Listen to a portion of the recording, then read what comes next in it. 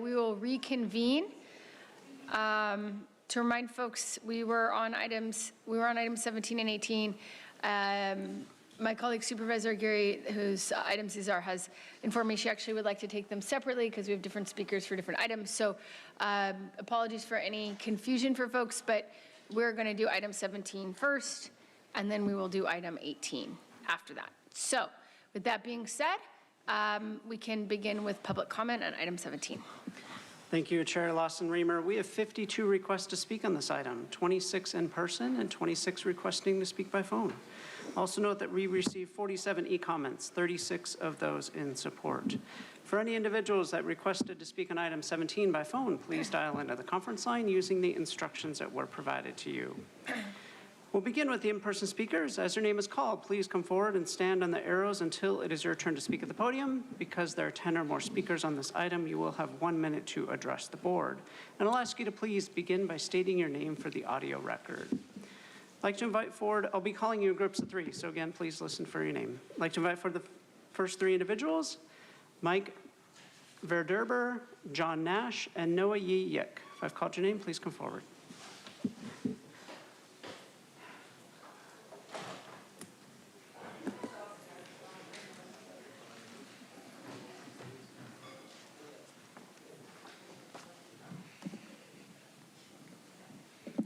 Hello, members of the board and concerned citizens. My name is Mike Verderber, Supervising Park Ranger with the County of San Diego, Tijuana River Valley Regional Park, District 1, and proud union member. I've served with the Department of Parks and Recreation for 18 years total, 11 of those years in the Tijuana River. Providing great customer service for our community and visitors is seemingly an easy task in a park setting, but the cross-border sewage has made some of us physically ill, that the main river and from Smuggler's Gulch. Not to mention the mental health pressures we've all endured. What are the long-term health effects of our residents, visitors, and outdoor workers? What are we breathing in? The answer is simple. We don't know enough, and that's what makes the situation dangerous. I mean, we can see this from the International Space Station. We have a problem. It's not an easy task to serve the public in conditions like this, and that's what is, while these fears are going through our minds. So thank you for your time. Thank you. Next speaker, please. Y'all ready? Hello, everybody. My name is John Nash. I'm a park ranger down the Tijuana River Valley and a member of SEIU. Now, I usually don't vote Democrat. I consider myself an independent, but I tend to lean right on most issues. I say that in order to say this. The Tijuana sewage crisis is not Democrat or Republican. It's not red or blue, left or right. It's affecting everybody that has to breathe the toxins in. In the short 5 years I've been assigned to the Tijuana River Valley, I've witnessed the pollution get progressively worse. 1 minute's not a lot of time. The pollution is spreading, things are getting worse, not better. This issue affects everybody. Who does not want clean air and water? This is the greatest country on the planet. It's hard to believe this is still an issue. This will not be a quick fix or an easy fix, but it needs to be done. And I don't care about political affiliations. I trust in Paloma leading the way forward. She's spearheading this. Please vote yes on item 17. Thank you. Thank you. As the next speaker is coming forward, I'll invite 3 additional speakers. Jesus Martin Gallegos Munoz, Karina Pugh, and Janika F. Good afternoon, Board of Supervisors. My name is Noah Yee Yik. I am a researcher and policy advocate with the Center on Policy Initiatives and a convener of the Invest in San Diego Families Coalition. I love being outdoors, especially near the ocean. Whether I'm surfing, playing soccer, reading on the beach, the ocean brings joy, freedom, and peace. It's where communities connect and children play. Everyone deserves access to this. Nature is not and should not be a privilege. Yet South Bay families have been denied this joy for too long. Playing outside can be dangerous and cause lasting health problems.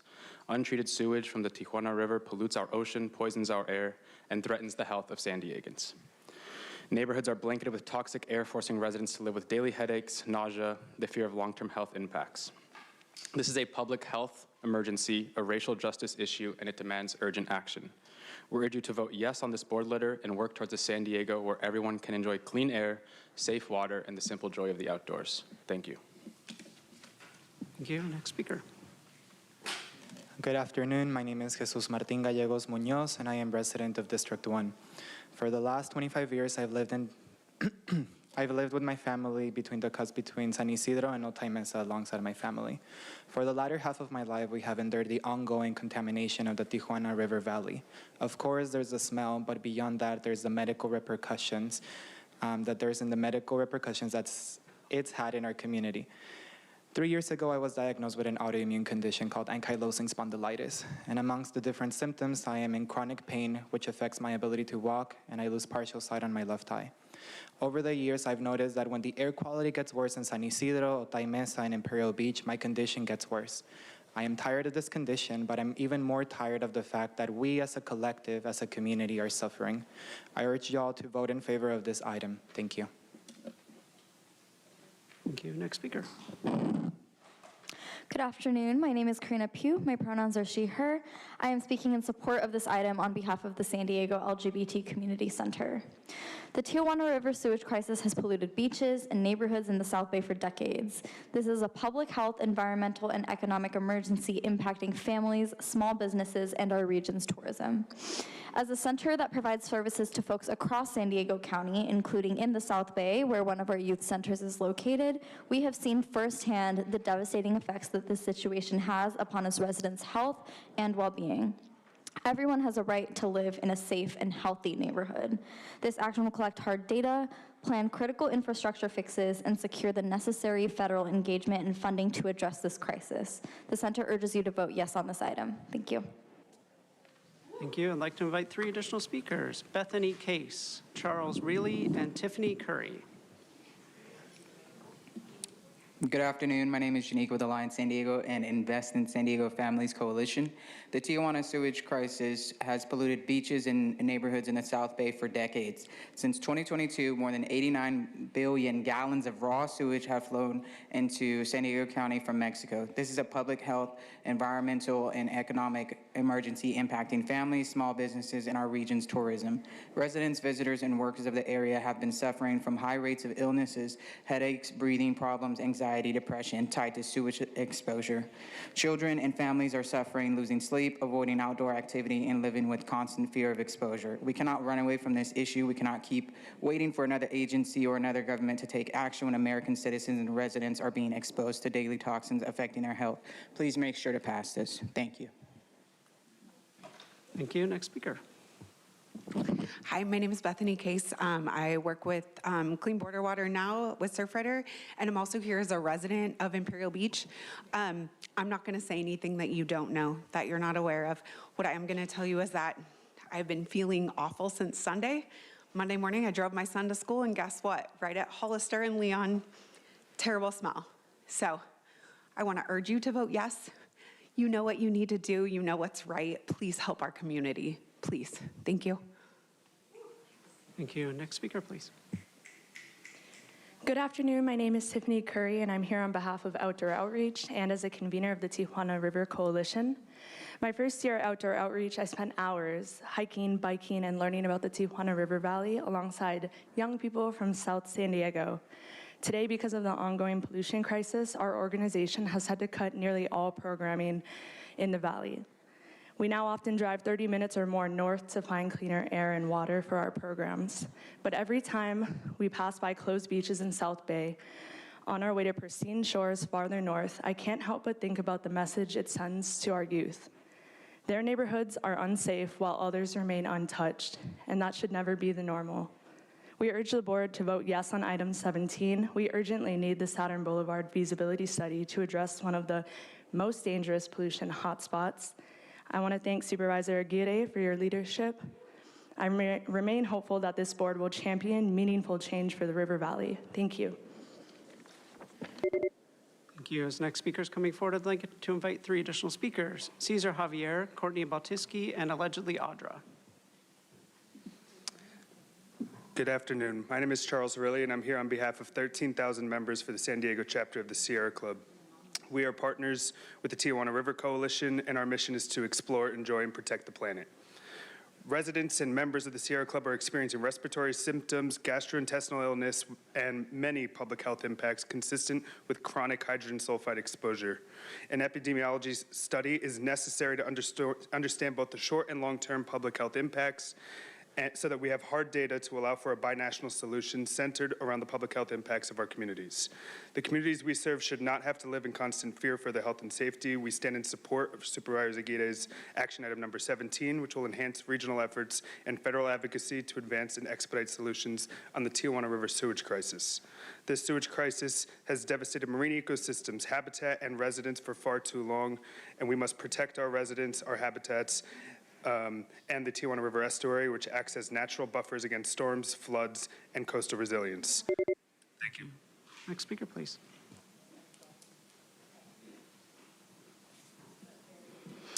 Good afternoon, Chair Lawson-Remer and honorable supervisors. Thank you for your commitment to sustainable solutions to the transboundary pollution crisis. My name is Courtney Baltiski with the YMCA, and it's an honor to help convene the Tijuana River Coalition. YMCA programs support thousands of members in San Ysidro, over 1,200 kids in after-school programs whose health is impacted, and dynamic outdoor opportunities at YMCA Camp Surf. The economic and outdoor access impact at Camp Surf alone due to beach closures has been significant. Reflecting on last year, the Y lost $1.4 million in revenue and had to eliminate quality full-time positions. We also spent countless hours negotiating beach access across the coastline in San Diego County.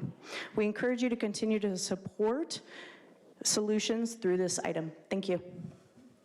Thank you. As the next speaker is coming forward, I'd like to invite 3 additional speakers: Michael Brando, Miriam Mendoza, and Mark. If I've called your name, please come forward.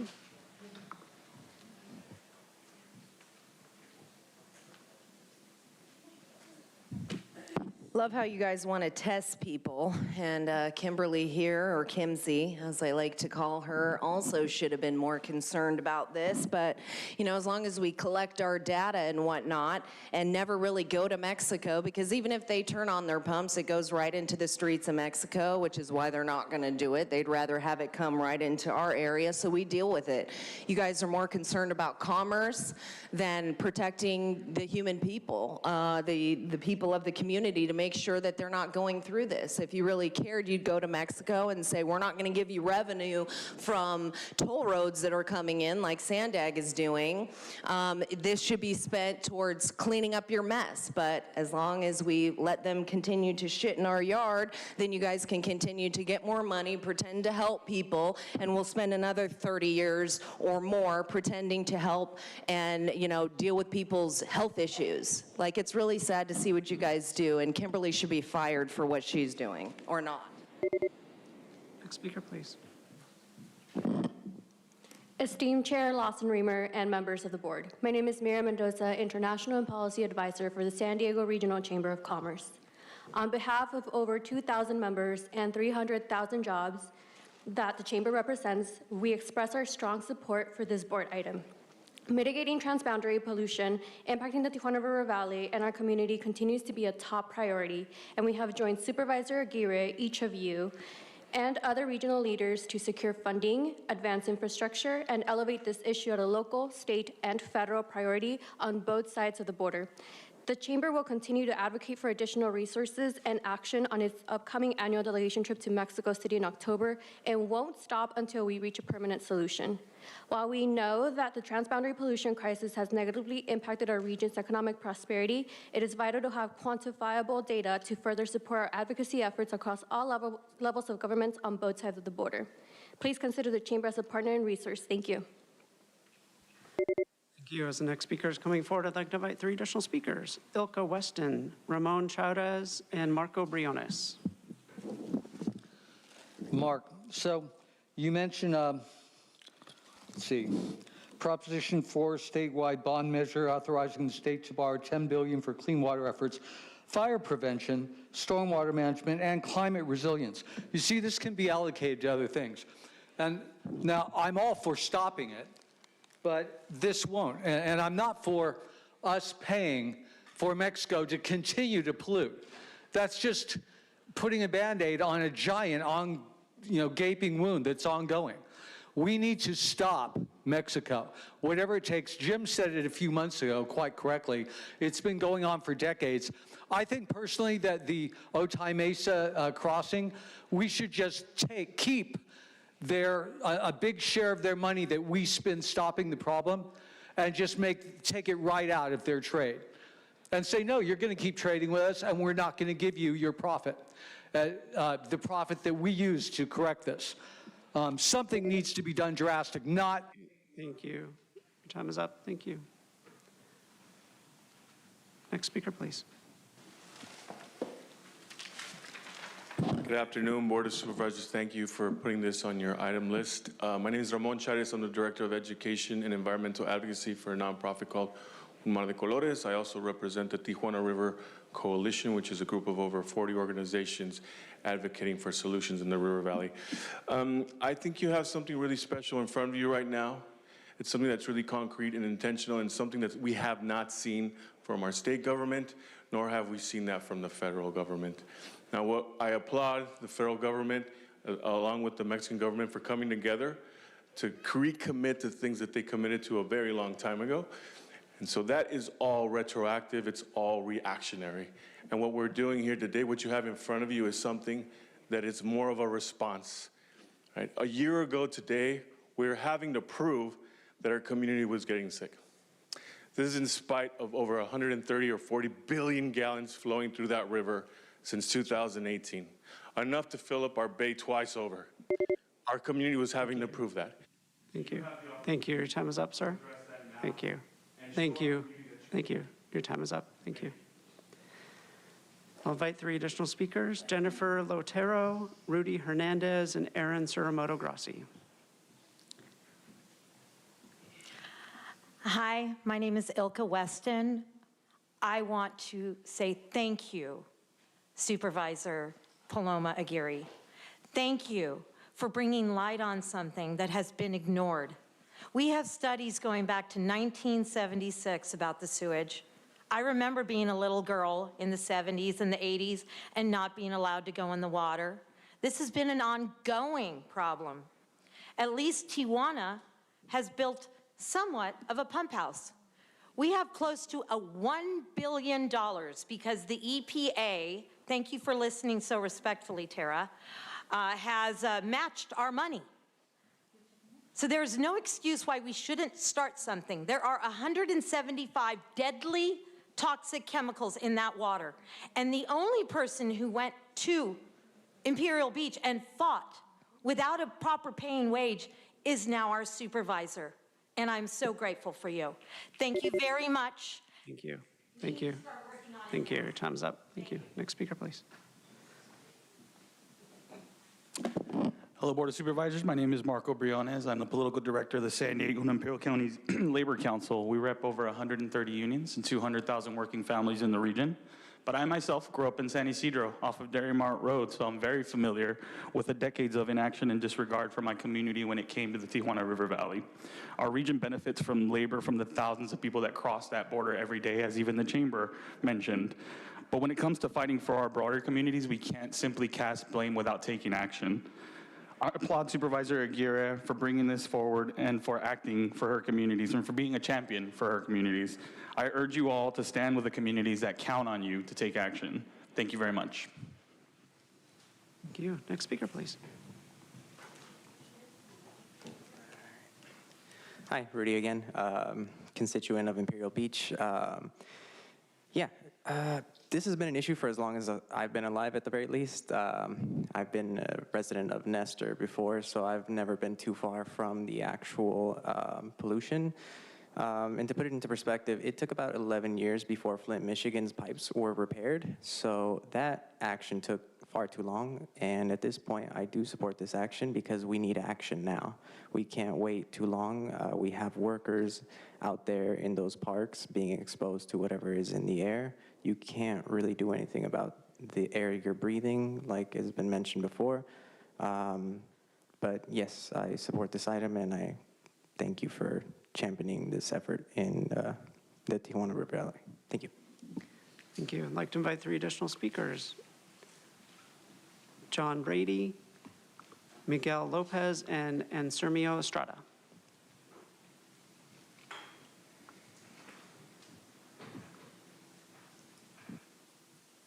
And they'll be followed by the final two speakers in person, Jordan Jackson and Flower Alvarez Lopez. You're welcome to come forward in any order.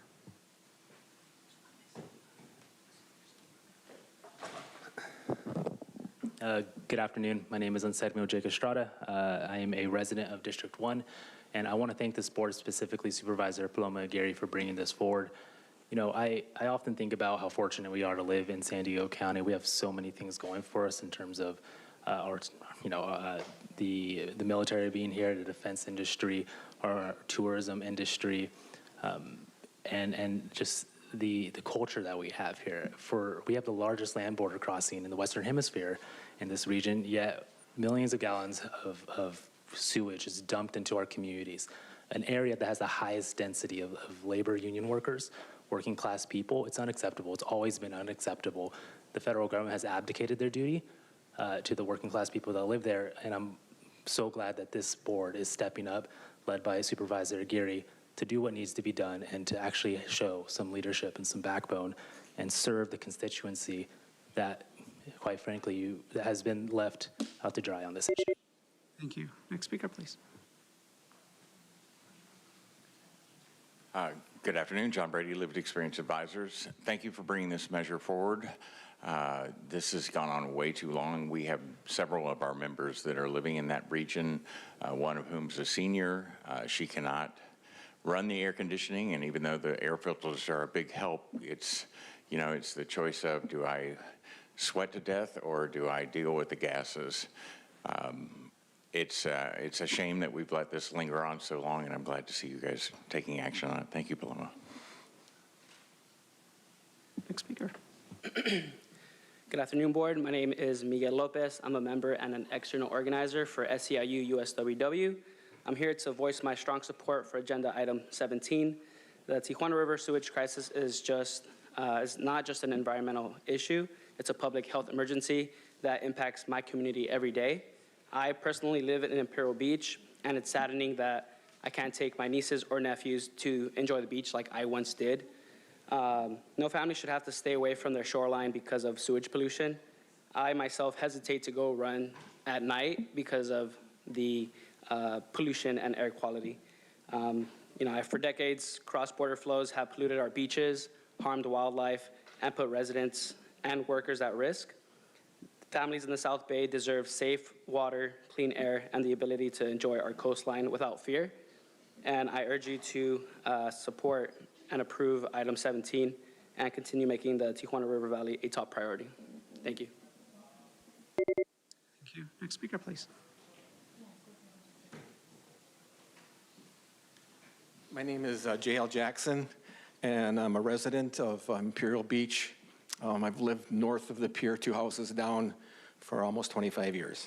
And we have a nonprofit, a Native American nonprofit, Native Like Water, and we have a powwow every year. And this will be our 23rd year having it at the plaza, and I've seen a lot of things in those last 25 years. And one of the things is there's less people coming down there. We have usually about 50 vendors. Now we're at about 25, 30. And, living on the beach during the pandemic and just seeing it change, I don't every night, I used to have to shut my windows because the smell is so bad.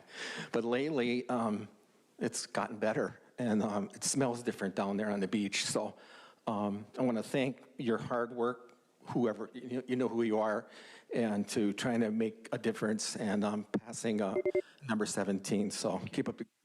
Thank you. Next speaker, please.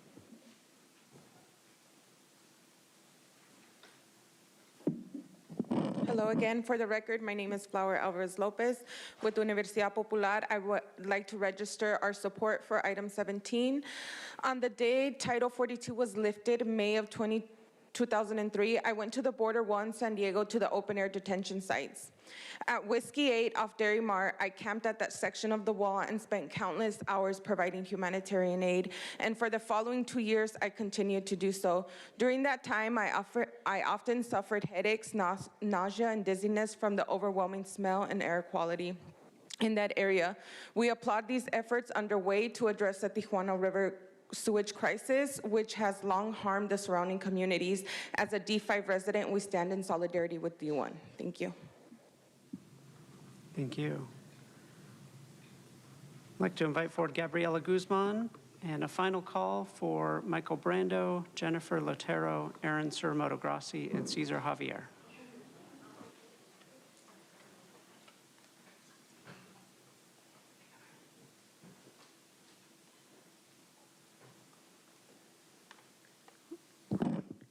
Hola, buenas tardes.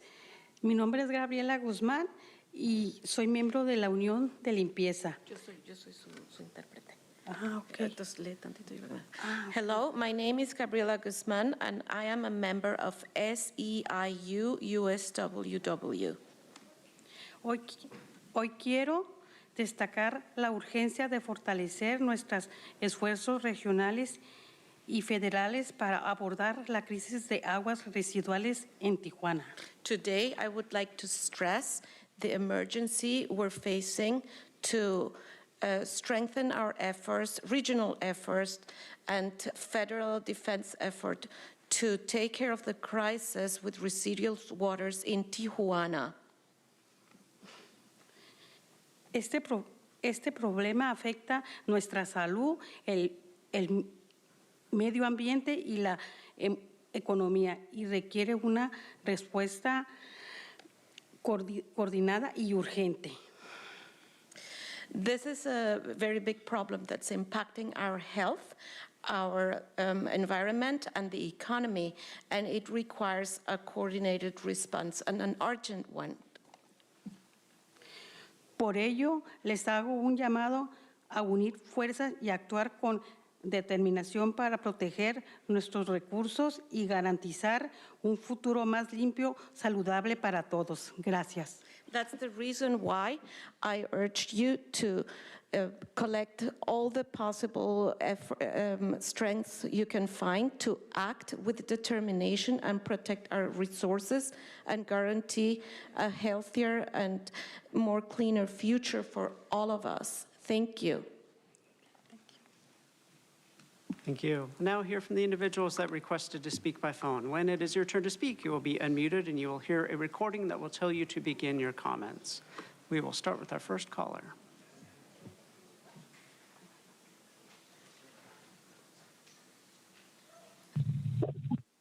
Although I've said it again and again, we should rely on local efforts, not the state with its financial problems or feds with their huge deficit. And I hope the feds don't start clawing back the money for the TJ fix, or we'll actually have to rely on our own resources rather than dialing for dollars and feeding the sewage cleanup overhead spending scam every time something happens. And what have we got for our money? I'm glad someone finally recognizes the importance of catching the trash behind barriers like the old days. Now, if only we had hand or automobile attached pollution monitors to zero in on the pollution that I suggested all constantly. It would be greatly reduced by now if these happen. Thank you. Hear from the next caller.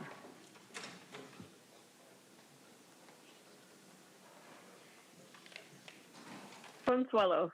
Dr. Prather, were you more surprised by your groundbreaking research you've presented, which I've actually quoted in these very chambers during the reign of Vargas, or by the fact that this local government has had the funding and technology to solve this problem decades ago, yet has done nothing? Stop knocking on the people's doors and start knocking on Mexico's doors. That's where this problem originates. Everyone here knows it. And yes, privilege is the right word, Paloma. You're nothing but a government privileged shill propped up by the very system that profits from the suffering of others. Wake the fuck up, people. These politicians do not work for you. Stop being such program slaves that only pay attention when you're told to do so. Stop giving your power and money away. Time to remember who you are. Consuelo, your device might be muted.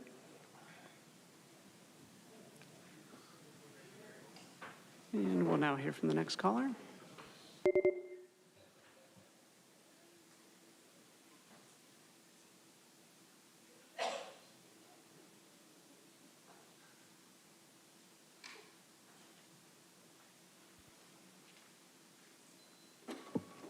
Next caller is Kathleen Lippett. Your device might be muted.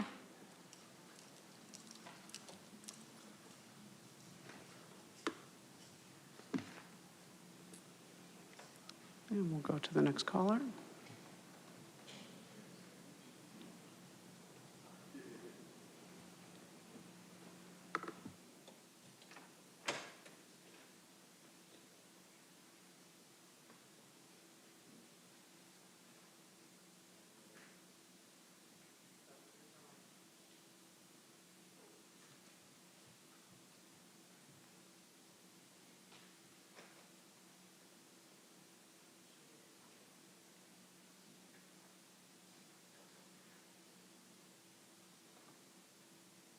Can we come back to her?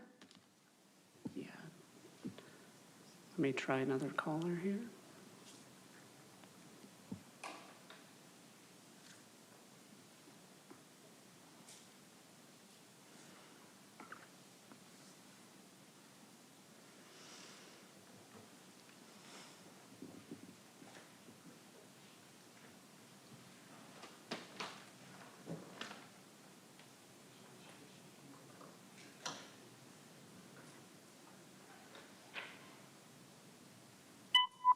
It's true. Kim and Paula getting a political proclamation from Privileged Paloma and then doing a presentation for Privileged Paloma is an unethical conflict of interest.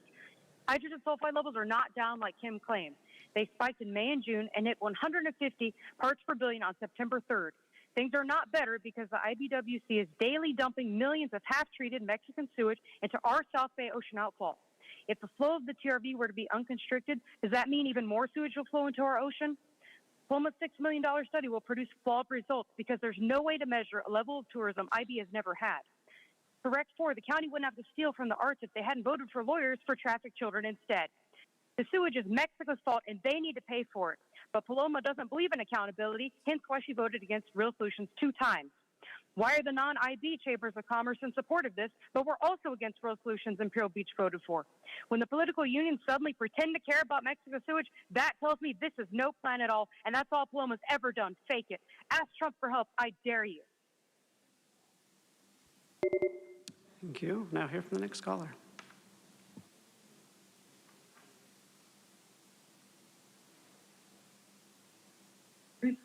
Thank you. I appreciate you coming back to me. My phone just had stopped with any sound. So good afternoon again, board. My name is Kathleen Lippett, and I support the enhanced regional efforts and advocacy to advance solutions to the problem of toxins from Tijuana. But this issue has been a grave concern for decades, and the mayor of City Council of Imperial Beach have made laudable efforts to try and bring attention. It's been ignored by the county for too long. Both Terra and Paloma have made efforts to mitigate this problem, but I hope they will show the same concerns for the air pollutants that they are allowed and permitting to foul the air of our residents. Toxic air pollutants like volatile organic compounds and microplastics from the marijuana, tobacco, vape, single-use plastic products that contaminate waterways, oceans, ecosystems, and the air. Thank you. Hear from the next caller.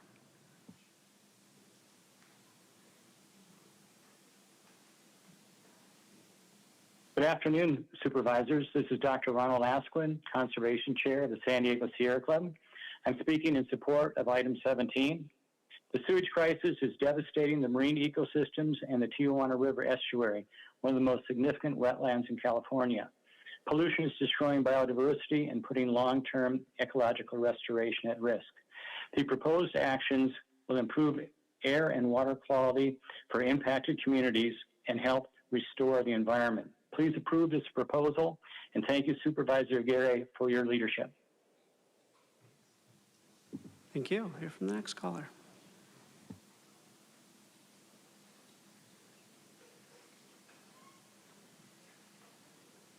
So we just kept on doing research, kept on giving money to basically ACLU and the groups, and then they went ahead and selected the most unpopular candidate.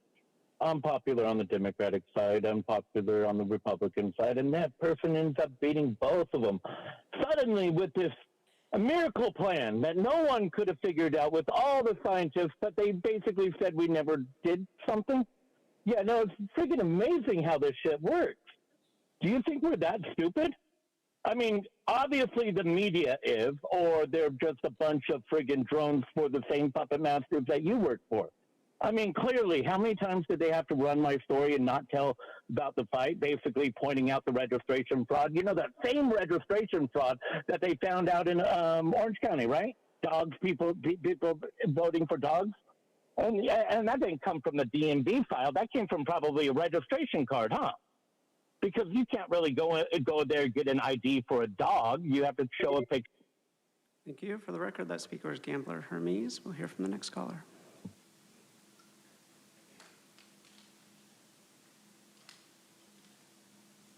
Hi, Oliver Twist, aka Mary Davis. So most people have focused on the health issues, which are grave, but I want to focus on the fiscal issue and the cost and the opportunity cost to San Diegans.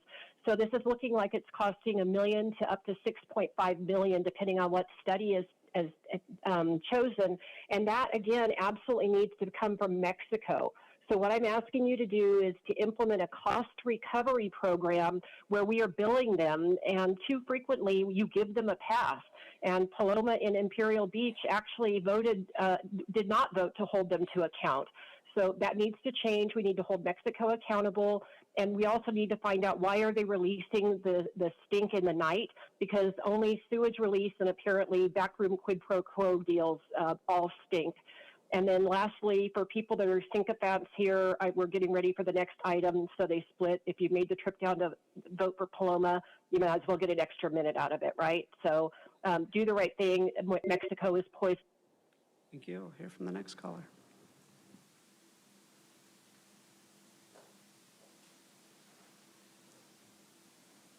Hello, my name is Chantel Dominguez. I'm the Director of Conservation Partnerships at American Rivers. I'm calling in support of item 17. American Rivers is a national conservation organization working to make every river across the United States clean and healthy for people and wildlife. In 2024, we listed the Tijuana River on the top 10 list of America's most endangered rivers, and then again in 2025 as toxic pollution continues to devastate the watershed and the people and wildlife that depend on and reside within it. As this pollution continues to sicken communities, hurt local economies, and decimate fragile riparian and marine ecosystems, continued federal coordination with state and local governments and community-based organizations is critical. The communities of the Tijuana River watershed deserve nothing less. Thank you so much for your time. Thank you. We'll hear from the next caller.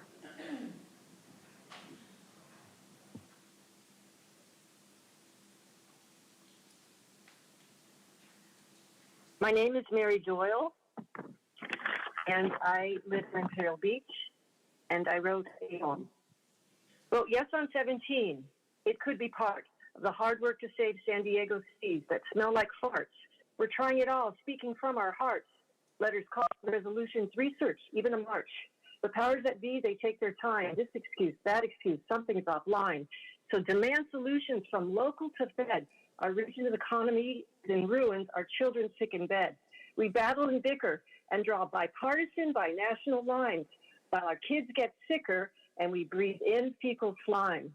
Folks are leaving South Bay shores, so many unwell.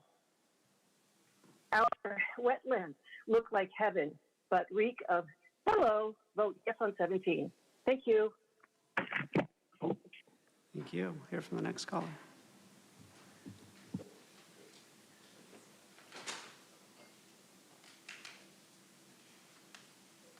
Good afternoon. I am Jose Rodriguez, council member from National City District 2. I speak in support of item 17 and 18 and really want to thank the Board of Supervisors for considering this important item, not just for Imperial Beach, South Bay, but the county as a whole. I know that your days are very long and as supervisors often thankless, perhaps isolating, and it's easy to get lost into the weeds and into the personal dynamics. But it's also your job as a public servant where you have great opportunities, and today is one of them. You can say yes to acknowledging this environmental catastrophe impacting our community's quality of life. You can say yes to our community health, our economy, our community wealth, our tourism, jobs, all are very important. And so at a time of historic divides, you can collectively say yes to the Tijuana River Valley and finally addressing these issues. Thank you. Thank you. Hear from the next caller.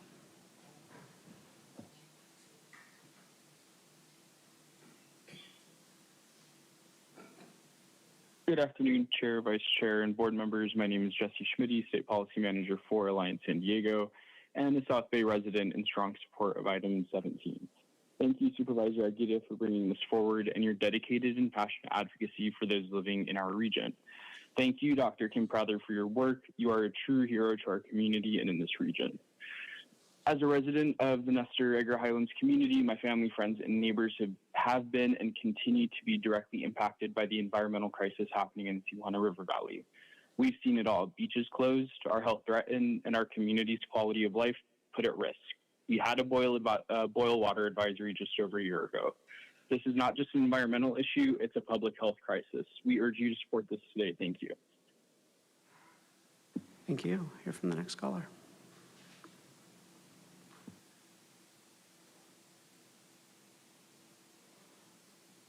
Hello, my name is Michael Angelo Camacho. I am the Director of Programs for San Diego Art Matters, and I vehemently oppose item 17.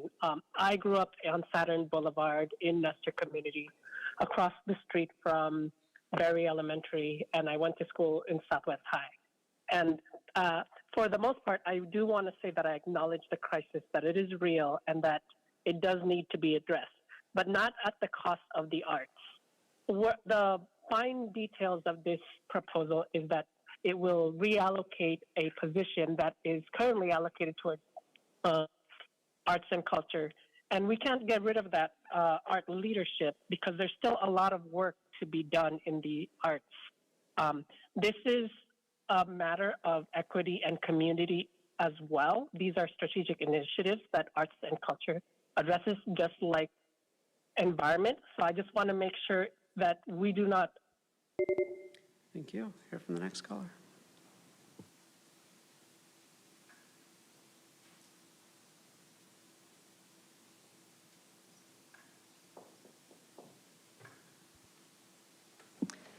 Next caller is Inez Nefzi. Your device might be muted.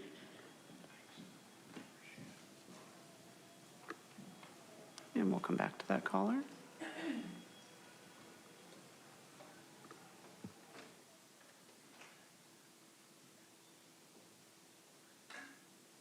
Hello, my name is Felicia Shaw, and I'm Executive Director of San Diego Art Matters. I'm writing to voice my concern about the proposal to cut the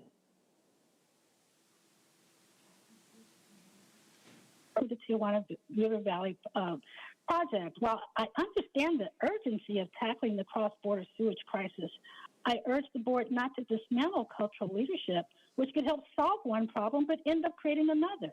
South Bay residents have suffered for too long for the damaging effects of untreated sewage, and I stand with them. However, cutting the county's $150,000 staff position will not effectively solve this billion-dollar crisis. I ask you to preserve this position while also seeking state and federal funds needed to address the Tijuana River Valley issue.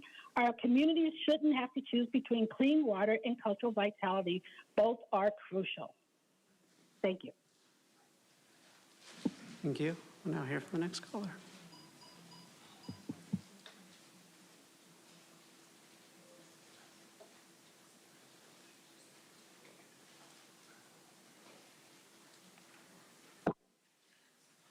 Carlos Cristiani on behalf of San Diego Art Matters.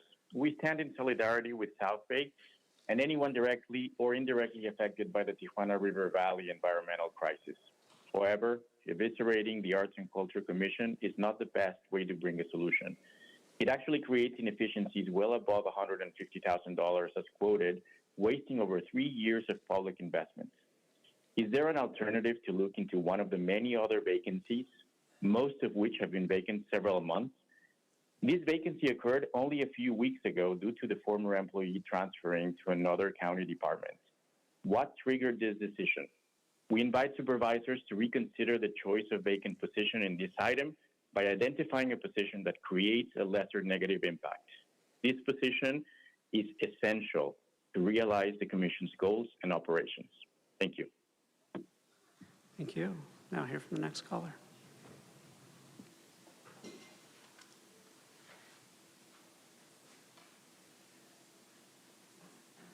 Hello, my name is Karina Contreras. I am speaking in my capacity as policy advocate for Climate Action Campaign. This is a resounding yes on item 17. Community here has been just suffering for such a long time, and this is a step in the right direction. I really applaud Supervisor Aguirre for her leadership on this, and I hope that you vote yes. Thank you. Thank you. We'll hear from the final caller.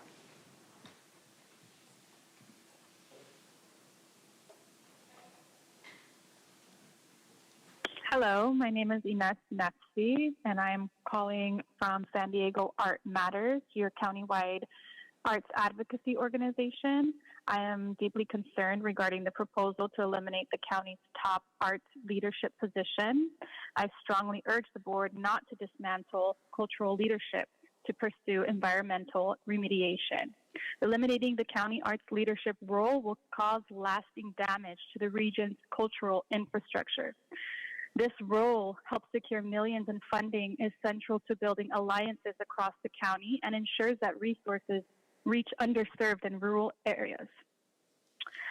I urge you to preserve this essential position while simultaneously pursuing the state and federal resources necessary to confront the TJ River Valley crisis. Our communities should not be forced into a false choice between clean water and cultural vitality. Both are essential to the health and identity and the future of San Diego County. Thank you. And Chair Lawson-Remer, that concludes public comment on this item. Okay, I'm now going to call on my colleagues for discussion. Supervisor Desmond. Thank you, Madam Chair. Appreciate it. And I want to say thank you to Supervisor Aguirre for bringing this forward. It was a great presentation, very informational and kind of eye-opening. I just have I'm happy to support, but I got a question on just more procedurally. Recommendation number 1 says to implement an epidemiological public health safety impacts study. And then on the fiscal impact, though, it says for funding this study, it says the actual cost of conducting the study will depend on the study type selected. The various study types being analyzed could range from $500,000 to $6 million. So it says options are going to be presented to the ad hoc subcommittee, and then depending on the action selected, staff's going to explore what resources may be available and return to the board for any necessary appropriations. I guess what I'm wondering is, we're implementing the health impact, but then is it coming back to the board before, I guess, implementation with whatever the dollar amount? It's just, what concerns me is that's a wide range of what the costs are. Yes, thank you for that question, Supervisor. It would come back for appropriations once the subcommittee better designs the scope and the specifics of the epidemiological study. Then we would come back to the board with a set amount of where we landed and what we see as the best fit for what we need, what we can afford, and then we would bring that back for you all to consider for appropriations. Okay, because I guess what's confusing me is it says to implement it right away. But you're going to be, but the intention is to come back to the board first. Yes, because this is an item that you all had considered before I arrived to this dais. So you were slated to consider that later in the fall. and implement it now is getting the process started since now. Okay, but then coming back to the board. Correct. All right, thank you very much. Appreciate it. I'd be happy Thank to you. support. Thank you.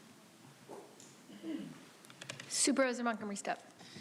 Thank you, Chair. And Supervisor Aguirre, thank you so much for your tireless advocacy around this issue, which we know, some of us having been there, but others have experienced it in different ways, including the presentation that was given to us today, which again was, if you had not invited me down to take the tour with you, I would not have known the severity of the crisis. You have said, and I agree, that it is one of the worst environmental and public health emergencies, not in the county, but in the country. I appreciate your advocacy and your focus to really continue to take this on in your role here in particular, focus on public health of the people that are surrounding the area, but as we've heard, the continual impact across the county, along the coast, but also, in some of the areas in District 4 as well. So thank you for that. I'm fully supportive of the item. I do have a question. This would be for you, because I don't know if you have an opinion about it, but also maybe Ebony can direct staff to answer the question about the arts and culture funding. I do think that position is important. What I understand is that the work is still going on, but I just want to get more clarity around that position. Thank you. Through the chair, I'll ask the assistant CAO to respond to that question. This is a function that is directly managed by one of her direct reports. Thank you. Certainly. Thank you for the question, Vice Chair. And we can absolutely look for an alternative resource reallocation apart from the arts and culture position, and then return to your board during the first quarter budget adjustment with some different options. Is that okay with you, Supervisor? Oh, absolutely. Okay, I have comments about that as well, so I fully support that. It's not one instead of the other, it's both. Both are equally important. But regarding the severity of this public health emergency, we have to get this going. So absolutely. I appreciate your question and the comments that we heard from. No, absolutely. Okay, that was my only real question. But again, it's very refreshing to get your perspective here on this dais and be able to, back up the investment with so many facts, and also the beauty of verifying what our community members tell us every single day through science. That's very refreshing, so thank you. Thank you. I just want to first start by thanking Supervisor Aguirre for your tireless leadership on this. I think I've long been hoping for more of that from this dais, and it's just a gift to our entire region to have a partner and a leader here in the seat who is willing to be courageous and fight the fight that we have to fight to tackle, I think we all agree, one of the worst environmental justice catastrophes in our country currently. And as many of the commenters noted, this has been a crisis for decades, and certainly it's waxed and waned. And as investments have been made, there were temporary patches that were put on, and the impacts in the community and the level of pollution was reduced as investments were made, and as the amount of pollution coming from Tijuana progressively overwhelmed the treatment capacities, both on the U.S. side and on the Tijuana side, the impacts have become more severe. And, I think I want to acknowledge and express gratitude for the incredible leadership we've seen from our congressional delegation over the last few years of securing a good amount of funding from the federal government to fix the broken treatment plant on our side of the border. That $650 million is incredibly vital, and they've done an excellent job. And it's to no way, to the fact that we have to keep doing more and keep fighting is in no way to sell short or underestimate or undervalue the incredible leadership that they have shown in securing pretty substantial resources to fix the broken sewage treatment plant, and that's incredibly valuable, but it's necessary and not sufficient. And what we are here as a county, we are the lead public health agency for our region.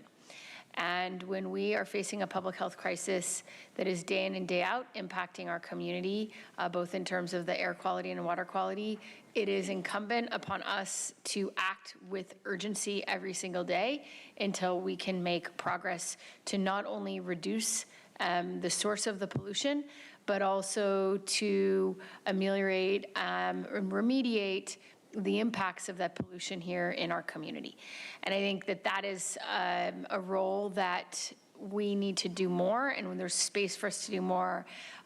So I just want to first sort of center the incredible importance of moving forward both the economic study and the epidemiological study, because these will both provide us the factual foundation to be able to be better advocates for more resources. I think most of you all remember about a year ago, a little more, I came to this board and asked for support on asking the EPA to designate the region as a Superfund site. Unfortunately, I didn't have the support of the board at the time. I did have to go forward alone with submitting that request on my own, on behalf of my office, but also on behalf of thousands and thousands of residents across our region who signed the letter to the EPA, the citizens letter. And despite the voices of thousands of impacted residents, the EPA denied our request. And they denied our request on the grounds that they didn't have enough scientific, quote unquote, data, right? They blatantly discounted the voices of impacted communities. And I think we have an opportunity now to gather that data and continue advocating, going back to the federal government, saying we need this to become a Superfund site, going back to the state of California, and continuing to look for large-scale investments and solutions with more scientific data, not because I don't believe our residents, I do. I believe the voices of people who are impacted, which is why I submitted that letter to the EPA, but we need to keep doing everything we can to gather more evidence so we can keep fighting, because we know that right now we're being ignored. And that's what's happening. We're being ignored. So I think this is absolutely the right thing to do. The core of this item is about raising our voice in a more effective way, about gathering better data through an epidemiological study, through an economic impact assessment, and also through better advocacy in Washington. To have a seat at the table, to make sure our county voices are heard. So I think this is, it builds on the board's action that we did pass most recently in June in terms of expediting that work. I'm looking forward to, refining the scope of that study and coming back to the board for, as Supervisor Desmond pointed out, appropriations approval for any study that was to move forward. I do hope that we can center that we have to do a good study. We have to do the right study. We're not going to be cutting corners on study quality. We're going to be doing the study that our community deserves. And I think that is what I'm committed to on the subcommittee, to bringing back to this board a scope of a study that is what our community needs and deserves and doesn't just cut corners. I do want to uplift that I also share the concern about the arts and culture funding.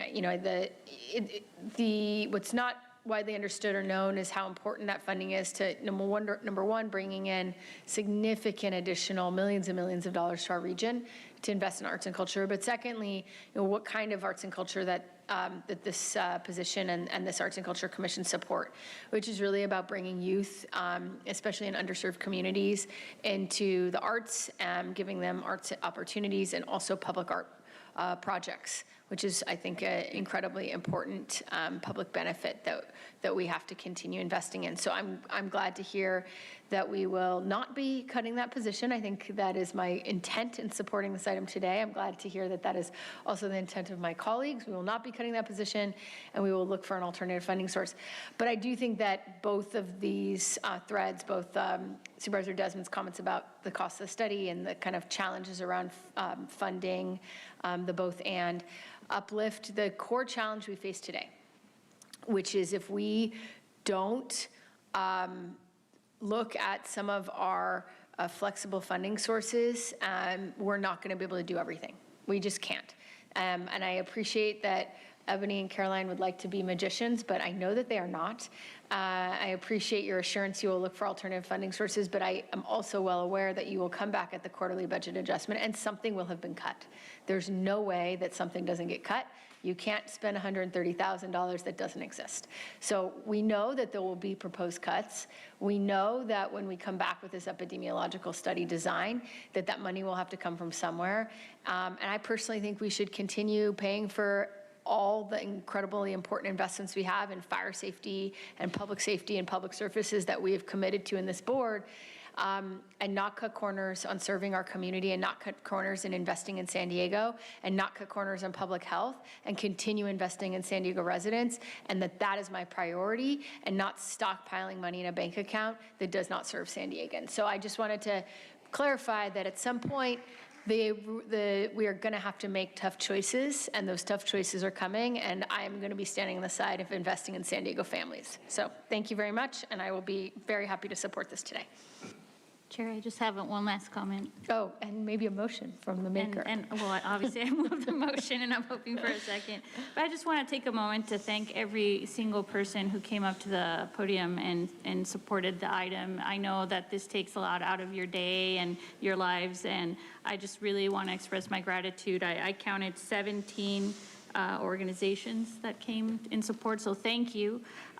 Thank you to our congressional delegation as well. Thank you to you all for your support. But most importantly, Chair, not only did you supported the Superfund site designation, the call for one, but before that, you supported a letter and you heard the voices of the people of South Bay when we weren't being heard. And that means a lot. It means a lot to the people of South Bay because they weren't being seen and you saw them. So thank you for that. Thank you. Can I second your motion? Thank you. With that, we have a motion and a second. Please vote.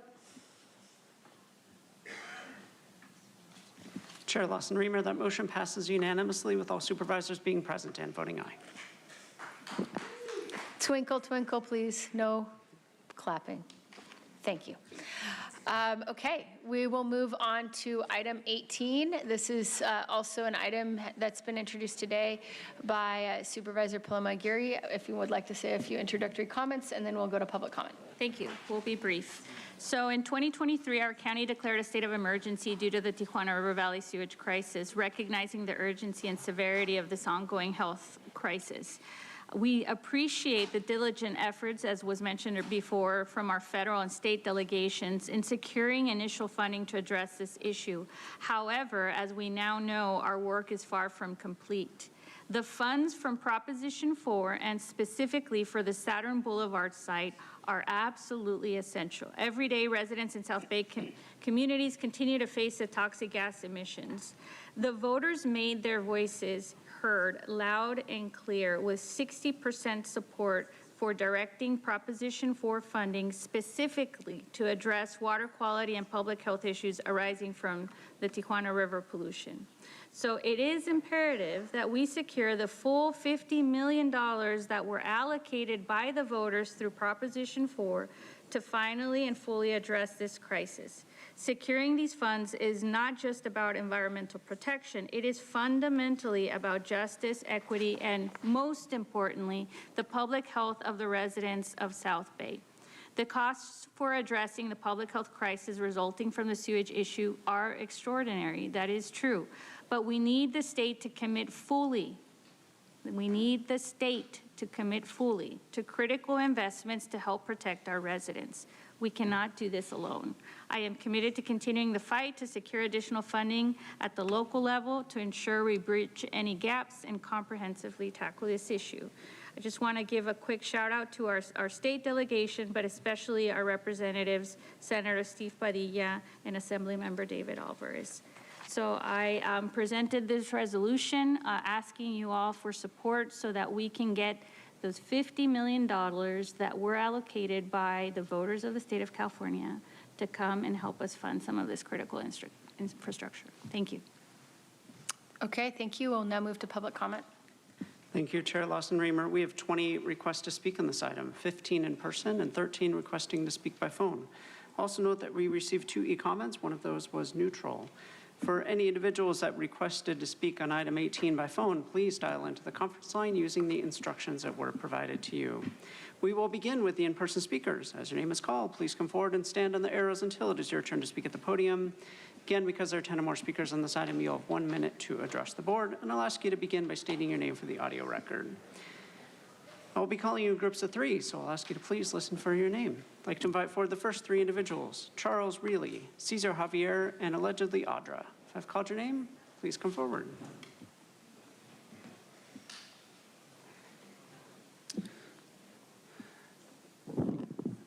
Hello, my name is Charles Reilly, and I'm speaking on behalf of the 13,000 members for the San Diego chapter of the Sierra Club. All 13 chapters of the Sierra Club in the state of California worked hard over the past year to help pass Proposition 4.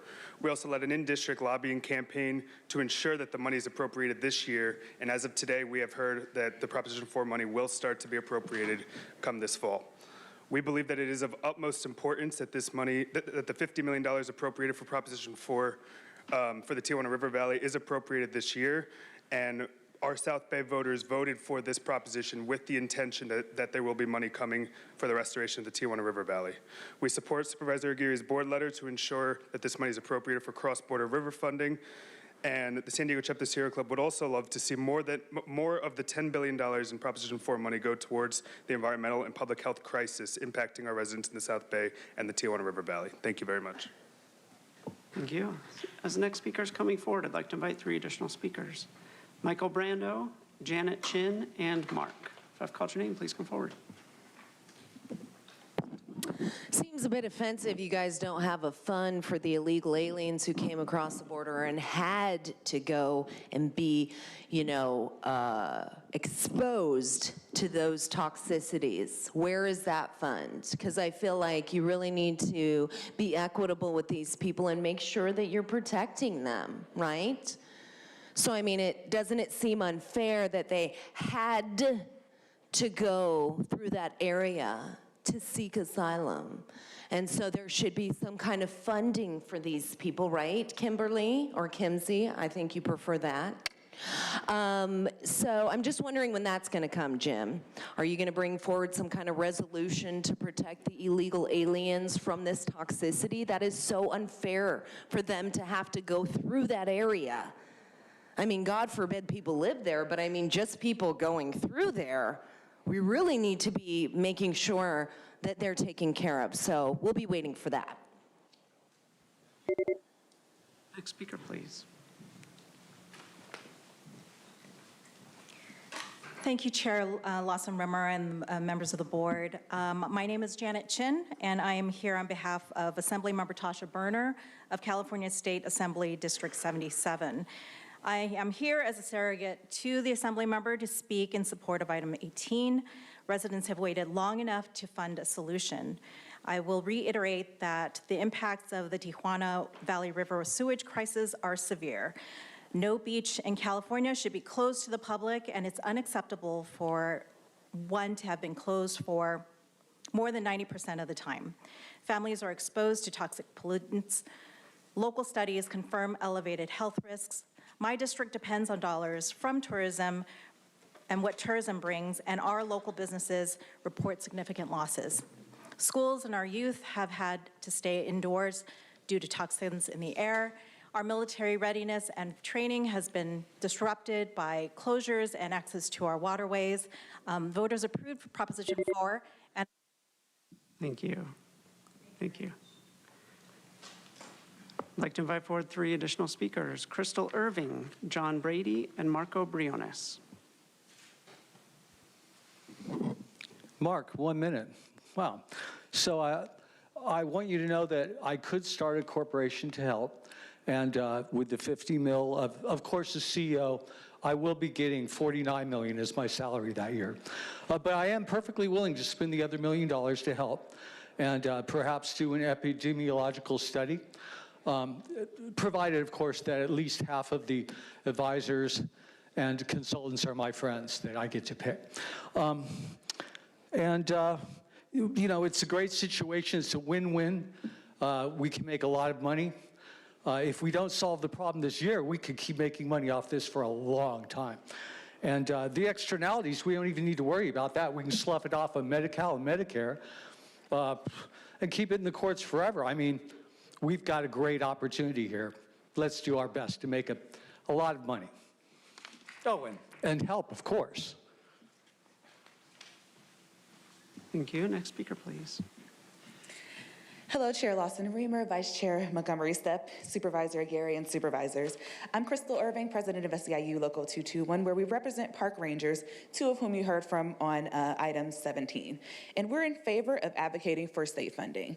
And I'll just note that it seems like the most vocal opposition is coming from Supervisor Jim Desmond, who I will note is the supervisor of a district that is the furthest from and one of arguably the least impacted districts by the crisis. And thank you for voting in favor of item 17, but we definitely need this one to pass as well.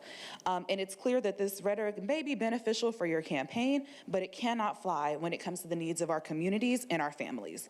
We must center the most impacted and most vulnerable and protect our San Diego families from more harmful risks, more economic hardships that may come as a result of being too ill to work, and the safety risks that are known and unknown. And yes, this is a binational issue, but we have a responsibility to do everything in our power to resolve this issue with our resources and the ones that we can obtain. Thank you. Thank you. I'd like to invite 3 additional speakers: Ernesto Castañeda, Jennifer Lotero, and Rudy Hernandez. Marco Briones, once again, I will save us a little bit of time. The union that we usually represent here at the county is SEIU 221, so everything they said is why we're also in support of item number 18. We're proud to support them, and we're proud to support the workers and the people that live in District 1 that need this help, and across the county that need it. So again, thank you. Thank you. Next speaker, please.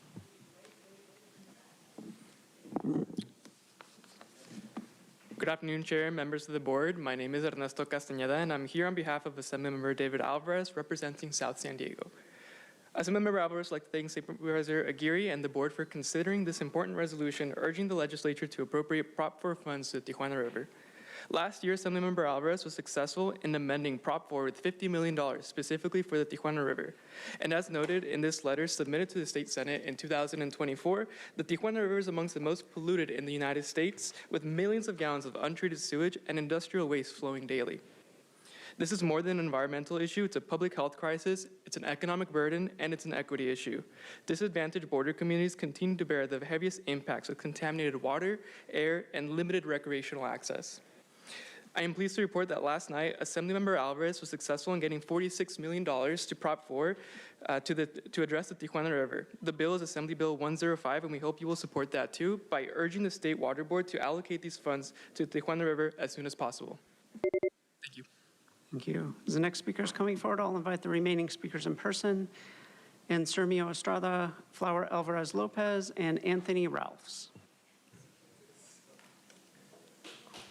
Hi, Rudy again. I'll keep it short, as my colleagues have already stated what needs to be said. It's expensive to help people, but it is for the well-being of all, so let's not have that stop us. Thank you. Thank you. Next speaker, please. Good afternoon, everybody. Anselmo Jacob Estrada, AJ Estrada, the political director with the San Diego Building and Construction Trades Council. I didn't mention earlier, but we represent 35,000 members across the region.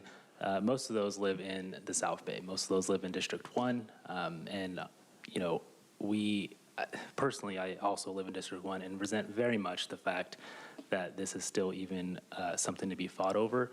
Yes, this is a binational issue, but as Crystal Irving, my sister, said, we need to do what we can. And I implore you, if Supervisor Desmond, if you have any qualms about this, this is your region too. All right? I know you go to the border sometimes, but it's your region. Help out the people in your region and don't punch down to score political points. Thank you. Next speaker, please. Hello, Council. My name is Anthony Ralphs. I'm a resident of Coronado. My parents have been residents of Coronado for the last 20 years. I went to high school there. This situation is affecting my family directly. We've been dealing with this crisis for 20 plus years. And quite frankly, I'm really tired of seeing the blame game going back and forth between whose fault it is, who's going to pay for it, people saying that Tijuana should be paying for it. We're not in control of the Mexican government, and we won't ever be. But what we can control is the flow and the amount that's being spilled into our side of the border. And right now that depends on us, and that depends on this county to do the right thing, this council to do the right thing, and to support this funding. And we're all affected by what goes into the water. We're all affected by what we breathe when it comes out of the water. These recent reports have shown that this is affecting the airborne quality as well, not just the water. And I'm not even beginning to speak about all of the animals in the ocean that are being affected by this, but I'm grateful that we have somebody that is studied and that's somebody that dedicated their career to. Thank you. Thank you. Thank you. Your time is up. Thank you. Thank you. A final call for Michael Brando, Jennifer Lotero, Flower Alvarez Lopez, John Brady, or Cesar Javier. Not seeing movement in, oh, thank you. Hello again. Keep this short and sweet. Flower Alvarez Lopez for the record, and we want to register our support for agenda item 18. Thank you. Thank you. We'll now hear from the individuals that requested to speak by phone. We'll begin with our first caller.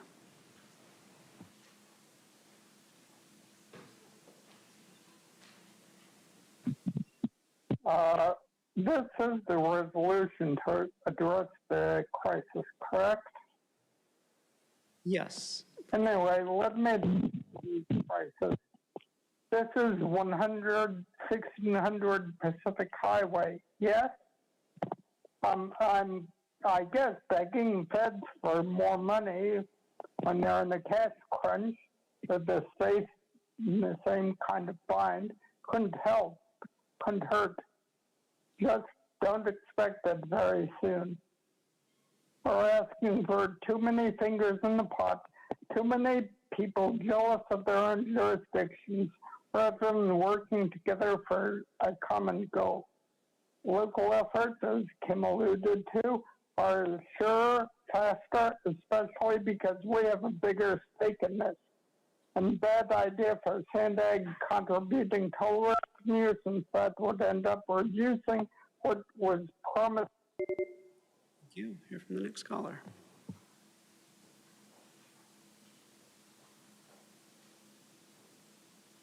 Consuelo, and my device wasn't muted. You censored me. You muted my words, and that tells the public everything they need to know when the truth hits too close. You silence it. Now here we are, another resolution on the TJ sewage crisis, and what's the solution? Begging the federal government for more money, the people's money, while our county and country is already in a cash crunch, as Paul mentioned. That's how the game is played. Keep the illusion alive, keep the blame game going, blame the left, blame the right, blame the blue, blame the red, while the real burden falls on the fucking people. The tax-paying cash cows, the tax cattle slaves funding a broken system that never fixes the problem. Stop silencing the truth, like how with Assembly Alvarez talks big game about reform, but the record is clear. He pushed a bill to clean up corruption at the Port of San Diego. It failed. He introduced a bill to push housing in coastal zones, then backed down when the pressure came. Every time the power structures win and the people lose. Just like Paloma, Alvarez keeps the illusion alive. We'll hear from the next caller.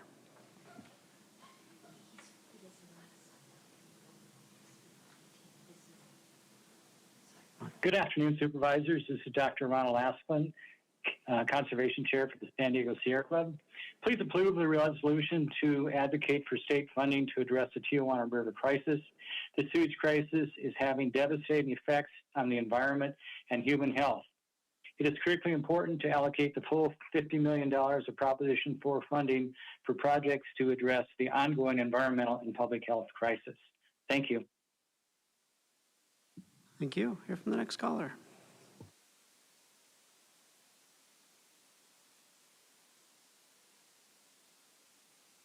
Mexico issue, and when I see Slumlord AJ and SEIU speaking in support, I know this is another fake solution.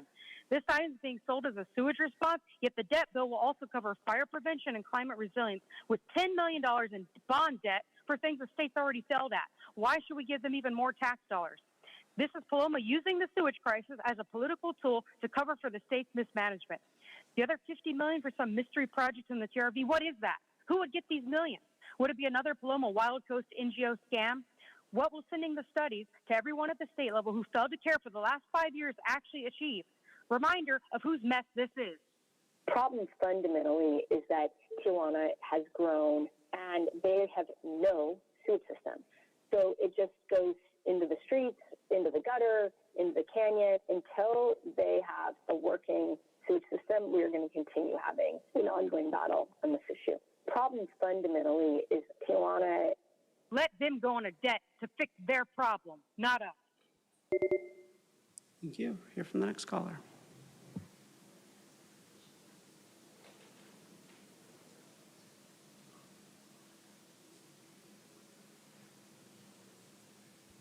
I'm so friggin' disgusted. When are we going to get our voice back? Seriously. I mean, I went ahead and put in all the work to go ahead and show you exactly where it is.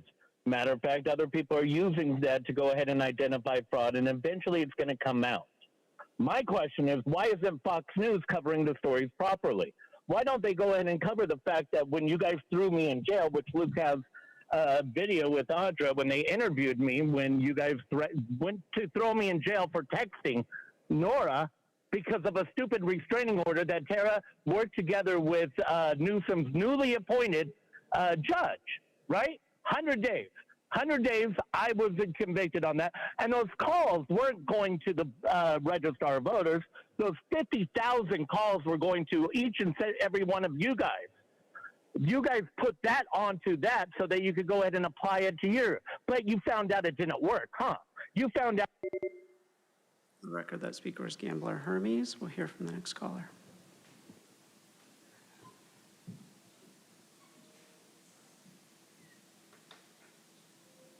Good afternoon, Chair Lawson Reamer, Vice Chair Montgomery Stepp, and Chair Pro Tem Aguirre, as well as Supervisors Anderson and Desmond. I'm speaking on behalf of Assembly Member Dr. Darshana Patel in support of agenda item number 18. With a local state of emergency declared in June of 2023, this crisis continues unabated as over 100 billion gallons of sewage have polluted San Diego County waters. The impacts are severe, unacceptable, and outright dangerous, with families exposed to toxic pollutants, along with our schools, youth sports, and our Navy readiness all having been disrupted by the public closures. We cannot let this remain as an unfunded emergency, and the Assembly member asks you to support Supervisor Aguirre's resolution. On behalf of the Assembly member, thank you for your time. Thank you. And Chair Lawson Reamer, that concludes public comment on this item. Okay, thank you very much. Seeing no other requests to speak, I will call, okay, well, I have C1, but I'll first call on myself. And then I'll call on Supervisor Desmond. Again, thank you to Supervisor Geary for bringing this resolution forward and keeping the pressure on Sacramento. This is an important next step. We were very proactive last year in advocating for Prop 4 funding, and particularly ensuring that it would include funding for cross-border rivers. So this has certainly been something on our radar for a while, but it always will slip if we don't continue raising our voice and continue making sure it's front and center. So it was great to see all the support from so many of our delegation, so many members of our delegation, Sacramento delegation here today. I think we can all speak with one united voice in saying that we need this money and we need it now. It's not optional. The 50 million is not optional. It is what voters intended when they passed Prop 4. So we need that to be allocated immediately. So thank you again for bringing this forward. I also just want to acknowledge that there are a number of speakers who have been here all day, speaking on lots and lots of items. I see you, I appreciate you, so thank you for your participation in this process, for providing your input and your public comment on so many of the issues that impact our community, so thank you. Supervisor Desmond. Thank you, Madam Chair, appreciate it, and I do think also this is a good idea to help secure the full $50 million for the Tijuana River Valley region. Thank you, Supervisor Geary, for bringing this forward. But I also want to thank, the new federal administration and their efforts as well, with the EPA Administrator Lee Zeldin for making this a priority, his priority as the new EPA Director in Washington. He recently went to Mexico and to agree to expedite sewage treatment infrastructure on their side of the border where this whole mess emanates from. And he even brought up the issue just recently during a televised cabinet meeting with President Trump. I'll support the item, but I want to emphasize I don't think the solution should only be implemented on this side of the border. It takes two of us to tango, and we know where all the sewage starts from. So the solution, I think, is also for Mexico to build the needed treatment plants and to handle the sewage that's created there instead of here, just here in the United States. So thank you very much. Okay, would the proposer of the item like to make a motion? Yes, I move the item, and I just want to add that, as we heard very clearly, what is causing the most severe public health impacts is what's coming through the river. And very grateful for our federal government for investing the $650 million into upgrading and double the capacity of the International Wastewater Treatment Plant. But I just want to be very clear that $0 have been dedicated to diverting and treating the Tijuana River itself, the main source of pollution to our health. So I just want to be very clear that the $50 million that we are asking our state government to expedite and allocate as fast as possible to removal of the hotspot would bring the fastest relief possible to that particular hotspot, and which is emanating all these toxic gases. As we heard this morning from the scientists, there are gases that we can perceive, the hydrogen sulfide, which smells like rotten eggs, but there are also dozens, if not hundreds, of other gases that we cannot perceive. So thank you all for considering this resolution, and I hope to have a second. Happy to second. We have a motion and a second. Oh, I just want to say thank you to Supervisor Aguirre for that last comment. Most people don't realize that the Tijuana River is not, that sewage is not being processed or treated on this side of the border, and that's what's primarily is nasty and landing in Imperial Beach. So thank you very much. Okay, thank you. We have a motion and a second. Please vote. Chair Lawson-Remer, that motion passes unanimously with all supervisors being present and voting aye. Okay, we will now move on to item number 19. Do we have a presentation from the team? Okay. This item was initiated initially by Vice Chair Montgomery Stepp. Would you like to make some introductory comments or talk after the presentation? Both and. Okay, I'm going to make some introductory comments as Mr. Kleiner makes his way up. So the function of the Citizens Law Enforcement Review Board, or CLERB, as an independent oversight body is to receive and investigate specified citizen complaints and investigate deaths arising out of or in connection with activities of peace officers and custodial officers employed by the county in the Sheriff's Department or the Probation Department. And this was a voter-approved measure. However, because of the limitations of investigating in-custody deaths, the Board of Supervisors approved my proposal in December of 2024 to make long-needed changes to turn CLERB into a more effective oversight board. I know we're going to have a presentation, but I just want to go through a couple of things, what these changes, proposed ordinance amendments do. They expand CLERB's authority to investigate any employee or contractor working under the direction of the sheriff or probation, including contracted healthcare providers in cases of in-custody death. Second, these amendments set a policy requiring CLERB to complete all investigations, not just in-custody deaths, within 1 year of when CLERB discovers allegations of misconduct. The amendments implement a reporting requirement as an accountability mechanism for complying with that 1-year policy. Third, these amendments prohibit CLERB from dismissing cases just because the investigation has run past 1 year. It requires a CLERB to complete all investigations involving a death, no matter how long they take. In the past, of course, this has not happened, and that was based on POBAR or the Peace Officers Bill of Rights. It says that there can be no discipline if an investigation lasts over a year. But oftentimes what we found is that families want answers regardless of that 1 year time period. So we can do better, I think, than what we've been doing by the families. Before I turn it over to the presentation, I just want to thank the CLERB board members, thank county staff, and also thank SEIU Local 221. And there was a meet and confer process, and there's a lot of folks that are impacted by these ordinances and these changes. And so I want to thank everybody for participating thus far, and asking my colleagues to support after the presentation. Thank you. Thank you. Chair Lawson-Remer and members of the board, today's item focuses on the board's consideration of expanding the jurisdiction of the Citizens Law Enforcement Review Board, or CLERB. The CLERB plays an important role in providing independent oversight and increasing public trust in our public safety systems. The potential expansion of CLERB's jurisdiction would require continued thoughtful planning and monitoring to ensure the right resources are available to ensure successful implementation. To begin, I'd like to introduce the Assistant Chief Administrative Officer, Caroline Smith. Caroline provides strategic support to CLERB and ensures that CLERB receives the top level of support it needs from the organization. Caroline will be available for any of the questions that may come up as we move through today's discussion.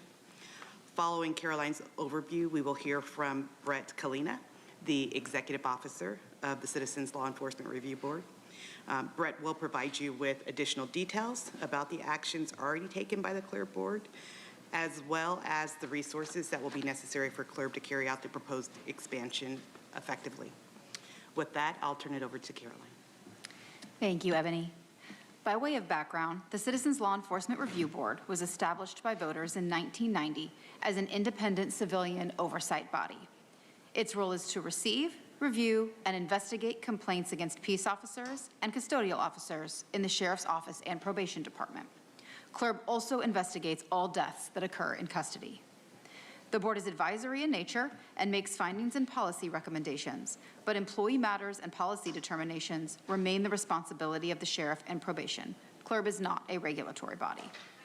CLERB's purpose is to strengthen transparency, accountability, and public trust in law enforcement. The CLERB board is comprised of volunteer members appointed by the Board of Supervisors and supported by professional investigative staff. For the past 5 years, CLERB has investigated over 780 cases, seeing a steady increase from 118 in 2020 to 195 in 2024. On December 10th, 2024, the Board of Supervisors directed a series of actions that focused on expanding CLERB's jurisdiction to include all in-custody deaths, including deaths within 6 months of compassionate release, and cases involving sheriff, probation, employees, contractors, and contracted health providers. Staff were further asked to analyze costs, staffing, and oversight models in other jurisdictions, engage in the meet and confer process with affected labor organizations, and identify funding needs. And finally, the Board of Supervisors directed staff to report back with draft and final ordinances and revised rules and regulations. County staff, county council, CLERB, and the Sheriff's Office have sent memos to the board with the requested information. Additionally, the county participated in the meet and confer with SEIU Local 221, and the CLERB board voted to approve the new rules and regulations at their August 7th board meeting, bringing us to today, where your board will consider the information that has been provided and can provide further direction. I will now turn the presentation over to Executive Officer Brett Kalina. Thank you, Karen. As mentioned in the previous slide, on August 7th, the CLERB board approved the updated rules and regulations to expand jurisdiction to investigate any healthcare employee or contractor under the direction of the Sheriff's Office or Probation Department when investigating an in-custody death, or when the death occurs within 6 months of that individual's release from custody pursuant to compassionate release. Current jurisdiction only pertains to peace or custodial officers. The scope of the new jurisdiction is limited to in-custody deaths only and those that occur within 6 months of compassionate release. CLERB has never had jurisdiction over any healthcare providers Over the last 3 years, CLERB has summarily dismissed allegations against healthcare providers over 75 times due to lack of jurisdiction. Healthcare provider is defined in the rules and regulations as a person, whether employed by the county or as a contractor, that provides medical or mental health care or treatment under the direction of the San Diego Sheriff's Office or Probation Department, including doctors, nurses, psychiatrists, and therapists. In order for CLERB to fulfill the board's mandate, additional resources are needed. CLERB is requesting 2 additional full-time employees and funding to hire healthcare subject matter experts for the current fiscal year. Upon approval of the amended ordinance granting CLERB this additional jurisdiction. Upon approval of the amended ordinance, additional resources may be requested depending upon the caseload increases. In that case, CLERB will come back for additional requests for positions, including special investigators, to fully implement the change in CLERB jurisdiction. I would now like to turn it back to Caroline Smith. Thank you, Brett. To recap the option for the board's consideration today, number 1 is to approve the introduction of the ordinance amending the Administrative Code 340, 340.9, and 340.15 pertaining to the duties and jurisdiction of the Citizens Law Enforcement Review Board. If approved today, then on September 30th, 2025, staff will return for the second reading to adopt the ordinance, the consideration of the approval of the August 7th, 2025 amendments to the Citizens Law Enforcement Review Board rules and regulations, and if the board acts on recommendations 1 and 2 mentioned above, then consider the approval of the request to add 2 full-time employees to support CLERB and complete the transfer of appropriations to support the 2 full-time positions and consultant services. In addition to the impacts that Brett provided, the Sheriff's Office and Probation Department could have impacts based on the changes to CLERB's jurisdiction. As the impact will be dependent on caseloads, there are not recommendations within today's action related to resources for the Sheriff's Office or Probation Department. Sheriff Kelly Martinez issued 2 memorandums to the Board of Supervisors related to expanding CLERB's jurisdiction on March 11th, 2025 and August 5th, 2025, which were attached to the board letter for reference. The Sheriff's Office estimates resource impacts, which could include funding for 6 positions, overtime, vehicles, equipment, and an office lease. In addition, the Sheriff's Office presented additional potential contract considerations within their memos as it relates to contracted healthcare providers. The Probation Department estimates resource impacts could include funding for 4 positions as contract services. The Chief Administrative Office will continue to collaborate with the Sheriff's Office and Probation Department to monitor impacts based on actual caseloads and any realized contractual changes, and review resource needs as part of our 5-year financial forecast and the operational plan development for fiscal year 26-27. If any immediate impacts are identified by the Sheriff's Office or Probation Department, staff will return to your board for policy and budget decision-making purposes. Currently, San Diego has no civilian oversight of carceral health services. County staff will work with CLERB to monitor the policy and procedure recommendations as a result of this new jurisdiction to achieve the shared goal of better health outcomes for incarcerated persons. Chair Lawson-Remer, this concludes our presentation, and staff's available for any questions you may have. Okay, thank you very much. I will turn it back to my colleague, and then I know the sheriff also had a presentation or some comments. Go ahead. Okay. Then I'd love to call Sheriff Kelly Martinez up to make your presentation. Again, please, no clapping in the chamber. Thank you. Thanks, Chair Lawson-Remer and the board. I appreciate the opportunity to speak today on this important item. I am speaking to you today on the proposed ordinance to expand the authority of the CLERB to include oversight of sheriff's healthcare workers and contracted healthcare providers to the incarcerated population in the jails. With an average daily population of 4,400 individuals housed across 7 detention facilities, San Diego Sheriff's Office operates one of the largest correctional systems in California. The size and the complexity of this system, combined with the significant healthcare needs of an incarcerated population, which is marked by high rates of chronic illness, mental health conditions, and substance use disorder, necessitates a structured, evidence-based evaluation of our care delivery. I believe to truly enact change, we should focus county resources on an independent and comprehensive assessment of the quality and effectiveness of healthcare services delivered within the jail system. The urgency of this work is underscored by Dunsmore v. San Diego County, a case that brings to light serious concerns about access, timeliness, and adequacy of medical and behavioral health services, as well as concerns about system oversight. When I was elected the sheriff, I was and continue to be fully committed toward improving our jail system's level of care. During my tenure, our detentions team has made tremendous improvements and system overhauls that build on opportunities for enhanced care. Specifically, our medical teams with our contracted partners and medical providers have created significant positive change in the last 3 years to nearly 50,000 incarcerated individuals per year.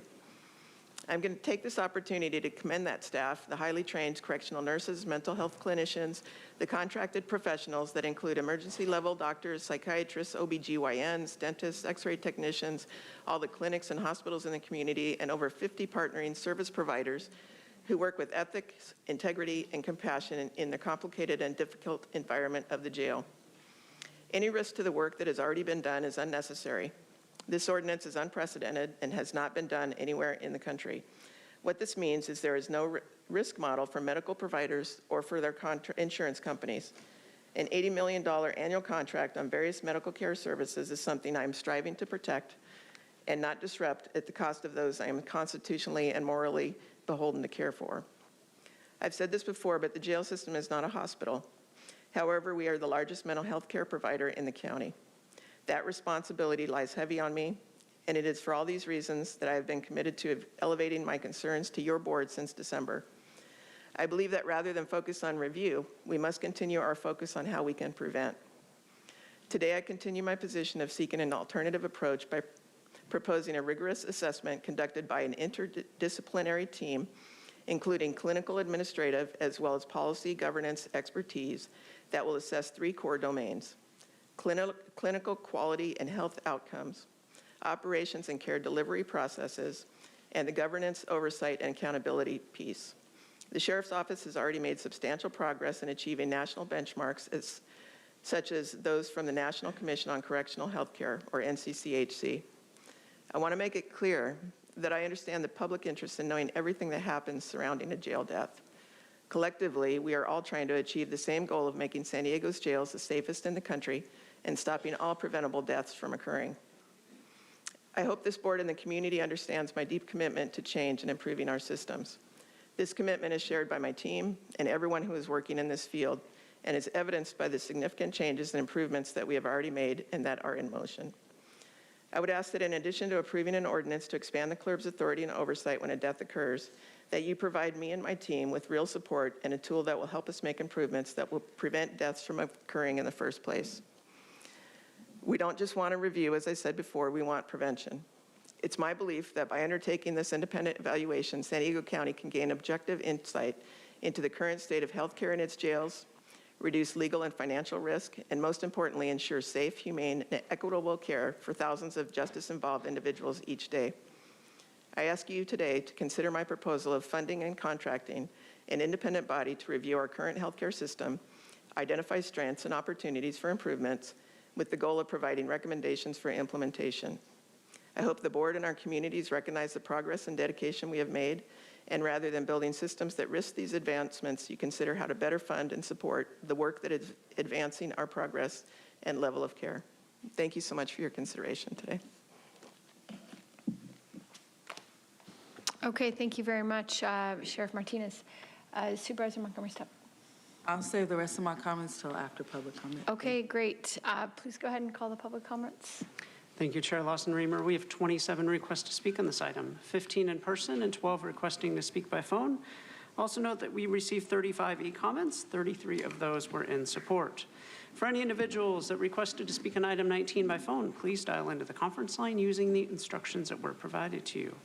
We'll begin with the in-person speakers. As your name is called, please come forward and stand on the arrows until it is your turn to speak at the podium. Again, because there are 10 or more speakers on this item, you will have 1 minute to address the board. And we'll ask you to please begin by stating your name for the audio record. I'll be calling you in groups of 3, so I'll ask you to please listen for your name. I'd like to invite forward the first 3 individuals, allegedly Audra, Michael Brando, and Mark.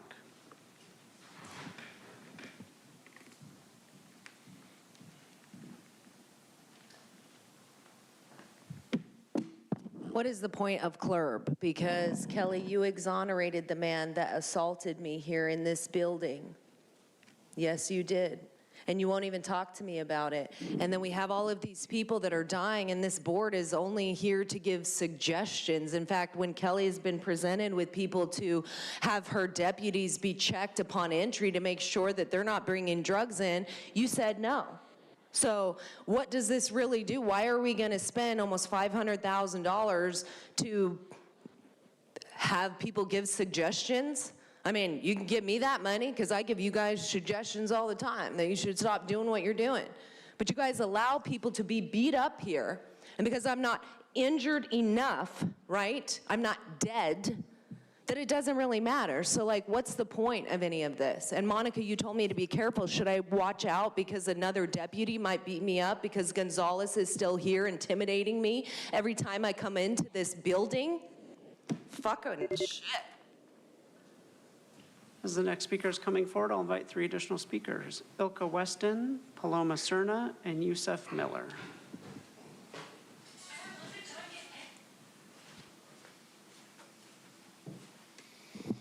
Mark, I'm not sure why there would be oversight for 6 months after release.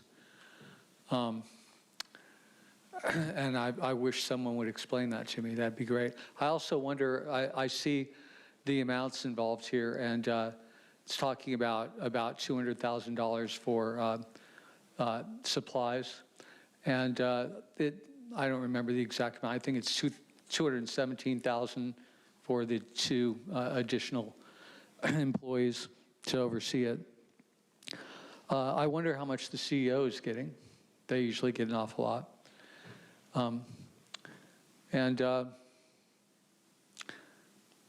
You know, in general, I think it's a good idea, but I didn't even know what Audra said until just now. I mean, you won't allow the deputies to be searched for drugs coming in? That sounds like a big mistake. Something wrong there. Thank you. Next speaker, please. Yes, hello. My name is Ilka Weston. I'm with TAP and North County Equity and Justice Coalition. I am absolutely 100% supporting that CLERB has more jurisdiction over the healthcare workers. Supervisor and co-chair Monica Montgomery, thank you so much for bringing this to the table. Chair Marianne Pintar, thank you so much for working so hard. They need these facts. CLERB works tirelessly. They are volunteers. We are lucky to have the strength we have on the CLERB board, and I support them 100%. Our jails and institutions should not be medical centers. Addiction and mental health should be treated in a hospital, and that's what we need to build. Thank you very much. Thank you. As the next speaker is coming forward, I'll invite 3 additional speakers: Marianne Pintar, Jennifer Lotero, and Natalie Rashke. My name is Yusef Miller. I want to thank Supervisor Montgomery Stepp for this initiative coming forward. It's been many, many years that the families that I work with have been begging and demanding for oversight of medical. A lot of our loved ones have died from neglect of getting their medication for their heart, for their diabetes, for their seizure medications, and lost their lives in custody of San Diego jails. So they need oversight as well as anyone else that works in the jails. And I want to take the time to say, I want to thank those who actually do their jobs, the medical staff, the nurses and the doctors who actually take care of our loved ones. But for those who cross the line, they need to be held accountable just like anyone else. And there's no accountability system at this moment. And this is a stroke that is going to help and support the families and give them confidence, more confidence in the CLERB. At the moment, the families are listening right now, and they see you, Montgomery Stepp. They hear you, Montgomery Stepp. They hear all of you, and they're watching this vote. Please vote yes. Thank you. Next speaker, please.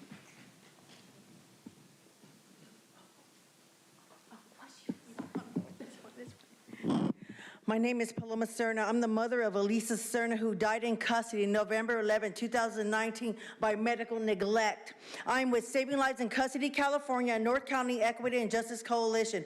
CLERB has been blocked from investigating the medical neglect that kills people in our jails. Kelly Martinez is openly saying that there should be no oversight of doctors and nurses who ignores medical emergency. This is not oversight. It's a cover-up. You have the power today to change that. Approve the ordinance and give CLERB real jurisdiction, full access for medical records, authorities over deputies and contractors, and the ability to investigate every part of a death investigation and custody death. Anything less is protecting the system that continues to kill people. Approve it and make it meaningful. Oversight without teeth is adding and abetting abuse. Michael Wilson, Abdul Kamara, Gilbert Gill, Viviana Granero, and the list goes on. Thank you. Thank you. Next speaker, please.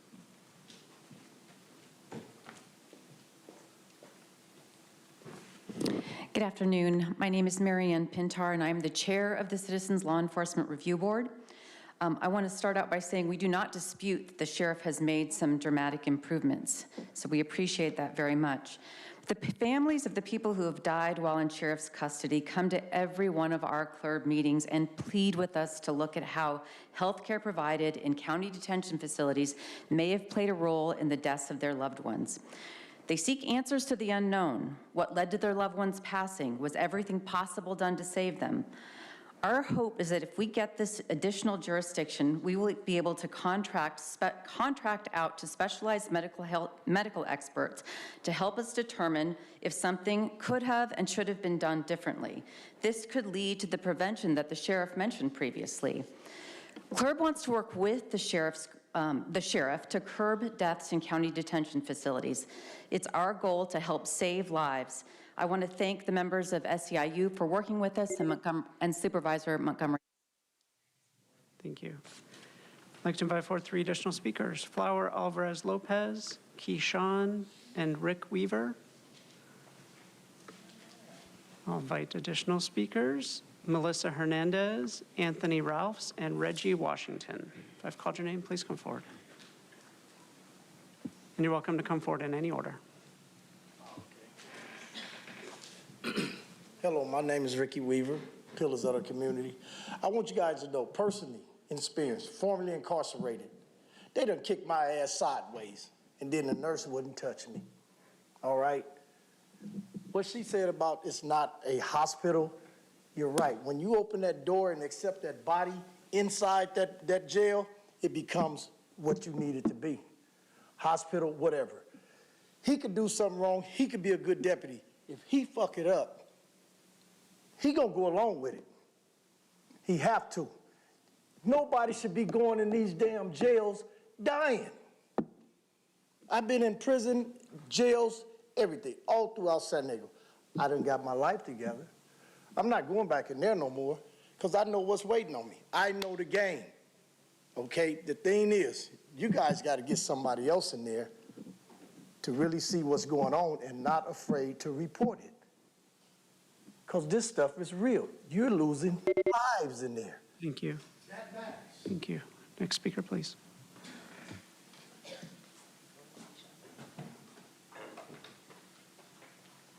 My name is Keyshawn Price with Pillars of the Community. Incustody deaths should never be investigated solely by the same institutions involved in them. That's a clear conflict of interest. Independent civilian oversight is essential for public trust, transparency, and justice. I support that CLERB have jurisdiction over in-custody deaths. We can save lives and investigate in-jail deaths thoroughly. Thank you. Next speaker, please.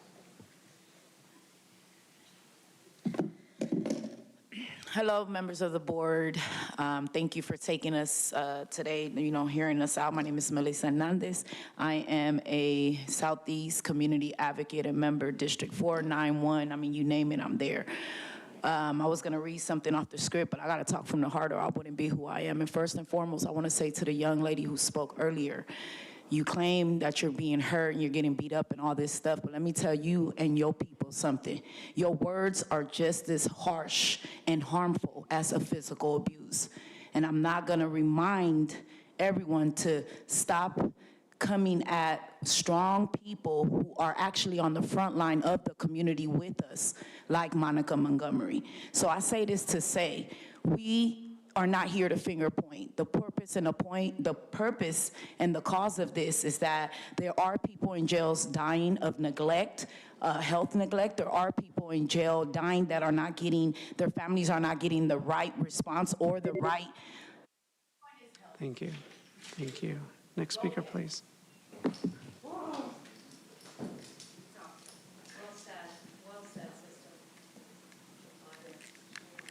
Hello, my name is Anthony Ralphs. I want to thank you all for bringing this matter to your attention. I want to say that last year in the San Diego Union Tribune, I read an article about the in-prison deaths that are happening all over San Diego County and how we actually have more deaths in custody than any other city in the United States. And this city calls itself America's finest city. I think that we need to live up to that promise. And out of respect of all the families and all the family members who have lost someone in prison, I think we need to hold the people in law enforcement accountable. We need to hold this system accountable so that there aren't people dying on our watch, because these people are supposed to be taken care of. They're supposed to be in the healing process and the reforming process. And what reform is there if people are dying under custody by the people that are supposed to protect us, that are paid to protect us, and that are paid to serve us? Well, they're not doing much service or much protection when they got family members dying on their watch, and then we can't hold them accountable, and we can't even get the details of how they died or why they died. Thank you. Next speaker, please. Hello, council members. Reginald Washington with Project Aware.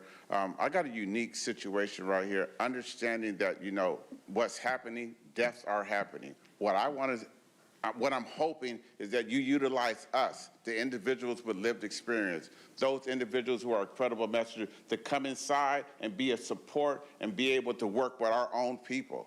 What we want to be able to do in the area of substance abuse, have us come in and start working with some of our individuals, and maybe the dying can stop. Maybe the help has to come from more than just one agency. If we're here in San Diego and we're doing this work, why can't we all be a part of it? Utilize what you have in front of you. I mean, I think that's the biggest thing that I want to be able to hear. That individuals, whether you're part of a system, whether you're a council member, utilize the whole aspect of San Diego. And that's the biggest thing that I have a problem with, is not utilizing the individuals who are able to make a change and who want to do more. So thank you guys for giving us this opportunity. Thank you. Next speaker, please. And I'll do a final call for the speakers I previously called: Michael Brando, Jennifer Lotero, and Natalie Rashke. If you've called your name, please come forward. Hello, for the record, my name is Flower Alvarez Lopez with Universidad Popular out of D5. We are in strong support of this item to expand CLERB's jurisdiction in regards to in-custody deaths. Sheriff Martinez's alternative proposal is, quite frankly, a day late and $1 short. At Universidad Popular, we have a long history of working with justice-impacted community members. This work is also why we advocate on crimmigration issues, because the intersection of immigration and the criminal legal system continues to harm our communities, and we demand stronger accountability. From someone who's formerly incarcerated, we thank you, Vice Chair Monica Montgomery Stemp, for championing our reality and our lived experience. Thank you. Thank you. We'll now hear from the individuals that requested to speak by phone. We will begin with our first caller.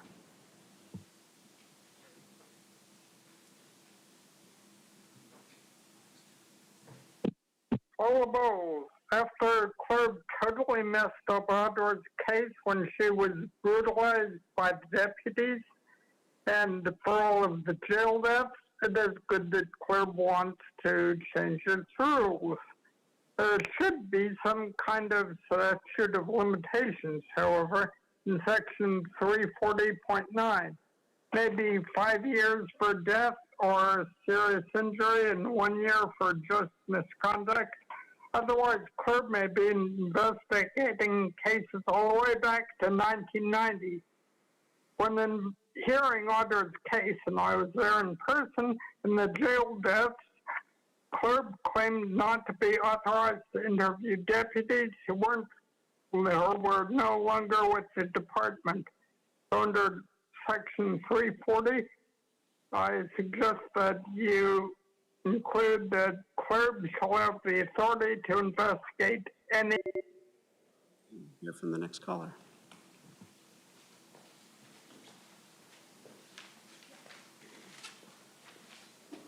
Okay, Consuelo here. So, yeah, let's start off with the truth. Every human right has been violated in San Diego jails. That's the record. That's not polished reports, not the stage presentations. CLERB was created in 1990 to address abuse and death in custody. Yet decades later, the abuse and deaths not only continue, they multiply. And what's the response from the board? More staff years, more contracts, more taxpayer dollars thrown into the same broken system. CLERB's budget is already $2 million, and now you want to add nearly $500,000 more. For what? To fund more cover-up? Because, it's clear that every staff and board member of CLERB is civilly and criminally responsible for shielding San Diego from accountability, and you all know this. Good Lord, and it's evident, too, how you can take the people out of slavery, but you can't take the slavery mentality out of the people, evidently. They keep trusting the system. They keep relying on the system. They keep thinking the system is there to help them. Wake the fuck up. Thank you. Hear from the next caller.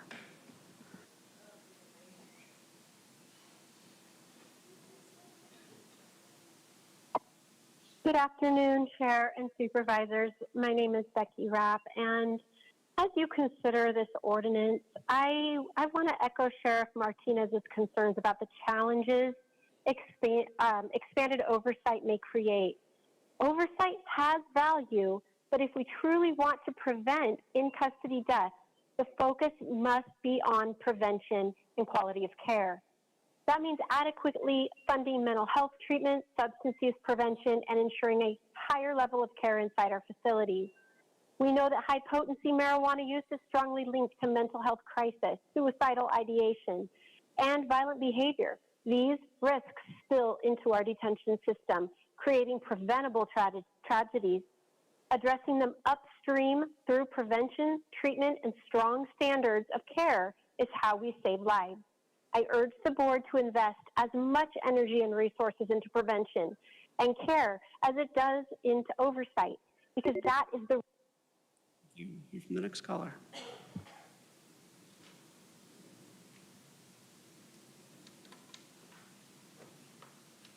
It's truth. When SEIU supports this, I know it's another fake solution. What authority did CLERB have to give themselves any additional jurisdiction over anything?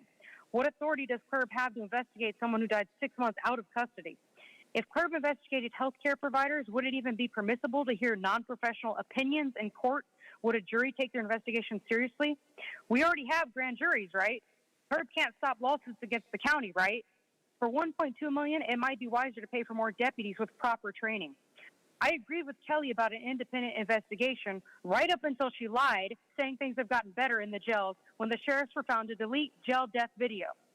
This sounds good in theory, but may be harmful in execution, especially when risking untrained civilians dealing with private health and law enforcement identifying information. It also ignores the root causes of why there's so many deaths in the jails, including the county's harm reintroduction program enabling fentanyl use, poor training of deputies in contracted healthcare, and the defunding of the sheriff's department. No thanks. Reconsider. Thank you. Hear from the next caller.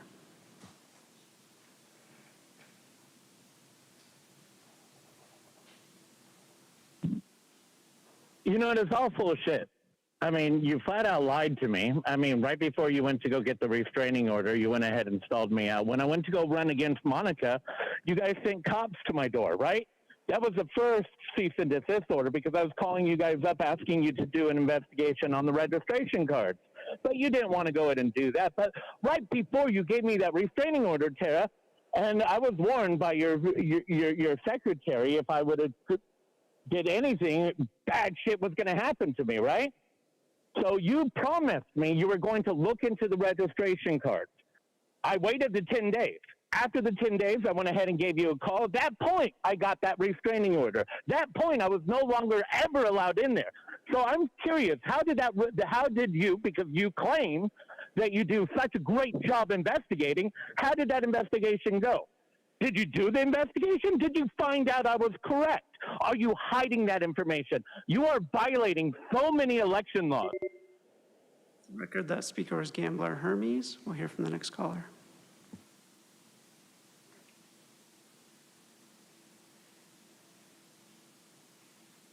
Hello, Board. My name is Michael Golden, and I had a son that was both in juvenile and adult county corrections. I urge the board to vote unanimously yes on 19. Why doesn't the sheriff want civilian review if they are doing an exceptional job? If the sheriff's department is doing an exceptional job, then why do we continue to have so many deaths in our county jails? I believe it's at least 6 so far this year, and 2 of the deaths speak to horrible neglect, a lack of basic human compassion, and incredible incompetence. Clearly, the sheriffs, past and present, don't want the review because they are not only far from being exceptional, they have a total disregard for basic human rights. Indeed, more than anything else, the sheriff's culture, past and present, is committing homicide. Too strong of words? People in medical and mental distress allowed to lie in their own feces for days? We need to change the culture of the sheriff's department. We need to give oversight control to civilians who have the incentive to see that the incarcerated are treated with basic human rights and support. Thank you. Hear from the final caller. I'd also like to invite forward our final in-person speaker, Crystal Irving.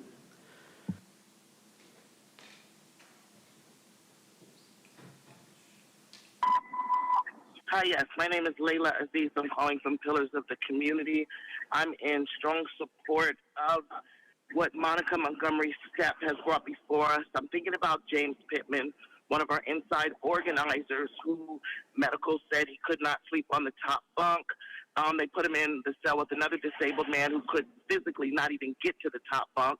So you have 2 people with only a bunk bed, and neither one of them can sleep on the top bunk. James Pittman is dead. We need oversight. We need much more, but let's start with oversight. Thank you. Thank you. Next speaker, please. Hello, Chair Lawson Reamer, Vice Chair Montgomery Stepp, and Aguirre, and supervisors. My name is Crystal Irving, President of SEIU Local 221, and as you know, we represent medical and support staff in our detention facilities. And we understand why this item has been brought forward, and let me say, our medical staff is dedicated to the safety of those in our care, and we all agree, no one should die in custody. Now, our members have had and still had concerns over this process. We've engaged in the meet and confer process and appreciate the productive conversations and clarity on these changes. And as we shared in those meetings, individual accountability absolutely matters. But in order to make changes, there must be institutional accountability. We need to be clear about the staffing needs and working conditions of our jails. And we also need to ensure that no matter what the written policies are, sworn officers are not directing medical staff. I'm encouraged by the willingness of our community and partners to engage in this process and important issues. And we thank Vice Chair Monica Montgomery Stepp for engaging with us and listening to our members throughout the process. And we're looking forward to collaboration on our shared goals. Thank you. Chair Lawson Reamer, that concludes public comment on this item. Okay, thank you very much. I'd like to turn it to Supervisor Montgomery Stepp. Okay. Thank you, everyone, for your comments. And going back to my first round of thank yous, I want to thank County Council for your partnership. Caroline, thank you for the presentation. Sheriff Martinez, thank you for being here and for your comments. I do want to address a few things since we have not yet had an opportunity to meet on some of your proposals here.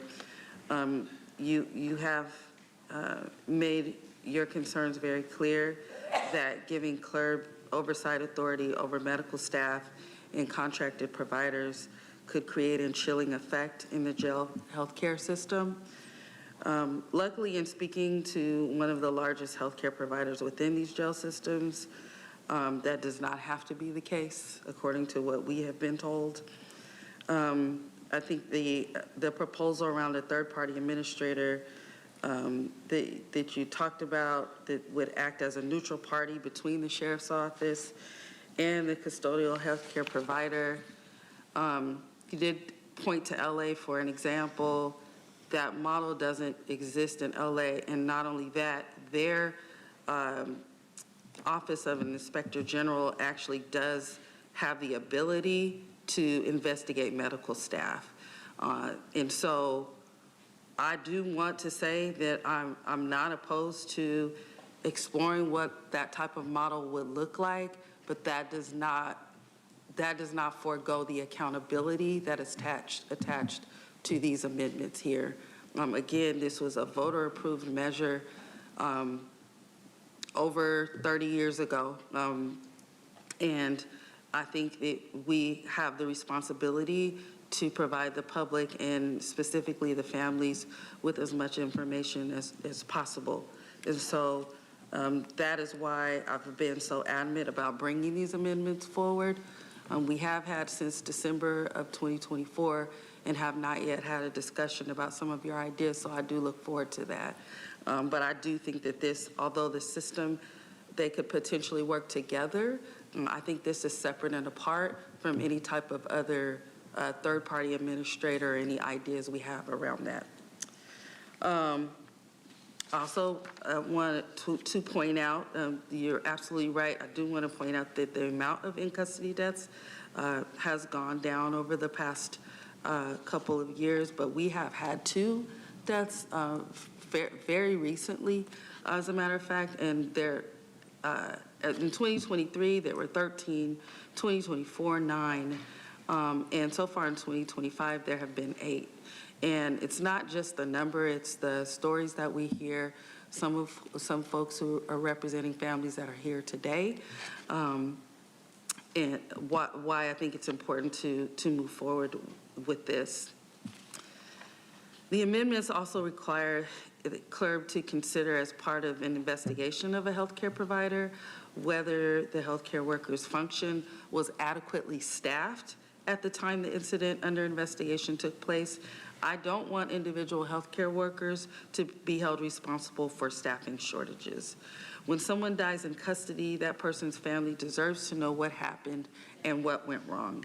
And we as policymakers also need to get a full picture of what happened so we can do what we can to prevent it from happening again. Also want to be clear about another issue that was brought up. These amendments are not retroactive. I believe that CLERB can be and continues to be a force for change. With these additional amendments, will make their function even stronger. With the right tools, we can ensure that tragic and preventable deaths that we've seen in the San Diego County jail system do come to an end. I again want to thank the families, community members, advocates who have been fighting for many, many years to get the answers and the solutions that we all deserve. Families who have lost loved ones in the San Diego County jail system deserve those answers. The public deserves those answers. By empowering CLERB to effectively investigate these deaths, we can improve safety in our county jails and prevent further deaths. I continue to be open to as many solutions as possible. CLERB, in my mind, has never been the answer to all things, but it certainly holds a level of accountability that I believe that we need. And so I'm going to move the recommendations forward as they stand in the board letter. Thank you. Supervisor Aguirre. Thank you, Madam Chair. First and foremost, I want to thank Vice Chair Montgomery Stepp for your efforts in bringing this forward and to fruition. I also want to thank all the speakers who came out today. I see this as a very simple issue. Families and the community want and deserve transparency when tragedies occur in our detention facilities. When someone dies in custody within our jail system, a full and independent review of all factors that may have contributed to the death of that individual, including healthcare services, is required to ensure transparency. We must acknowledge that these independent reviews of medical practices will ultimately lead to better policies, improved care standards, and ultimately fewer preventable deaths in our jail, which is ultimately what all of these efforts are about, creating more humane conditions for incarcerated people that provide opportunities for rehabilitation and reintegration. Transparency makes our system stronger, not weaker. I do want to thank Sheriff Martinez for being here today. I want to acknowledge her efforts over the last few years to improve conditions. I know that's not an easy task, and thank you for your efforts. I also want to agree with you regarding our need to invest more in prevention. But I do believe that we need to invest in prevention and transparency as well. We can do both. We can do both. We invest in prevention and expand oversight and transparency. So therefore, I am in full support of these actions, and I'm happy to second the motion. Thank you. Thank you very much. I will call on myself, seeing no other speakers in the queue. First, I just want to note that the fact that anyone has died and continues to die in our jails is a tragedy. It is our responsibility to take care of the people in our custody, and we have the moral obligation to do better than we have done historically. I want to thank my colleague for her steadfast focus on these issues and her relentlessness in trying to improve the situation because it is not okay. It is wrong, and we have to do better. So I do want to say I will be supporting this item today. I appreciate her bringing it forward. I do have sort of some comments and some thoughts. I just first want to thank the sheriff for the work that she's done. I do think it's important to note that while there continue to be tragedies that we have to do better, we are making progress. We're moving in the right direction sort of overall. And that work is important. And so I kind of wanted to build on some comments I heard from our Sheriff Martinez. If you wouldn't mind coming back up, not to put you on the spot, but I just had a question. You mentioned like the need or desire to have better partnership from some kind of external experts to help us assess jail medical gaps and room to improve systems and policies and operations ex ante instead of only ex post. So I would love to support that as we move forward. So just wanted to kind of get clarity that this is something that would be a priority of yours for us to have an external set of eyes to come in that was independent and able to kind of help us see with fresh eyes where we've done better and where we've made improvements, but also obviously where there's gaps and room to do better.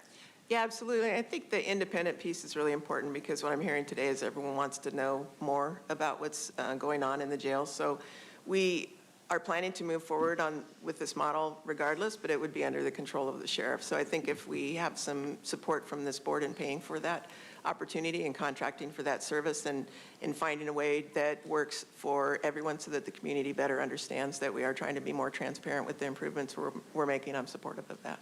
That's great. I think I would like to say I am very supportive. I don't fully understand exactly the model that you've been talking about, but I do know that the idea of having an external independent assessment feels like it could be immeasurably valuable for you as you look to policies and operations, but also for us as a board as we think about what we can do. And ultimately the legal liability falls on the county as a whole. And so this is not just a moral issue, but also a financial issue that we have to continue to engage on. So I guess my question for my colleague who introduced this motion, if you'd be interested in partnering in the future as we look at opportunities to bring in some kind of external auditor or monitor to do some kind of assessment that would provide an independent point of view.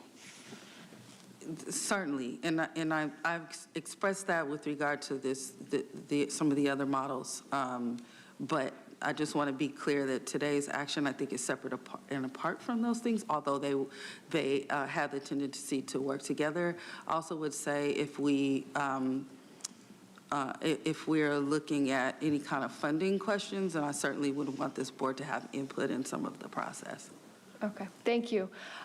That's helpful. I think, the item here today, we're looking at, how do we do investigation specifically ex post on specific incidences, and I think that's really important to have that accountability to individuals and their families who've suffered the, worst kind of tragedies, but also that doesn't prevent those tragedies in the future. And so having the ability to look holistically and operationally and preventatively at systems and structures and processes so that we can, do better moving forward in an ex-ante way, I think would be really helpful. So I will look forward to working with my colleague on that and working with you on that, and hopefully we can have a discussion on that in the very near future. Yeah, absolutely. And, I would like to have that conversation with you, Sheriff Martinez. We haven't had that conversation yet. And I think there have been conversations, but not with me. And so I would really love to know what your ideas are. Thank you. Thank you. Thank you so much, Sheriff Martinez. I appreciate you. The other person I was hoping to hear from today was Marianne Pintar, who has been tireless in leading CLERB through thick and through thin. And I would just love to hear your perspective on the item today. Thank you, Chair Lawson-Remer, and thank you to all of you for hearing from us today. I just want to say, I think that CLERB and the sheriff share the goal of curbing deaths, reducing deaths in our jails. And I think that this does provide us with an opportunity to bring in outside experts to look at the bigger picture of what's happening here and to lead to more prevention. It's not our goal as CLERB to lay blame or point fingers or disparage healthcare workers or law enforcement. We're actually trying to make a change for the better.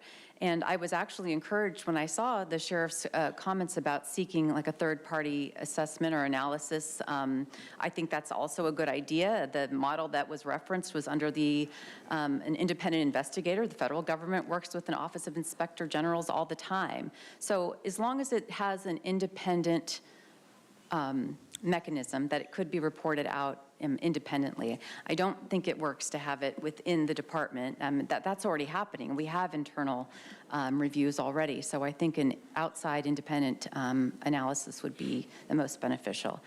And currently, CLERB does receive information about the medical care that's provided in these cases, both in great bodily injury cases and in custody deaths, but we can't do anything with it. We can't offer any suggestions. We can't say whether we think something could have been done better, and that's all we're seeking to do here. Great, thank you very much. Again, I'll be supporting this today. I appreciate the work of our Sheriff's Department over the last many years to tackle this issue head on, and very much appreciate the leadership of Vice Chair Monica Montgomery Stepp, who brought this forward today and continues to lead on this issue. So thank you. Thank you very much, and I hope we can continue doing better. I'd like to call on Supervisor Tim Denson. Thank you, Madam Chair. Appreciate it. Correctional health care, it's a really highly specialized field governed by medical standards, licensing boards, federal and state regulations. And, I'm concerned that by expanding CLERB's jurisdiction today, I'd rather see the independent assessment first from medical professionals and see what their assessment is and to see if that includes expanding CLERB's jurisdiction. So I'm not going to be supporting the item today. I do, support that independent assessment, but I think our biggest problem is what the sheriff pointed out. Our jails are our biggest mental health care facility in the county, and that, to me, is just a recipe for disaster and failure. We need other facilities. We need other types of, I don't know if not incarceration, but whatever types of healing for people for mental health issues. And unfortunately, we don't have those right now. The state has been closing theirs and not giving us the dollars to open those types of facilities. But, trying to give people mental health treatment when they're in a cell is a no-win situation. So I'm not going to be supporting the what's before us today to expand CLERB's jurisdiction at this time. Thank you. Supervisor Anderson. Thank you, Madam Chair. I want to support this today. I agree with the direction we're headed. I do have some technical questions and concerns. There's always a ripple effect when we do things. I believe the sheriff would probably be best to answer this, but perhaps there's somebody else So let me just ask the question, and whomever can answer it. But when we contracted with healthcare for our jails, were there many applicants who applied for that contract?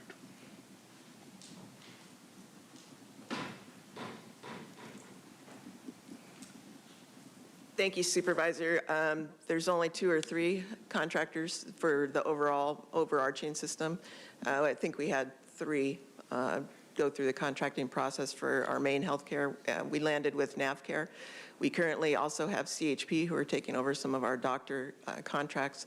So I think there's about 50 contractors and subcontractors, but we also have contracts with area hospitals. And if we were to lose NavCare, what would happen to us?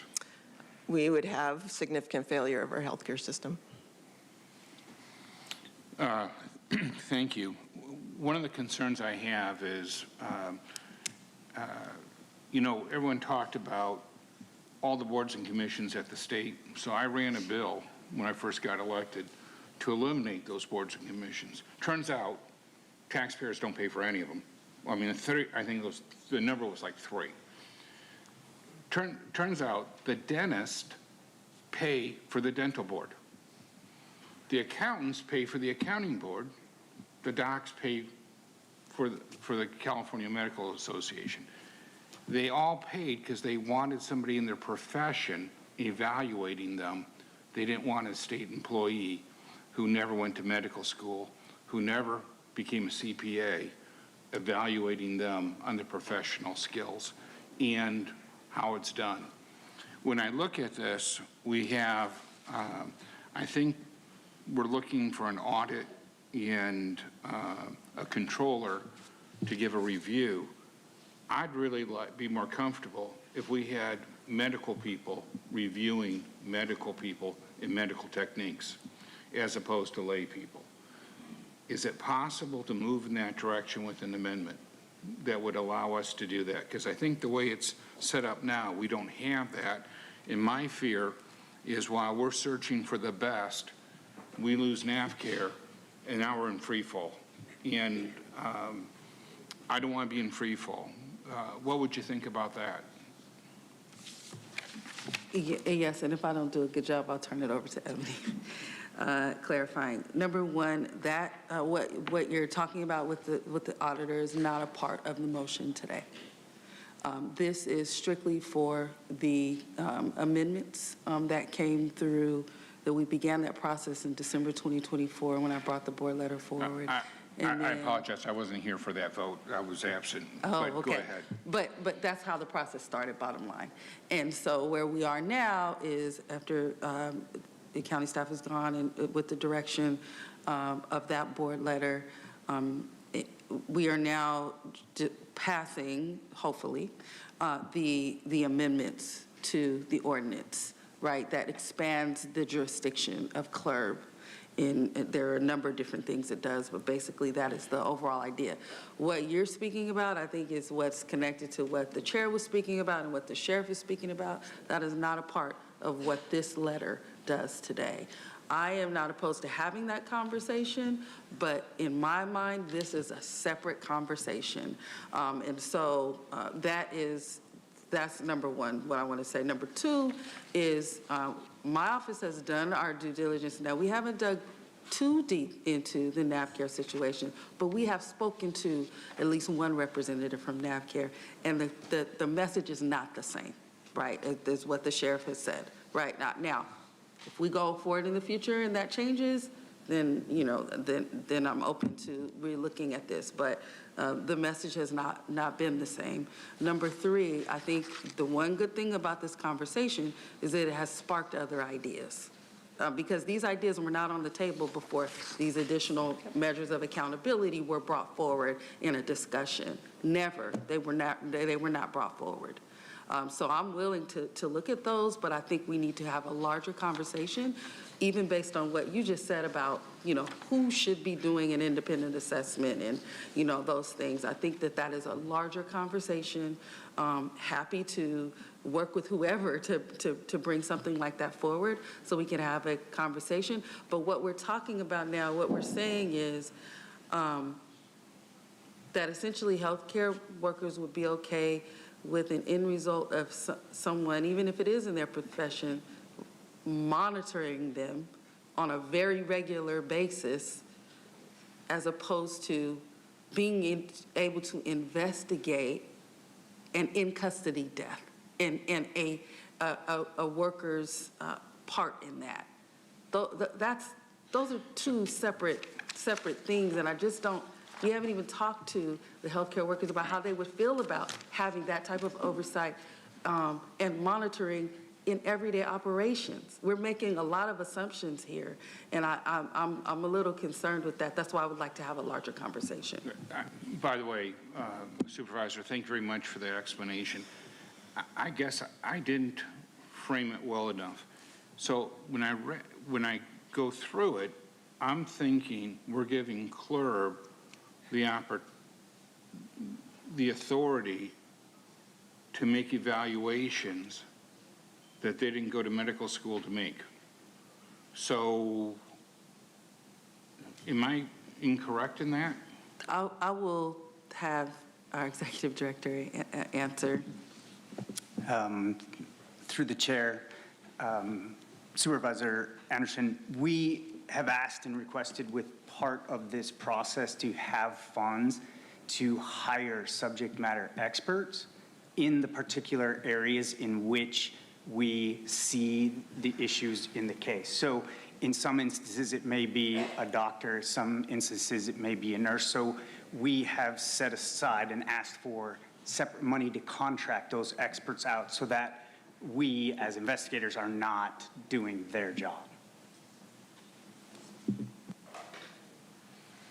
And that is a part of the recommendation today, right? That's within the recommendation today. Thank you.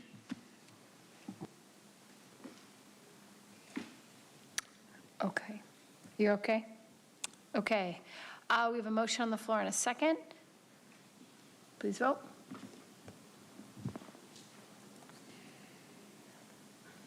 Chair Lawson Remer, that motion passes with Supervisor Desmond voting no, all other supervisors being present and voting aye.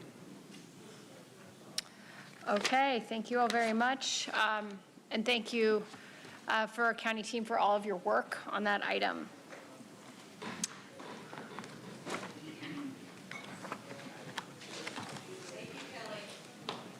Okay, we're now moving forward to item 20, support for State Assembly Bill 847, Peace Officers Confidentiality of Records.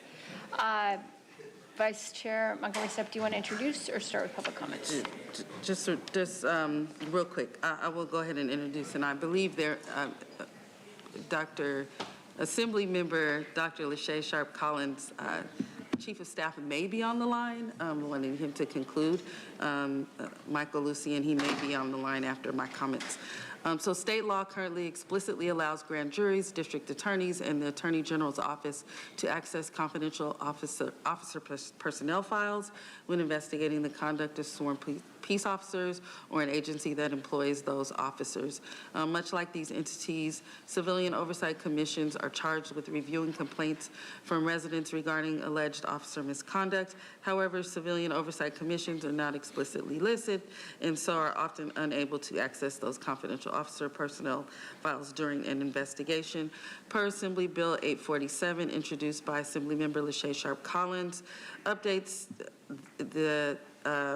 this bill updates the current state law to grant civilian oversight commissions and inspectors general the same authority as other oversight entities to access those files. The bill helps address struggles that are faced by some law enforcement oversight commissions in our state, cities, and counties in which the respective law enforcement departments have historically withheld documents, even in response to subpoenas. I'm grateful to say that that is not an issue here in San Diego for CLERB and the sheriff, but regardless, I think this is an important bill statewide, and so that these specific type of oversight boards can be added to that list. So with that, I would like to see if Mr. Lucien is on the line. And if not, I'll turn it back over to the chair. Okay. He is not, so thank you so much for allowing me to introduce. I'll turn it back over to you, Chair. Okay, thank you very much. We'll go to public comment. Thank you, Chair Lawson-Remer. We have 24 requests to speak on this item, 11 in person and 13 requesting to speak by phone. Also note that we received 15 e-comments, all in support. For any individuals that requested to speak on item 20 by phone, please dial into the conference line using the instructions that were provided to you.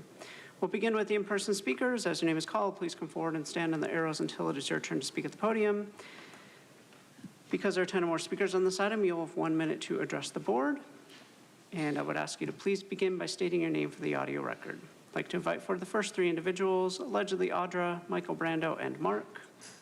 There's not that many people here to keep doing that, and it's so sad because you're just disenfranchising the people that want to speak. Oh, so ridiculous. It's crazy how many oversight boards there are that do jack shit.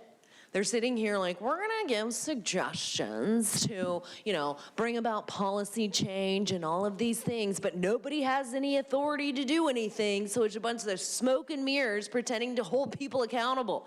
And you guys are like, we want these confidential records to be exposed. But then anytime there's anything that has to do with the county, you're like, do not share that information. We do not want people to know that, right? Especially with juvenile dependency court. Anything that has to do with CPS and kidnapping children, right? Because that is to protect the children. It's so embarrassing if you're a child and you find out that, you're going for a job 20 years later after you've been kidnapped by the, state or whoever government, and then people are talking about it online trying to save you. How embarrassing is that, right, Monica?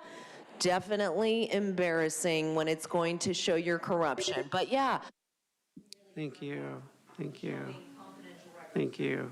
Next speaker, please.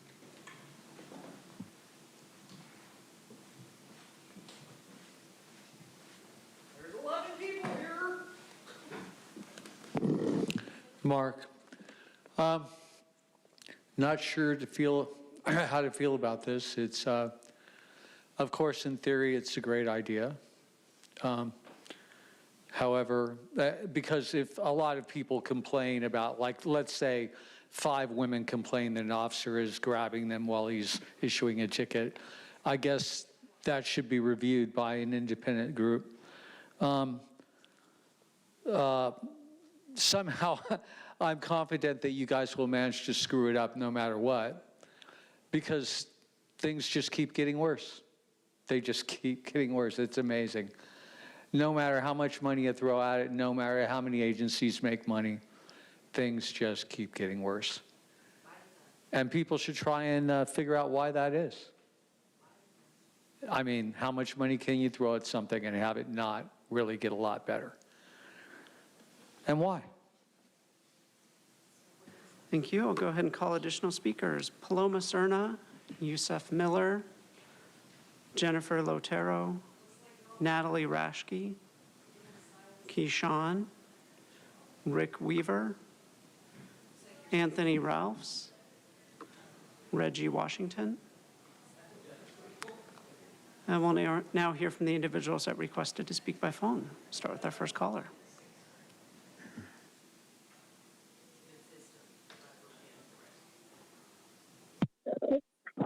Paula Bold. I think that not allowing officers of the law and, of course, Lewinsky Center kidnappers to hide behind confidentiality is an important part of the legal process.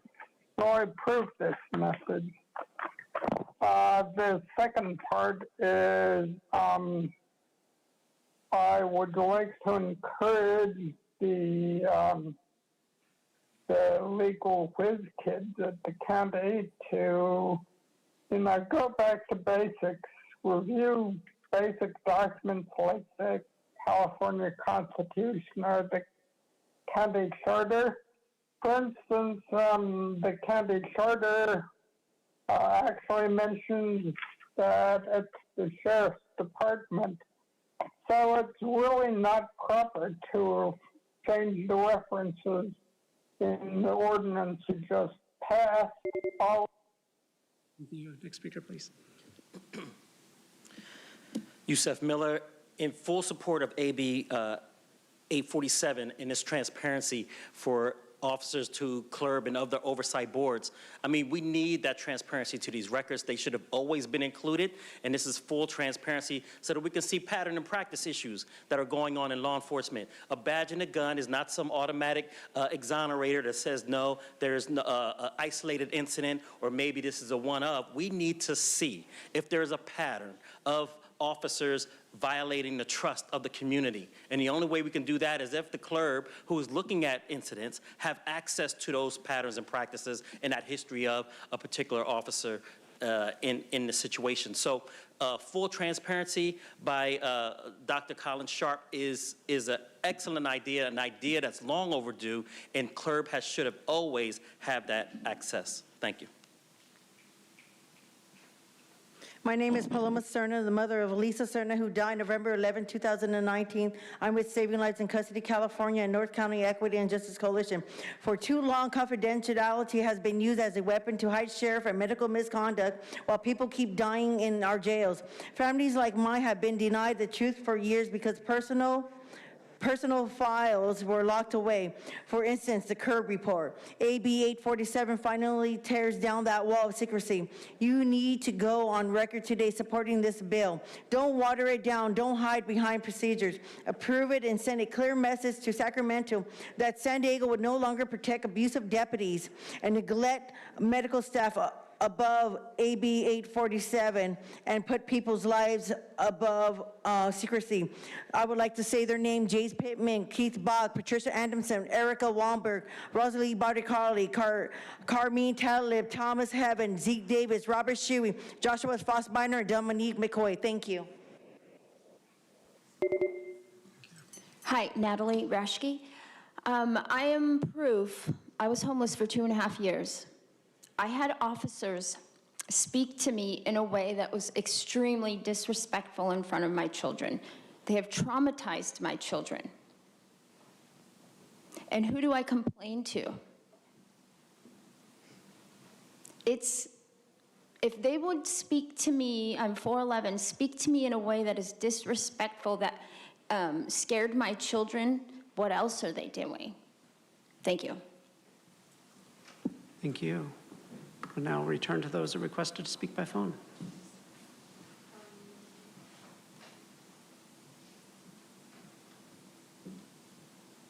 Yeah, all those deaths that were named were all victims of the same system that you people come in here and continue to believe in. Consuelo, transparency is the foundation of trust, and yet time and time again, government agencies and law enforcement are given cover to hide behind confidentiality laws, shielding records that belong to the people. If this board truly believes in justice and accountability, then you cannot continue to allow secrecy to be the norm, because secrecy is the enemy of truth, and without truth, there cannot be any trust. Now, let's not pretend this is only about protecting children or protecting officers. It's about protecting power. It is about keeping people in the dark while the same patterns of abuse, corruption, and cover-ups repeat themselves. We've seen it in the jails where lives have been lost and covered up. We've seen it in our so-called health and human services programs where people profit off of the suffering of others but they hide the suffering of others, actually, in numbers. We've seen it in the housing projects and immigration cases where billions moved around with little. Hear from the next caller.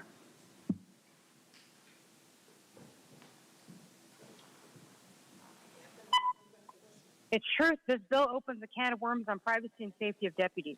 Why do civilian commissions need confidential information to check to see if misconduct investigations were done timely? Non-elected citizens will absolutely leak law enforcement information and add additional demoralization to the already dwindled ranks of law enforcement. There's a reason we have grand juries, district attorneys, and attorney generals. This would require an oversight board to ensure the rights of officers are respected. If not, civilians who violate the Peace Officer Bill of Rights will lead to lawsuits, and they will be personally liable. The Peace Officer Bill of Rights says, quote, upon a finding by a superior court that someone maliciously violated any provision, they would be liable for a civil penalty of $25,000 and attorney's fees. The Public Safety Department shall also be liable for damages, end quote. That's what the politicized commissions will be subject to.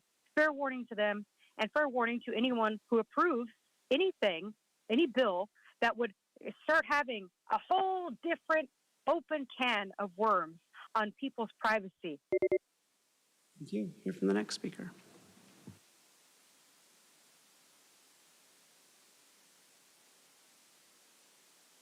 I honestly cannot believe a word that Monica says because she refuses to acknowledge Roland Fryer, the guy that went ahead and did all the research regarding, cops shooting people and interactions and all that stuff. Would she mind talking to that person? Oh, hell no, because Black Lives Matter basically went and hunted him after he released that paper. Matter of fact, Obama went to go talk to him and said, hey, look, could you go ahead and take out this part, even though it's factual? And he says, no, I'm a statistician. He values his work. He values what he does. He's not trying to spread a bunch of propaganda. That's the same reason why you don't want to go ahead and Julian Brown. You don't want to go ahead and actually fix the environment, do you? You want to hold us down because you love fucking slave trading, don't you? You don't understand how fucking pissed I'm trying to keep my words to the calm. And if the media does not cover this properly, you understand I'm going to be using every slave word. For the record, that speaker was Gambler Hermes. We'll hear from the next caller.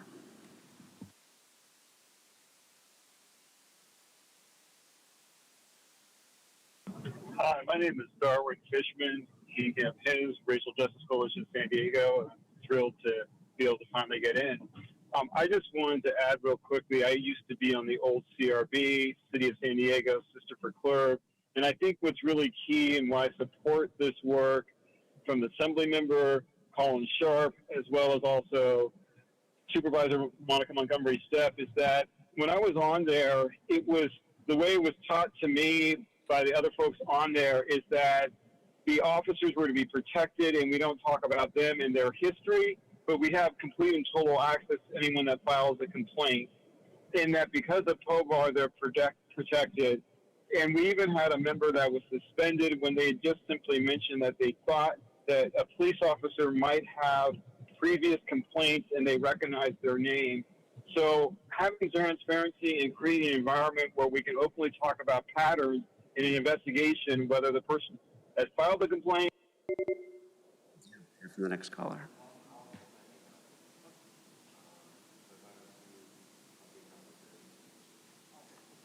My name is Jesse Schmitty, State Policy Manager for Alliance San Diego. First off, we unequivocally denounce the hate espoused towards the dais today and stand firm with our board members. We are here before you today in strong support of the county's proposal to support AB 847 by Assemblymember LaShae Sharp Collins.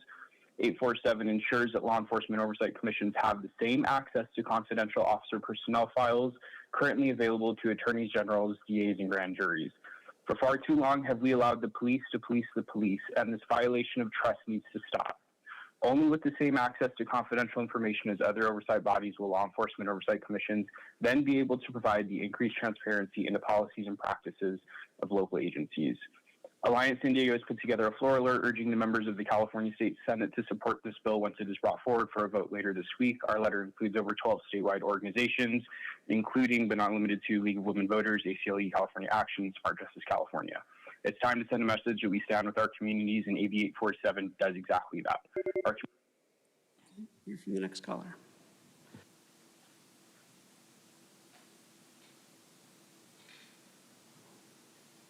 Hello, my name is Michael Golden, and I'm in complete support of the board supporting the state bill. And I just want to take this time to thank Supervisor Montgomery Stepp for her leadership in making juvenile halls safer for the kids and also more transparency in our jails in general, because we do have a big problem.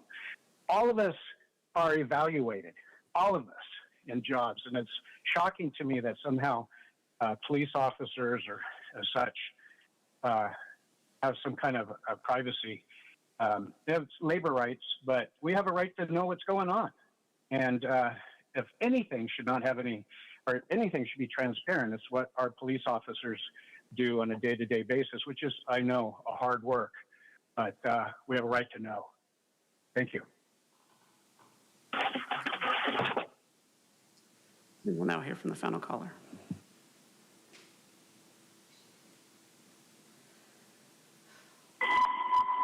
Yes, this is Layla Aziz with Pillars of the Community, and we are in strong support of this state legislation and the Board of Supervisors supporting it. It's common sense. We see a lot of the patterns of practice. We see a lot of the officers who are doing the same things, and because these boards and commissions aren't given the information, they're not able to make an educated deduction of what has occurred. The same person can't keep beating people or violating their Fourth Amendment rights, and they have all of this in their personnel files, but the commissions and the boards don't ever see it. So I support it. And Monica Montgomery Stepp, I'm so sorry you have to deal with this. I am so sorry.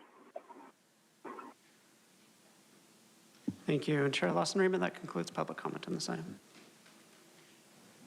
Okay, thank you very much.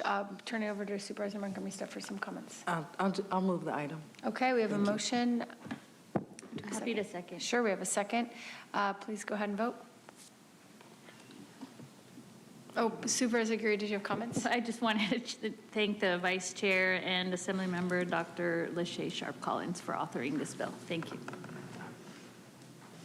Okay, we have a motion and a second. Please vote. Chair Lawson-Remer, that motion passes with Supervisor Anderson and Supervisor Desmond voting no, all other supervisors being present and voting aye. Okay, thank you very much. Item number 21, we'll turn it over to Supervisor Desmond to kick it off. Thank you very much. Appreciate it. This is advancing transparency and accountability in our homeless response, primarily in the unincorporated areas. We've invested a lot of resources in combating homelessness. The most recent point-in-time count showed an 11% reduction in homelessness in the unincorporated areas. This is an improvement. There's still about 200 people living on our streets and in the unincorporated areas. So I think this is still unacceptable, and we need data to inform our policy decisions, I think, moving forward. What I'm asking for is a monthly report of our homeless data in the unincorporated area. I would like to know how many individuals are on our streets, what's our motel voucher program look like, what are barriers for housing for those who remain homeless. With this information, we could invest in services that are working and work towards housing every person within our jurisdiction. Today's action asks staff to return to the board with a monthly draft memo so we can discuss as a board what we would like to maybe see included or excluded. The Regional Task Force on Homelessness, they actually publish a monthly memo on homelessness. However, it's a region-wide report, and I'd like to see more specific data on the unincorporated areas as more granular data. If the Regional Task Force of Homelessness for Homelessness could be a partner in the effort, that'd be great. But what I'm trying to do is get the data that on what is exactly happening in the unincorporated areas. We recently came across the city of Vista. They had a great monthly homeless report that really kind of broke down, how many people they contacted, how many people they were able to help, and if they were moving the needle at all. So with that, I'd like to make a motion to approve the item to advance transparency and accountability in our homelessness response and collect the data necessary to carry that out. Thank you. Okay, we'll go to public for comment. Thank you, Chair Lawson-Remer. We have 21 requests to speak on this item, 10 in person and 11 requesting to speak by phone. Also note that we received 1 e-comment in support. For any individuals that requested to speak on item 21 by phone, please dial into the conference line using the instructions that were provided to you. We'll begin with the in-person speakers. As your name is called, please come forward and stand on the arrows until it is your turn to speak. You will have 1 minute to address the board, and I'll ask you to begin by stating your name for the audio record. I'd like to invite forward the first 3 individuals, Cesar Javier, allegedly Audra, and Michael Brando. They'll be followed by Mark, and Ilka Weston, and Yusuf Miller. You need to have people check in when they're here because you just keep wasting our precious time. And anything that Kimsey has to do with transparency and accountability, my ass. Okay? So, I mean, if you're dealing with homeless people, she's going to murder them. She's going to allow them to be sexually abused. She's going to starve them to death, right? And then be like, this is confidential. It's embarrassing for those people if people knew that they were homeless, right? Just like with kids and dependency cases, it's embarrassing for children, right? For all of the exposure of the truth to come out. So yes, it would be embarrassing for you, Kimsey, for people to know what you do with homeless, as you guys sit here and lie about how many people there really are. Yes, no, I'm talking the truth. And you're not going to silence me, Tara. I'm talking directly to you. Okay, yes, but what you guys do with all of these people, all you do is exploit them and make money off of them, and then be like, let's keep it confidential. So all this transparency ain't never gonna happen when you got demons in charge. Go to hell, Kinsey. Next speaker, please. Ilka, please go ahead. Please go ahead. Thank you. July 29th, 8:28, a phone call to a non-emergency line, 4 minutes. Sheriff's deputy shows up, is there for 30 to 40 seconds, sees a body in the ravine in Lemon Grove, drives away. Witness calls back at 9:02. Immediately, there's a call back from the sheriff's deputy who said she's a transient, her life doesn't matter, they're all over the place. Now, I want you to hear the words because this is the witness. So looking away or looking down, Tara, shows you really don't have any love for the human life. Because this person then ended up getting threatened out if he called again. So then on August 1st, while walking his dogs, what happens? He hears the cries again. He goes in the ditch and he tries to pull the lady out who is under the water. A sheriff deputy did not care. Could have saved her life. Thank you. Next speaker, please. Thank you. Thank you. Thank you. Your time is up. Your time is up. Next speaker, please. Mark, a minute isn't long enough. So addressing this, Jim, unfortunately, if you or no one is going to mention the Federal Reserve causing inflation intentionally, even though you constantly mention that it's incredibly detrimental to our society and is causing all kinds of problems, and it is. So people need to see zeitgeist addendum from, the solution is not correct, but in fact it was probably put forth by the very people that would control us and enslave us. But from 6 minutes, 40 seconds to 24 minutes is the quickest, best description. Every fifth grader and anyone over that should know on how corrupt the monetary system is. When you have that much corruption in the monetary system, you're going to have a lot of homelessness. And of course, these people make so much money, they don't have to worry about that. Corporation nations see this from, these are YouTube video tiles, from 3 hours, 29 minutes. Wealth inequality. 6 people in the United States could buy all of the houses. You just aren't. Thank you. As the next speaker is coming, thank you. Mark, your time is up. The next speaker is coming forward. I'd like to invite the remaining speakers in person, Jennifer Lotero, Natalie Rashke, and Anthony Ralphs. My name is Yusef Miller, and of course, I'm for the transparency and accountability on homelessness and homelessness response. And I hope that granular look is looking at the complaints from homeless to services from the county as well. And the reason why I say that, like one of my colleagues was just here from Transparency and Accountability of Probation and Parole, Ilka Weston was talking about Irma Perez died in Lemon Grove for not having the proper response from the sheriff's department. On day 1, there was a call that there was a woman in the water, up to her face in the water, and then on the 3rd day after, they ignored her that first day. On the 3rd day after, he goes out and sees her again, tries to pull her out himself. She's still alive 3 days later, ants in her mouth and things like this. Pull her out. He couldn't because of his back surgeries. He's a veteran, and he called 911. Then they come out, and they take her to the hospital. First day in the hospital, 2nd day in the hospital, then she dies on the 3rd day. So when we talk about accountability and transparency, we need to make sure that we're looking out for our... Thank you. Next speaker, please.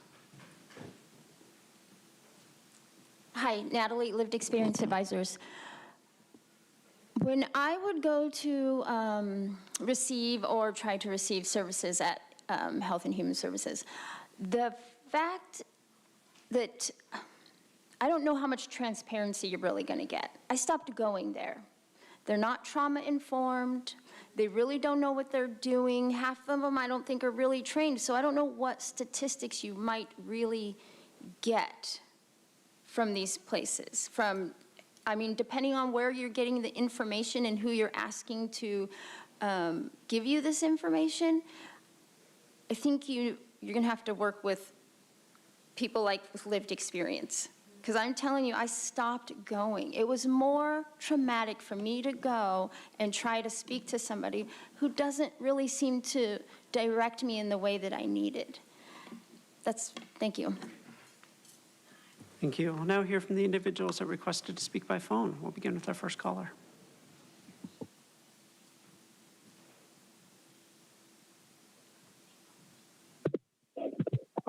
I think that identifying the cause of homelessness is a great move, especially with all the people who may be made homeless by extortionate rent, excessive garbage collection, or other fees improperly added to their taxes, or loss of income from being replaced in their job by artificial intelligence. So such a list would surely be of use now and in the future as well. Also, it might help people who die of falling in the water. The other suggestion I would make is there should be a short explanation of, quote, other on what is the primary barrier. Thank you. Hear from the next caller.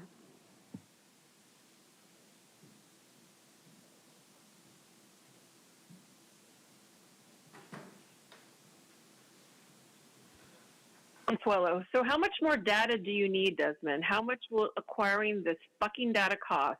When you receive the fucking data, then you'll need more fucking data. You say you want transparency and accountability in addressing homelessness. Be honest. Big government itself is at the root of this crisis. Government will never get to the root because, again, they are at the root. No matter how much data you collect, this system is designed perfectly broken, all in lockstep with the global agendas like the UN Agenda 21 and the World Economic Forum to keep the people in debt, stressed, and dependent. You tax them, fine them, bury them in fees, strip away their jobs with automation, inflate rents until they can't survive, and then parade out solutions that profit from their suffering. And the cruelest part, people are too busy, too distracted, too deep in denial to see it. The cognitive dissonance is strong, but those of us who are awake, we know, we see through it, and we will not stop sounding the alarm. Get used to it. Hear from the next caller.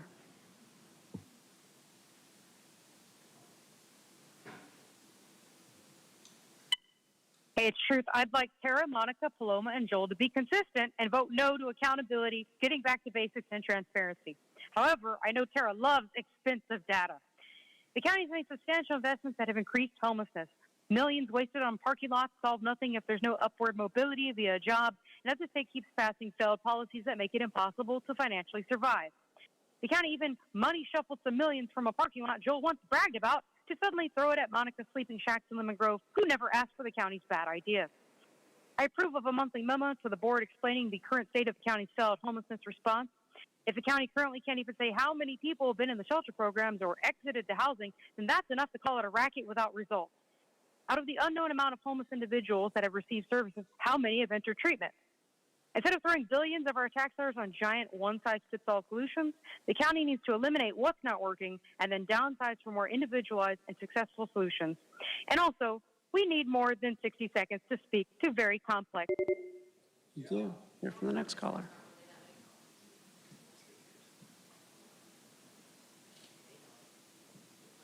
Well, I don't need more than a minute to go ahead and curse you out, Monica, and all the other board members. I don't need a minute to go ahead and do that because you guys don't want to actually do your job. Tara wants to go ahead and cover up voter fraud. I mean, where is that investigation? Was that investigation me getting the restraining order? And then when I texted Nora during a meeting, you guys all jumped back into the back room and you had a discussion on throwing me in jail, right? And how did I get fired? I got fired because Michael Vu was under getting sued, right? And you needed to keep me quiet, huh? So you made up some bullshit about calculators. And then you kept me on the whole... This time. you please stay focused on the topic, the item that we are currently discussing, which is item 21. Thank you. Yes. Have you investigated the voter fraud that got you guys elected? Yes or no? Have you? We've had this conversation months ago. Thank you. We'll now hear from the final caller.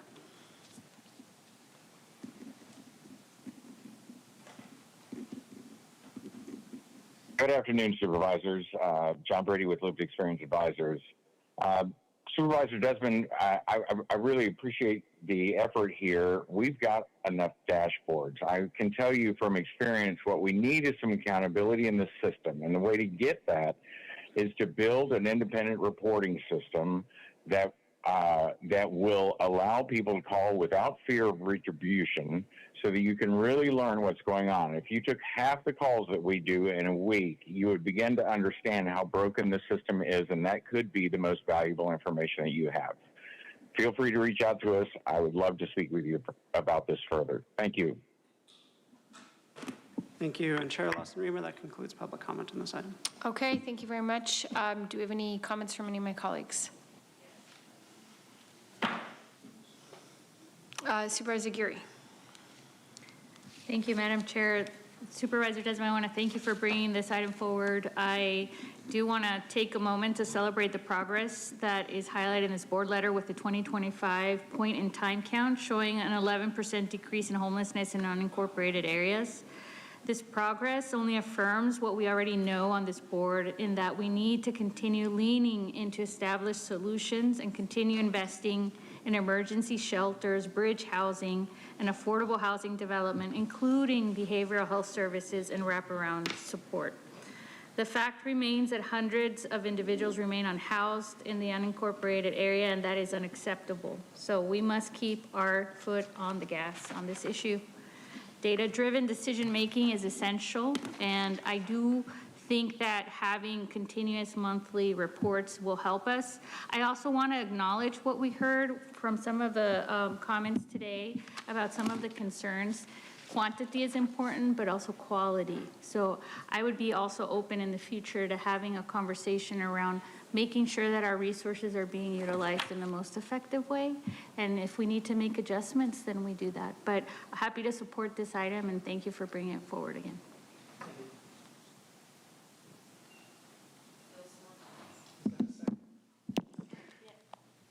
Yes, I will second. Okay, Supervisor Montgomery Step. Okay, Chair Pro Tem beat me to the punch.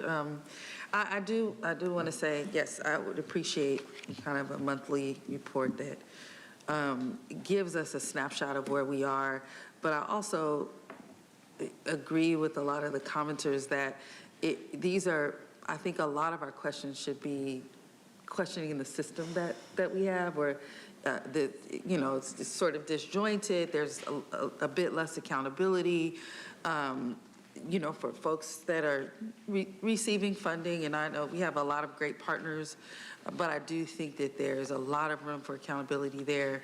I think, as my staff and I were discussing this, we were kind of thinking of other questions that might get us to the point where we're making better policy decisions and budgetary decisions.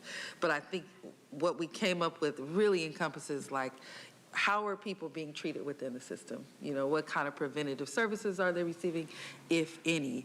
Just like questions like that may not be appropriate for a monthly kind of snapshot report, but I think those are the types of questions that we have to start digging into in order to shift if we need to shift. So, yeah, but totally very supportive of this. Thank you.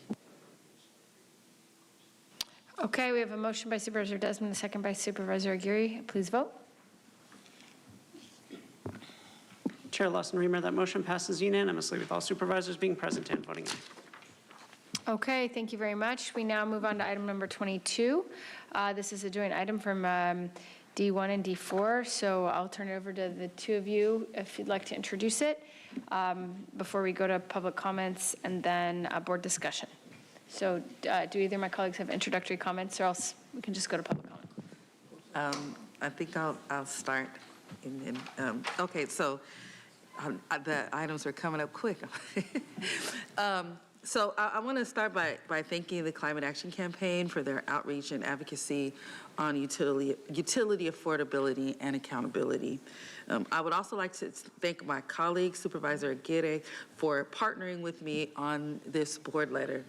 The state bills in this legislative package could bring direct relief to San Diego residents who are struggling to make ends meet.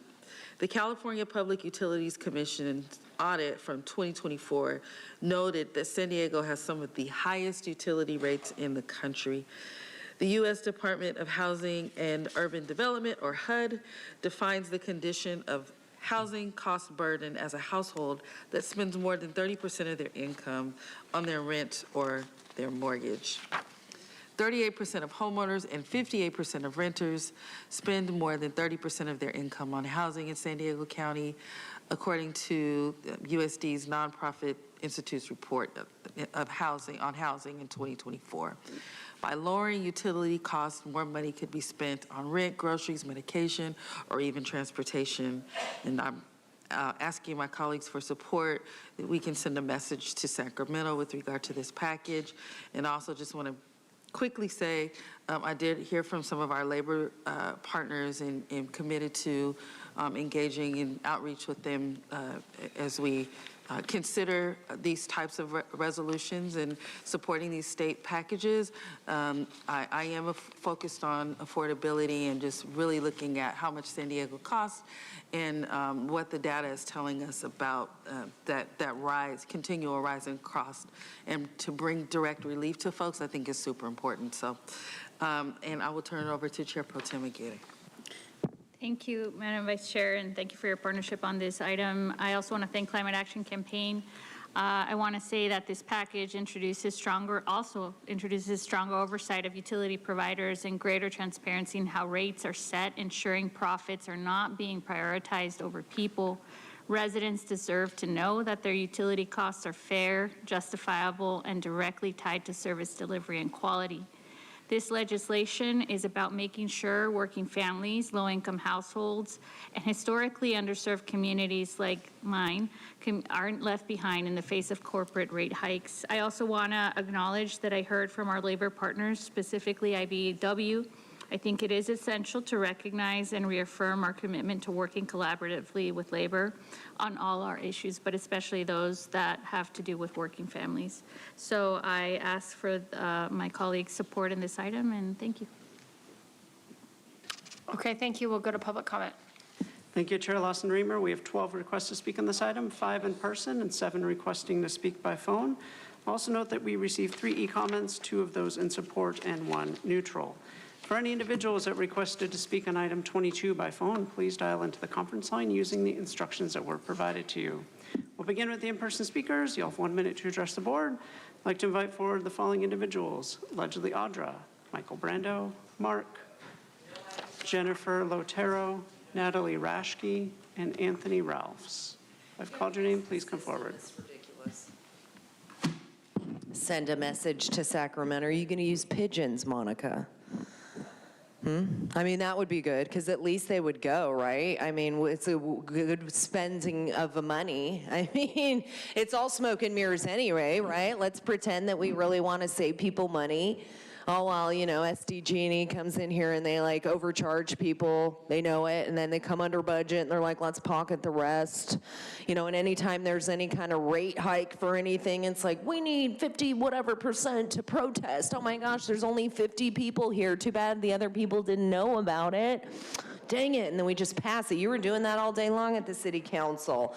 And corporate rate hikes, Paloma, you guys are a corporation, so you guys in your corporate rate hikes, like, you guys are such hypocrites. You sit here and you're like, we really want to help people, all while we're robbing them and raping them and telling them we got to keep it confidential. But as long as they believe us, right? Next speaker, please.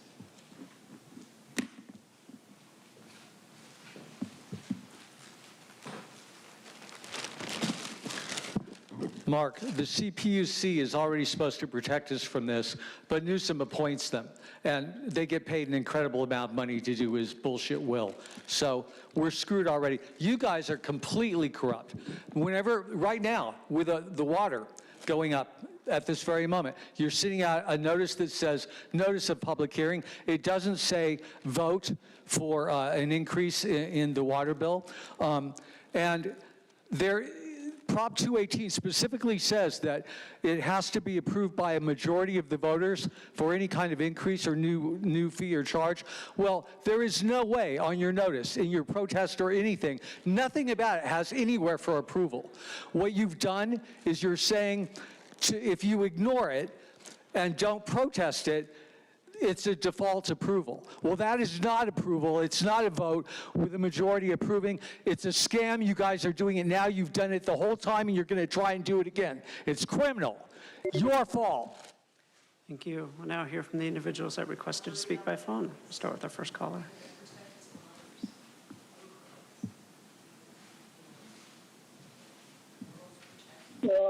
Just what the doctor ordered. It's tolerable. PG&E has been really irresponsible, inflated costs all over the board. I mean, and we keep giving money. Problem, of course, is the CPUC. It's probably easy for you to not take accountability, but I'm sure you played your part. And, it's hard for the average person to understand the bill even.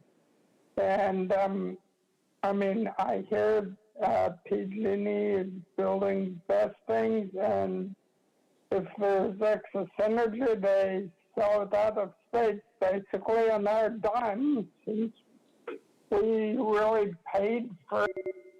Thank you. Hear from the next caller.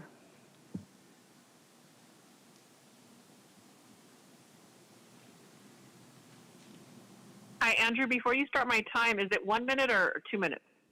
It's 1 minute. Got it. Thank you. Okay. So San Diego residents are paying some of the highest energy rates, not just in the state, not just in the country, but on the planet. And why? Because of the monopoly of SDG&E, a company that profits while keeping us dependent, stressed, and under control. Energy should be free. There's free energy all around us. But the powers that be know this and continue to fuck us over, controlling our energy, our water, our food. And the sickest, most twisted part, people have given up their sovereignty, their rights, their dignity to a government that keeps pulling this bullshit. People get outraged over a viral post, but remain silent while they're getting fucked over left and right day after day. This isn't just about bills. This is about control, and we will not stop calling it out. Enough is enough. Wake up, San Diego. Wake up, humanity. It's going to get rough. Done. Thank you. We'll now hear from the next caller.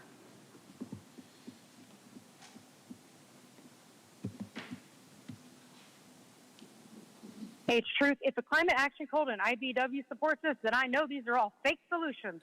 Politics are being prioritized over people. Do all Communist Working Party members have to pass the same junk? Because this was just brought up at National City Council. Most of these bills will actually increase electric prices. SB 330 lets new scum waste more tax dollars on more programs. AB 825 creates more bureaucracy with a task force and a new program to help local governments permit more dirty, expensive electric projects. Socialist SB 332 caps will mean higher rates and service fees to compensate for a dream world of no utility shutoffs, denial of pay for workers, and a new commission to add more bureaucracy rather than ending monopolies. AB 1167 and SB 24's prohibit utilities from lobbying and political activities is one of the only real solutions. However, they'll just funnel money to political unions who will keep funding the candidates that PG&E likes. Simple solution, allow competition. End the monopoly on energy options in the state of California. Remove unnecessary utility fees and state taxes on energy. Thank you. Hear from the next caller.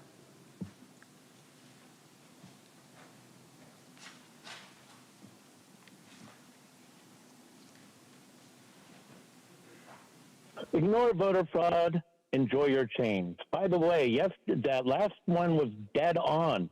We were talking about homeless facilities, correct? And that is exactly where I asked you to investigate, correct? So if you did the investigation because you're such a superior investigator,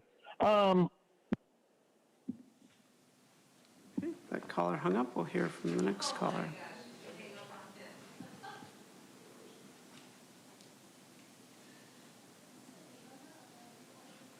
Good afternoon. This is Ali Mariko Dressel from Climate Action Campaign, where we're fighting for a clean, healthy, and affordable future for everyone. Thank you so much to Vice Chair Montgomery Stepp and Chair Pro Tem Aguirre for their staff and their staff for bringing this resolution forward. To increase affordability and reduce the energy burden our communities face, we need to tackle this challenge from all angles, and this historic set of state legislation does that. These state bills limit rate increases, tighten utility reporting to increase transparency and avoid overcharging, and keep the cost of utility lobbying out of our energy bills. Combined, they take the comprehensive approach that we absolutely need for the real rate relief benefits to reach all of San Diego County families. SDG&E makes nearly $1 billion a year in profit with few consequences from regulators as they exceed their rate of return, while a quarter of our neighbors are behind on their energy bills. Enough is enough. It's long overdue that we use our power in Sacramento to lower our utility bills. Thank you. And Chair Lawson-Rima, that concludes public comment on this item. Okay, thank you all very much. I'll just make a couple of comments. First of all, I appreciate the very, very clear focus on affordability and rates and the importance of tackling the affordability crisis in our community across California, but especially here in San Diego County. So I really very much appreciate this this item today. I also would like to recognize the leadership of outgoing San Diego Community Power Chair Supervisor Aguirre in that role of helping. In that role, we at San Diego Community Power have been very focused on utility costs, and that's been something she brought as part of that work every single day. So this, I think, as a package, provides new tools to build on SDCP's recent successes in delivering affordable clean power, and I think will help ensure that investor-owned utilities pay their fair share. I do want to, at the same time, uplift some concerns from local stakeholders. I think some of that was addressed already by the comments from my colleagues, but just that some of the legislative details currently under negotiation in Sacramento remain a little bit of concern. And I speak right now, putting on the hat of the current chair of San Diego Community Power and trying to make sure that the agenda and the interests that we need to mobilize to promote ratepayers in San Diego continue to be centered. And this is specifically about AB 825. And this is the statewide demand-side management making program review task force, which just in terms of some of the details of how it's currently structured, may at this time encroach upon local decision-making power and authority of community choice aggregators, such as San Diego Community Power, and in doing so impose costly time-consuming duplicative program review. So again, this is really for staff. I'm supportive of this item today, including AB 825, but with intent for our team in Sacramento to work collaboratively with San Diego Community Power in making those kinds of changes within some of the devil in the details elements that do matter when we get to implementation. And this is, again, specifically on the statewide demand-side management program review task force and how that impacts community choice aggregators like San Diego Community Power. So, Ebony, is that enough for you in terms of clarifying legislative intent for EDGA? Thank you, Chair. Definitely listening to all of those comments, and Matthew Parr is here in the audience as well, listening intently. That is clarity. I appreciate that. Thank you. Thank you. Yeah, I think just as we move this forward, to ask you to work hand in hand with the folks at SDCP who are already doing some legwork to try to get the changes that we need in the kind of details in that bill. So thank you very much. And I just also note, some of the challenges regarding cost control measures and infrastructure provisions and how that impacts utility workers and the dangerous work that they do. And again, I know that being cognizant of protecting our workers and making sure that when they're doing dangerous work that they're protected is definitely a priority. But just want to note that that is really important and that we have to continue dialoguing with all of our labor partners as we look at these complicated issues. So I definitely support this item and just ask that county staff engage with our local stakeholders to ensure that the final bill language reflects the needs of San Diego's community choice aggregators and local utility workers. Thank you. Do we have a motion and a second? I'll move the item. I'll second. Okay, we have a motion on the floor and a second. Please vote. Chair Lawson Remer, that motion passes with Supervisor Anderson voting no, all other supervisors being present and voting aye. Okay, we now move on to item number 23, reforming the county reserve policy to protect core services and vulnerable communities from federal disinvestment. Just a reminder, this is the second reading of an ordinance. So this ordinance was previously, there was previous board direction of the majority of the board to ask the county staff to develop an ordinance. The ordinance came back, the ordinance passed, but all ordinances need a second reading, so this is the second reading of the ordinance. Did I get that all right, County Council?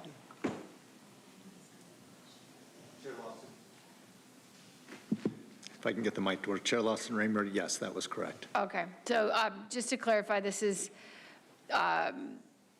we had an item, we had a first reading, and now this is a second reading. So I don't know that there's a need for myself to do introductory comments, but it was an item co-authored between myself and Supervisor Montgomery Stepp. So if you have any comments, okay. Then we can go ahead and go to, and this is a reminder, this was pulled from consent. So we can go ahead and go to public comment, and then we can have some board discussion. Thank you, Chair Lawson Remer. We have 18 requests to speak on this item, 7 in person and 11 requesting to speak by phone. Also note that we received 14 e-comments, 12 in support, 1 in opposition. For any individuals that requested to speak on item 23 by phone, please dial into the conference line using the instructions that were provided to you. We'll begin with the in-person speakers. You'll have 1 minute to address the board. I'd like to invite forward the first 3 individuals, Jamie Howell, allegedly Audra, and Michael Brando. They'll be followed by Mark and Ilka Weston. Good afternoon, Supervisors. I support the consideration for reforming our county reserve policy to protect core services. I'll ask you to please state your name for the record. Oh, Jamie Howell. I apologize. Supervisors Andersons and Desmond, I understand your fiscal conservative capacities. Supervisor Anderson, you and my bishop know each other very well. This is important because it affects both your districts as well as my own supervisor, Supervisor Aguirre's. So we are losing funds at the federal level. And some of the wonderful items that you all have voted on today, are going to be affected. And unfortunately, I hate saying this, but both the two of you in particular were part of this problem. So we've got to figure out a way to fix this. Thank you. Next speaker, please.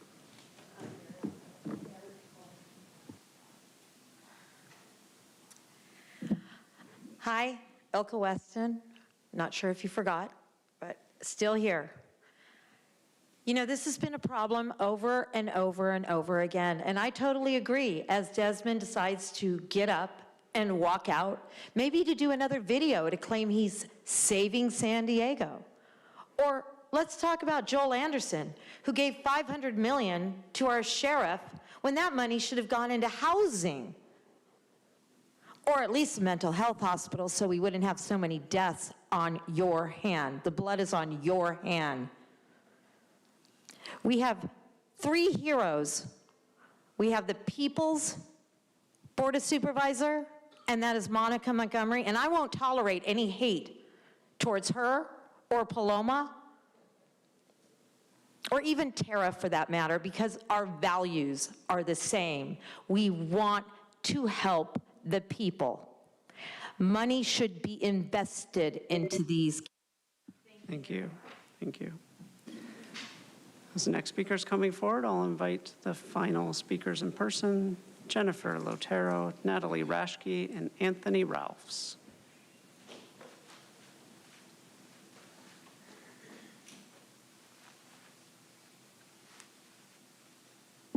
Mark, please come forward.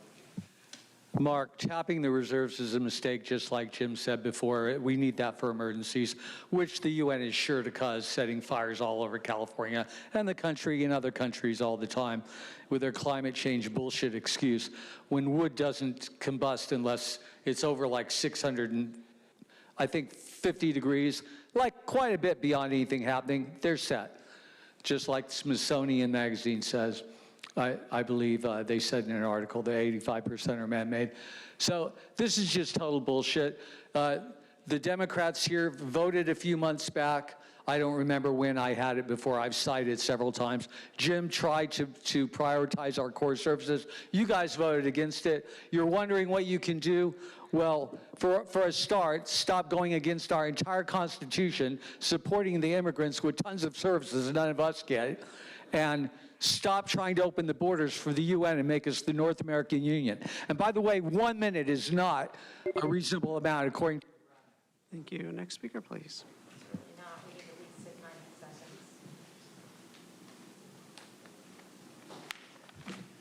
Wasn't that long ago, I told you guys, when you say F you to the federal government, the federal government's going to say F you too, and I broke my gavel telling you guys that. You haven't been put in a jail cell yet, but you sure are seeing the repercussions of your actions, yet you blame it on Trump. Oh my gosh, I can't believe he's doing this. You guys have incentivized our replacements to come in. You incentivize them to become dependents and be these vulnerable people who need help when they get here. You create that. You create it with society, and then you're like, but you know what? It's cool. We're here to help you. You're like the good little murderer or whatever who's like, hey, right, let me pretend that like whatever you're coming in for is going to like help me or I'm going to help you, and then you come in with a dagger, and it's just sad because you're actually exploiting these people that you've incentivized to come across the border. Or like all these children that you guys like, we want to protect them. No, you don't, and it's proven. Thank you. We'll now hear from the individuals that requested to speak by phone. We will start with our first caller.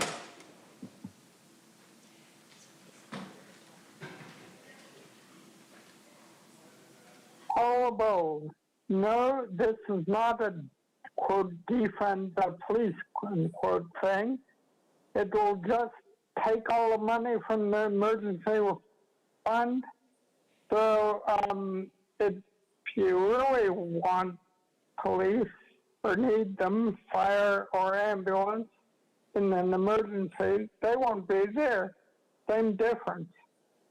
Actually, it's a bit worse since the money that they take isn't defined.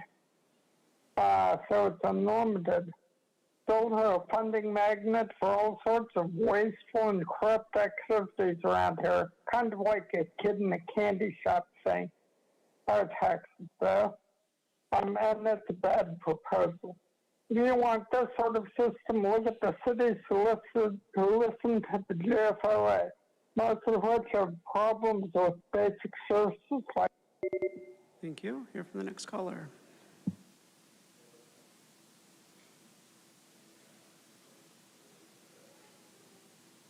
Consuelo here. So, yeah, let's call it what it is. The federal funding isn't coming in, and now the county wants to raid emergency reserves. The very funds meant for police, fire, and ambulance.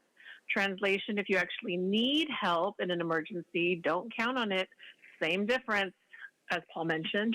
This isn't clever budgeting. Again, as Paul mentioned, it's a kid in a candy shop for wasteful and corrupt agencies, all funded by our tax dollars. Meanwhile, people still believe in this reckless abuse of government even after they keep screwing us over. A smarter alternative, reassign from multiple sources, like the sheriff's office did back on August 26th, 3 pots of money, no crisis, no public safety at risk. But this board, they don't care. They don't work for us. They never have. And they make sure we barely get time to speak. Wake up. Stop letting them pretend they serve the people, because they don't. Thank you. I'll hear from the next caller.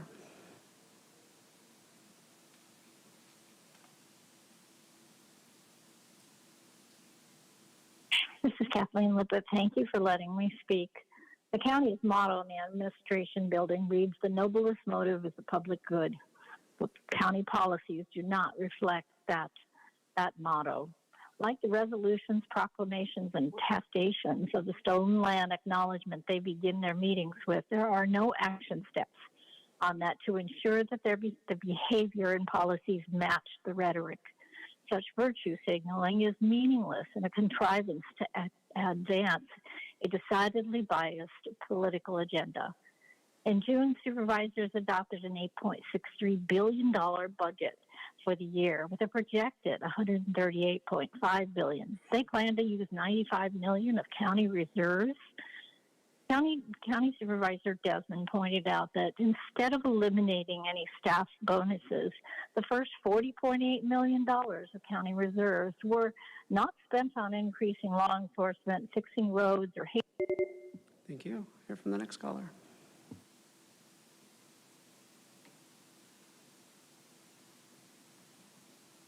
It's true. From the people who disinvested the arts earlier, the three valueless quid pro quo queens, Tara, Monica, Paloma, raiding the reserves and stealing our savings as kickback bribes to their campaign funders, the political unions. Anyone engaged in this unethical scheme should have to permanently wear their green, blue, or purple culture so we know who's really speaking and voting at the dais. At the last Tuesday meeting, shame on Paloma using Mexico sewage as a political tool to raid our reserves and steal our savings. It's not about trust with the county's $8.6 billion budget because Paloma's never earned that. I've heard about her past of squatting in abandoned flop houses because she didn't want to get a job. Has anything changed? And the other excuse for Monica? Racism sucks as badly as making race-baiting excuses to steal our savings to give bonuses to the rich union bosses. Political groups like SIU, IBW, and UDW via Lorena are the ones really pulling the strings of this corrupt board. Just like community power, they want all our money and zero accountability. The union motive is the private good. They don't care about San Diego County. Thank you. Hear from the final caller.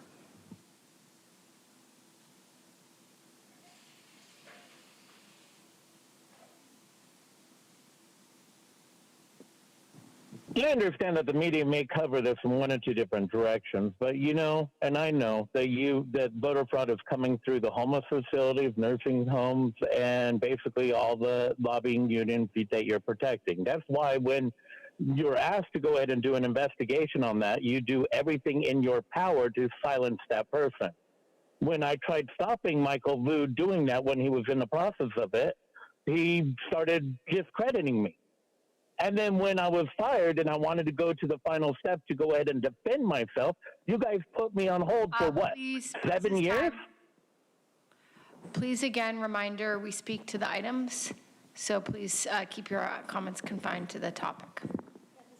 Because you're corrupt and you don't want to get caught right now. That's the only reason why you're dropping it is because you don't want to get caught right now. You want to go ahead and hold it off and wait. Thank you. Chair Lawson-Remer, that concludes public comment on this item. Okay, thank you very much. Supervisor Anderson. Yeah, I want to make sure I understand this. So our policy up to now has been to set aside 16.7% of the annual expenditures, roughly 2 months of spending, to our reserves. And that would be $5.83 billion. Let's see if I have this right. Should be $973.5 million. Is that, I think that's correct. And when you look at the assigned fund, currently has the balance of $691.8 million. Is it correct that we are underfunded before we even start with this by a current deficit of $281.7 million? Go ahead. Through the chair, the amounts that you stated on the balance sheet are accurate. I think that what is happening is the methodology is changing in terms of the calculation, and I don't have the balance sheet right in front of me, so I'll let our CFO, Joan Brockie, speak specifically to help you to navigate through that methodology change. Thank you. Okay. Supervisor, thank you for your question. Just confirming the numbers that you named, you are correct that our current policy requires that we set aside 2 months or 16.7% of our audited expenditures as a reserve. So that amount is $974 million, which is what you said. And further, our policy dictates that we can meet this reserve requirement through the amount of unassigned fund balance that we have. That amount of unassigned fund balance that we have is $692 million. So there is currently a shortfall. I think that also per policy, when we are not meeting the minimum requirement, the CAO is required to provide a plan of replenishment from up to 3 years to replenish to the reserve requirement. And so there is a plan in place, and it is based off of general purpose revenue growth. So we'll be taking an amount of property tax revenue growth that we see and setting it towards the reserve as well. We are expecting reimbursements from FEMA for our COVID-19 costs still.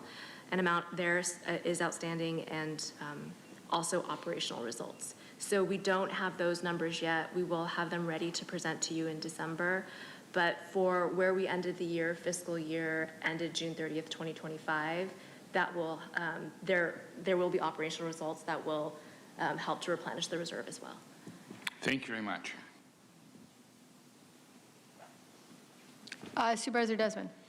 Well, thank you very much. And I'm not going to be supporting the item. I stated my reasons last time. But, you know, I just want to give kind of a perspective, I guess, through my eyes of why I'm voting for this, or voting against this. For 34 years, I was an airline pilot for a major airline. Half of that time, I was a captain. I mean, all the final decisions came down to me. And basically, I learned to manage risk. And we always had reserves, and they were sacred. Fog, you know, thunderstorms, tornadoes, mechanical failure. The airplane in front of you has a flat tire and the runway closes down the airport. We always, you know, kept and protected those reserves. And because of that, you never saw my name in the paper for running an airplane out of fuel. Also, you know, in the last 5 years, we had the Pacific Palisades fire. That wasn't here, but, you know, that threat is definitely here in San Diego County. We had COVID and the floods in the city of San Diego. That's just in the past 5 years. You know, the noblest motive is the public good. And I think we owe it to the public to keep reserves, to keep monies available for emergencies and not use reserves, one-time money, on long-term, funding long-term programs. Because it's just unsustainable. We can't do that. We still have the threats out there. You know, when it comes to cleaning up the Tijuana River area and cleaning up the beaches in Imperial Beach and just cleaning up all of that, just because we shut it off or get it to stop or we're treating it, that mess is still going to be there for years. There's going to be a lot of money spent in cleaning up the Tijuana River area. They still have earthquake, you know, potential, fires, tsunamis. We have all these things. We don't know. It's not a question of if, it's when. And so I've been very protective of the reserves, and I want to keep it that way. And our county employees, I know they're all deserving of dollars, more money and bonuses, things like that. But using the reserves for bonuses for employees is just the wrong thing to do. I think there's other opportunities we could have potentially worked or go through, but I'm just, it's ingrained in me to be protective of reserves, and I think that's the best and safest path moving forward. So I'll be voting no against the item. Thank you. Thank you. I have a couple comments, but I actually just wanted to start with a question to my colleague. He said something really rather interesting. So would you support spending the reserves to clean up this Tijuana sewage crisis? Potentially. I mean, if that's the emergency and we find out from this data and everything else, potentially that could be. That could be a huge emergency. I'm not saying yes right now, but looking at that down the line, just imagine what's in the sand and what's been washed up in the sands over the last decades. And cleaning up that area and trying to get the air. It's just one example because it came up today. But No, I appreciate that. I think I appreciate that. I appreciate the clarity. I think what I would say, I think I agree with you. I think that that is an emergency. And it should be one of our priorities if we were to spend down the one-time money that will be made available from the reserves. If we don't change the reserve policy, it's not available for things like the Tijuana sewage crisis. And that's just the policy that's set. It's not available for that. So I think that there is a interesting conversation I want to uplift where, from my perspective, I think the policy that we are voting for the fourth time on today is extremely fiscally conservative. I appreciate the perspective that we want to be fiscally responsible and safeguard the reserves, and I appreciate that as an airline pilot you would keep us safe, so thank you, sir. That is very, very important.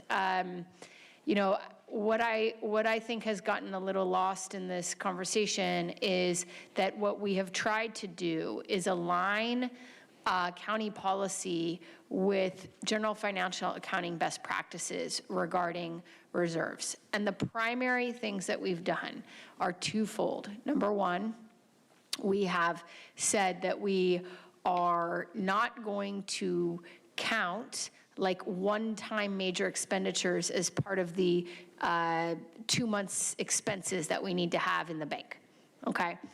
That's very standard, that's what's recommended. It doesn't really move the needle all that much though. I think Joan could correct me, but I think the number is maybe 15, 20 million. That's not the very big change.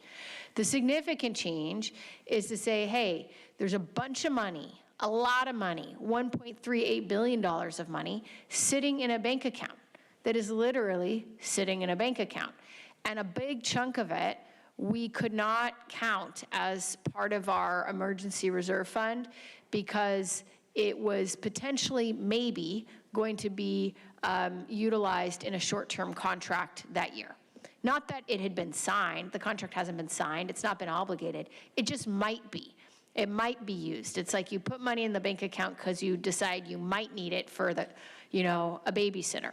But you didn't hire the babysitter, you don't have a contract, you just might use it for that purpose. And so what we have done is say, hey, we should consider some of that money as available, potentially available for emergencies. Because guess what? If there's an emergency and we have money set in the bank doing nothing that we might use for our contract, then we as a board should have the discretion to use that money for something else that's not the contract that we had originally identified. That's the primary difference. And then the second piece of what we've done today is to actually create a framework. So right now, I think as my colleague indicated, there's already been spending underneath the reserves, which has been authorized by 4 votes of this board, including the 2 members sitting here with me who are now against this item, that have authorized spending underneath the reserves. What this does is it creates a logical framework to say, how do we prioritize? How do we create stability? How do we ensure that all of it's not spent all at once in one place? How do we prioritize? How do we ensure that things like the Tijuana River Valley, which is a shared priority, or making sure that people don't lose their health care and don't end up in the emergency room because they can't get access to health care, are shared priorities. Behavioral health, which has been a 5-vote priority of this board for 4.5 years, when those things are under threat, we have a framework to prioritize them instead of it just, being spent in like a willy-nilly kind of way. So I do think all of us agree, frankly, on the importance of fiscal responsibility. I think my view is that we are more fiscally responsible when we're honest and transparent about what money is available and how to best utilize that money in investing in like real crises facing our community, as opposed to pretending it's not there and then making it really difficult for us to develop like thoughtful, proactive plans to invest in the most important crises facing San Diegans. So I know that's not going to change anyone's mind. I just thought it was important to say, and I am heartened to know that if and when our subcommittee comes back with a recommendation to fully fund an epidemiological study in the Tijuana River Valley, that we might have the votes to actually do so. So thank you very much. I'll make a motion. Okay, we have a motion and a second. Sorry, Supervisor Geary. Thank you, Chair. No, I just want to align myself with everything you just said. Obviously, District 1 has the highest number of residents who depend on the programs that are being eliminated by this administration. So I want to make sure that, remind our public that for me, it's an incredibly high priority to make sure that we continue to fund these programs so that nobody falls through the cracks. In addition to that, obviously, we spent most of our day talking about the biggest public health crisis in our nation, and I want to agree with Supervisor Desmond regarding the need to invest in cleanup of the potentially remaining pollutants that even if and when we eliminate the source of pollution will remain in the sand, in the soil. Just want to point out that last year there was the opportunity to do that through the Superfund site. Sadly, that was rejected. But it's good that we're thinking about legacy types of pollutants in our soil and in our sand, in addition to everything we've been talking about regarding water and air. So, thank you. Thank you. So we have a motion and a second. Please vote. And Chair Lawson-Remer, that motion passes with Supervisor Anderson and Supervisor Desmond voting no, all other supervisors being present and voting aye. Okay, thank you very much. I think that was our final item for today. So we now go to non-agenda public comment.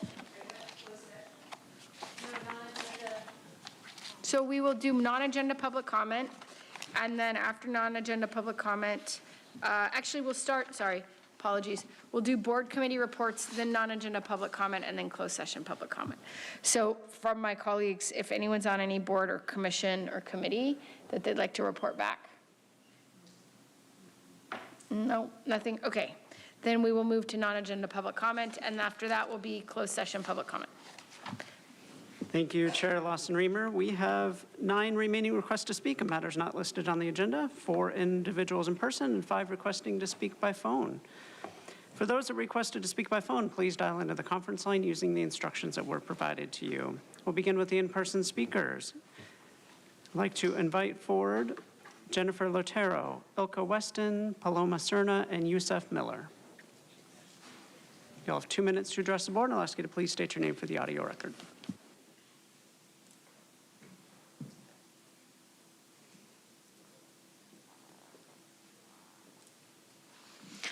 Hi, Ilka here again.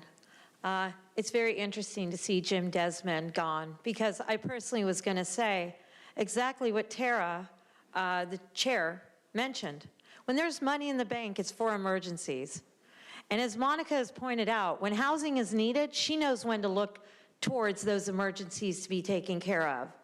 And now we have Paloma well aware and bringing it to our attention the importance of the lives that are being affected in our oceans. Since 1970, we've had these problems. This is exactly the time to dip in the savings or the bank account to protect the people and not kill them. The fact that I advocate for a woman who died due to sheriff deputy neglect is a big concern.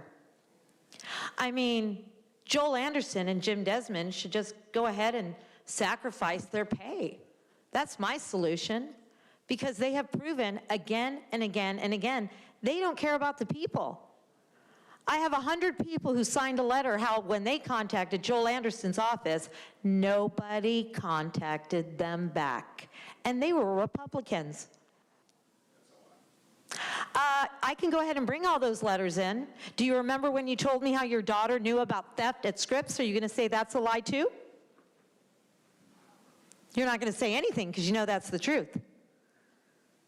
Right now is the exact time for us to go into our bank accounts. This is the exact time to use the county money to protect the people before we don't have people to protect. We are in this problem because of our current administration, and regardless of how much Jim Desmond or Joel Anderson want to get his attention, they won't. But the people fighting, Monica Montgomery Stepp, Tara Lawson-Remer, and the amazing... Thank you. Thank you. Your time is up. Thank you. Next speaker, please.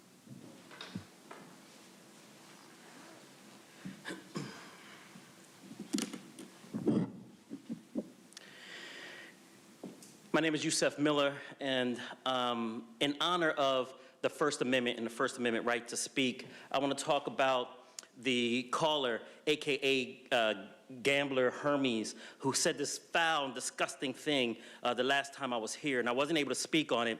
In these discussions, of course, people have First Amendment rights to do those, but those discussions cause harm. It caused harm to people of African descent, and I would like to discuss that with that person to let them know and understand academically and however else they should understand how that impacts people of color, especially people who are African descent. The N-word is fighting words. Make no mistake. The N-word is fighting words, and it is a breach of peace when it's heard. And I guarantee you, if he would have said it in this room, in person, there would have been a breach of peace guaranteed for people who are a bit less self-controlled than I might appear to be. So this N-word, it's understood to be a fighting words and a breach of peace in North, South, Central America. It's known as to be a breach of peace in Africa, in Asia, in Europe, every part of the world. Everyone knows it's a breach of peace and fighting words. Now, I understand that the First Amendment, no matter how egregious that thing a person may say, may cause, how ugly that thing may say, you may have the right to say it. You may. But you are held accountable for the things that are coming out of your mouth. Just like all of you are held accountable for what you say and what you put in the paper. People in the community are held accountable, if not on paper, out in the community from what they say. The worst part of this is that Mother Harmon was here over 90 years of life in here with the civil rights movement, Malcolm X, Martin Luther King, housing desegregation, school desegregation, health desegregation. And she had to live through that and be here to hear that. Got it. Thank you. Next speaker, please. My name is Paloma Serna. I'm the mother of Elisa Serna, who died November 11, 2019. I'm with Saving Lives in Custody, California, and North County Equity and Justice Coalition. San Diego County jails are killing people, and families are left burying their loved ones. There have already been 8 in custody deaths this year alone. Let me say their names: Brandon Yates, Saxon Rodriguez, Kevin Mills, Eric Van Tyne, Matthew Settles, Kayleen Lyons, James Pittman, Linda Bagby, Corey Michael Dean, Michael Karen, Pedro Jr. Nellis, Omar Moreno Aurora, Keith Bach, Jarrell Lacey, Raymond Vogelman, Lonnie Rupert, Hayden Shuck. That list grows every year, and it will keep growing until you stop protecting a system that is deadly by design. Policies and committees means nothing when people are still dying in cells. Families are still standing here because nothing has changed. The Sheriff's Department operates with no accountability, and the contractors responsible for medical care continues to grow. Continue to ignore emergency, falsify records, and cover up neglect. Attorney General Bonta just announced a lawsuit against the LA County Sheriff's Department for the same failures. People dying in custody, a department that refused oversight, a system built on secrecy and neglect. It is worse. We are demanding that Bonta investigate and sue the San Diego Sheriff's Department the same way he did in LA. Families have deserved the same justice, the same accountability, and the same intervention. You can keep passing resolutions, but until you hold Kelly Martinez and her staff accountable, nothing changes. Every delay every delay is another's death. Start protecting lives. Thank you. Thank you. Now hear from the individuals that requested to speak by phone. We'll start with our first caller.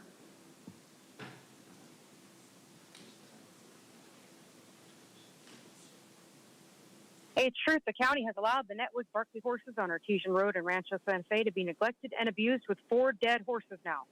On August 7th, horse Penny was killed. The county relied on Deborah's own veterinarian again, even though the county's former vet, Cassie Hamilton, said Deborah admitted she can't properly care for her horses. Netwig and Berkeley are still profiting off ponies. On May 4th at Belmont, Netwig's 118-pound horse named King Lee, after Craig's company, King Lee Technologies, got 4th place trying to win $40,000. And the Netwigs are using the defunct EAS Equine Alliance LLC. Are they unlicensed breeders? On December 6, 2024, County DAS even allowed Craig and Deborah to relinquish 3 dogs, Lady, Buddy, and Max, with a bite history, waiving all fees for them. Here, his friends at KPBS released an article that said, quote, in 2023, the Department of Animal Services hired an outside consultant for $28,000 to audit its 2 animal shelters. DAS kept the audit and its findings under wraps and did not share it with county leaders. Kennels are hosed down with dogs inside, and most dogs lack beds. Fewer than half had toys or bones. The dog euthanasia rate skyrocketed. The shelter cited behavioral problems to justify putting dogs down. Department Director Von Maurice was unaware of the audit. Joel, Terry, and Jim served on the board when DAS commissioned the audit. I am not aware of the board receiving a copy of the audit, said Spencer Katz, spokesperson for Lawson Reamer. Our office doesn't have any records of this audit, said Ian Harper, spokesperson for Anderson. Miles Himmel, spokesperson for Desmond, declined to state whether his office received a copy of the audit, end quote. Plausible deniability for a county euthanasia rate going past 12%. There have been at least 426 dogs killed a year thanks to DAS's ineptitude.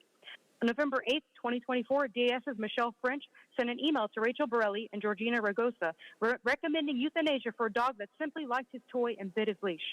The county has a systemic corrupt systems problem, and it's enabling animal abuse. Shame. Are you going to fix that corrupt system, Monica, or are you just going to keep running your mouth every meeting about systems? Thank you. We'll now hear from the next caller.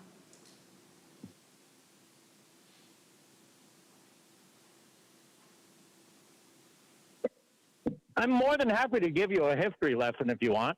We could go ahead and compare what's happening today with slavery back then. We could go ahead and analyze who were the slaves. It was prisoners, correct? We could go ahead and take a look at all these things and recognize what I was using was to point that out. And yes, that was fighting words to both the Board of Supervisors and the media for not covering this properly. We could have stopped fraud. We could have stopped slavery a long ass time ago if they just take a look and stop the people that they give all our money to. But you want to go ahead and help them, don't you? You don't even care about the whole meaning behind slavery, and you want it to continue. And I think that is most disgusting and most. And then I cannot believe that the Board of Supervisors let you threaten me right in front and all that stuff. So if something happens to me, that came from you. I want a full investigation, and if everyone he's connected to and all that stuff, if anything happens to me or my family, that was a direct threat. You guys understand that, right? That was more than anything I ever did to you guys. I just said, if you continue these actions, we're going to go back to civil war. Did I say that multiple times? That's in the fucking restraining order. But yeah, you guys don't want to go ahead and acknowledge the fact that you're putting us in slavery. You don't want to acknowledge history. You don't want to acknowledge any of this crap. You want to go ahead and pretend this shit isn't happening right now, and you want to pretend that you're still victims. Yes, you are victims. We're all fucking victims, including the Board of Supervisors. If they just cut those fucking chains, we could get back to normal. But hell no, they want the fucking money. They want the power, and they want to keep us down, and that's bullshit. And I don't understand why you're not pissed off about that.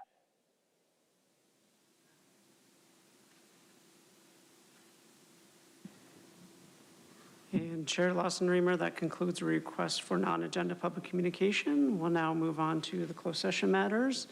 Item 24 are closed session matters. Item 24 in today's general legislative session are closed session matters. The closed session agenda includes 31 matters. Individuals that have requested to speak on closed session matters must provide comments that relate to those items. Otherwise, your comments will be considered off topic. We have 8 total requests to speak on closed session matters, 3 individuals in person and 5 individuals requesting to speak by phone. For any individuals that requested to speak in closed session matters by phone, please dial into the conference line using the instructions that were provided to you. We'll begin with the in-person speakers. I'd like to invite forward allegedly Audra, Mark, and Michael Brando. You'll have word. I'll ask you to please begin by stating your name for the audio record. Sadly, we are in slavery, and you guys don't care, but we have to, sit here and highlight some other things so that people can play a victim while they threaten other people and say words are offensive. Monica told me to be careful, so I obviously need to be careful because there's something that's going to happen, which it already has. But anyway, with anticipated litigation, and we have a new nice little acting county council, acting. I don't know what that means. Are you an actor? Did we find you from Hollywood? Are you just here to pretend to, keep them out of the weeds of, litigation? Are you just going to do more of the same? Obviously, you're going to do more of the same, just like Claudia, who was, allowing these people to engage in, civil rights violations across the board, invite people to come across the border, which is a federal offense, aiding and abetting, as we continue to aid and abet these people, right? And then you're dealing with CPS and all the juvenile courts, and so you are still going to be complicit in the trafficking of those children as well. And Jessica Nicole Fellman, one of your staff, right, adding lies and perjury into the record and, trying to force vaccinate children.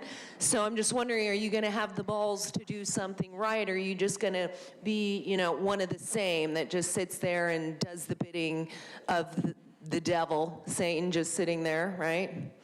Not having any cojones yourself to actually do what you took an oath to do because you're a really good little minion of the bar, the British Accreditation Registry, right? Exactly. It's so funny to watch demons self-implode and just sit there and, sulfur coming up from them, especially like you, Monica, right? As long as we obey our massa, right? Yeah. Next speaker, please.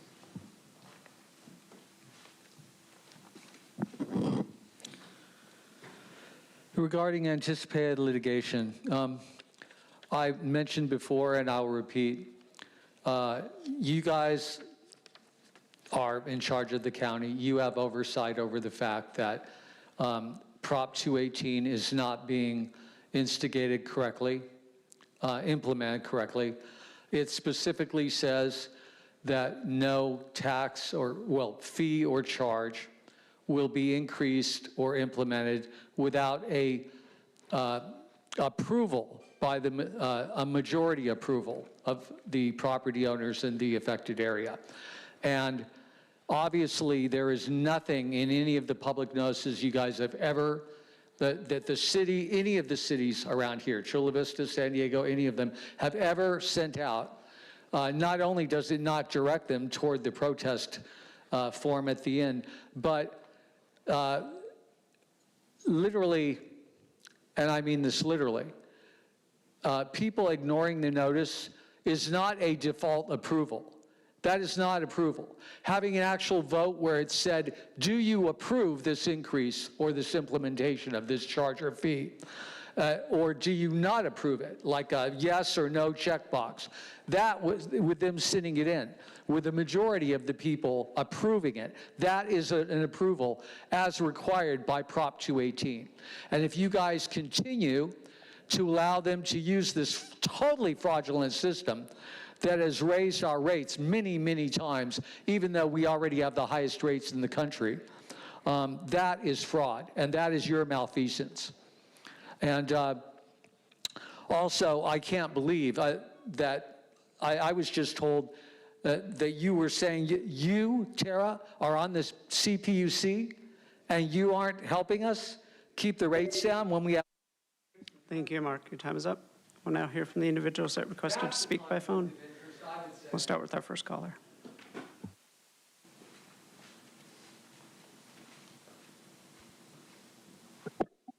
Wow, 29 cases, all but 2 existing, and an employee thing. You will be busy. If you want to stay till midnight, maybe party. Let me know. It would be better to answer some or all of the workload to Wednesday. And once again, the list of cases seems to be in a format, should be in a format rather, editable by common programs such as Microsoft Word. And the list is per the Brown Act. Look it up, new counsel. Some of the cases are in jail, or jail and sheriff deputy injuries. That are settled as you don't want things to build up I see damage claims for flooding against the city. Not sure why you're involved. Maybe it's because of all the money you can transfer from the emergency fund to bail out people who can't keep promises or a budget they can stick to. It's good that CLERB can now investigate jail deaths and sheriff misfeasance more freely. I hope without hiding key people because they, quote, retired, unquote, and without hiding key documents as confidential. It's a start, but there are lots of other abuses, especially child custody abuses, which deserve the same light of day on them. I do hope you'll settle the Polinsky Center abuse cases. How much will continually putting off discussion cost us any money, interest? If not. Thank you. We'll hear from the next caller.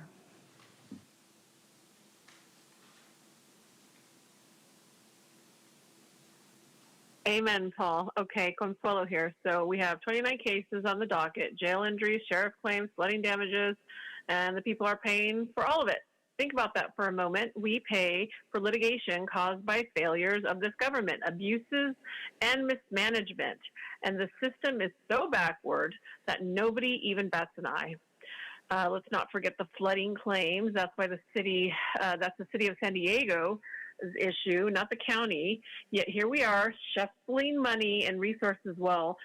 Mayor Todd Gloria jets off to different countries, attending funerals for pandas while our local infrastructure crumbles and real issues are ignored. And he has the nerve, the gall to tell people to tighten their belts and live within their means. This is the definition of hypocrisy, the epitome of a hypocrite.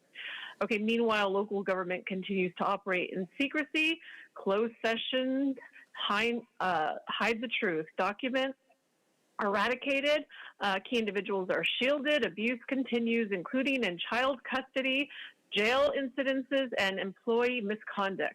This is why transparency is not optional, it's urgent. Let's see, now let me speak to the local social media influencers. Yes, you with flocks of followers, if you truly care about this county, state, or planet, stop using dysfunction of the government as entertainment. Stop seeking accolades. Start directing your flocks of followers and yourselves to actually show up where it counts, to hold these political puppets accountable. If you're just performing for attention, you're no better. In fact, you're worse than the very politicians who perpetuate this system, all for likes and going viral. So over that stupid shit. The future generations especially deserve better. They deserve truth. They deserve accountability, not politicians who only serve themselves. Wake up, San Diego. Thank you. Hear from the next caller.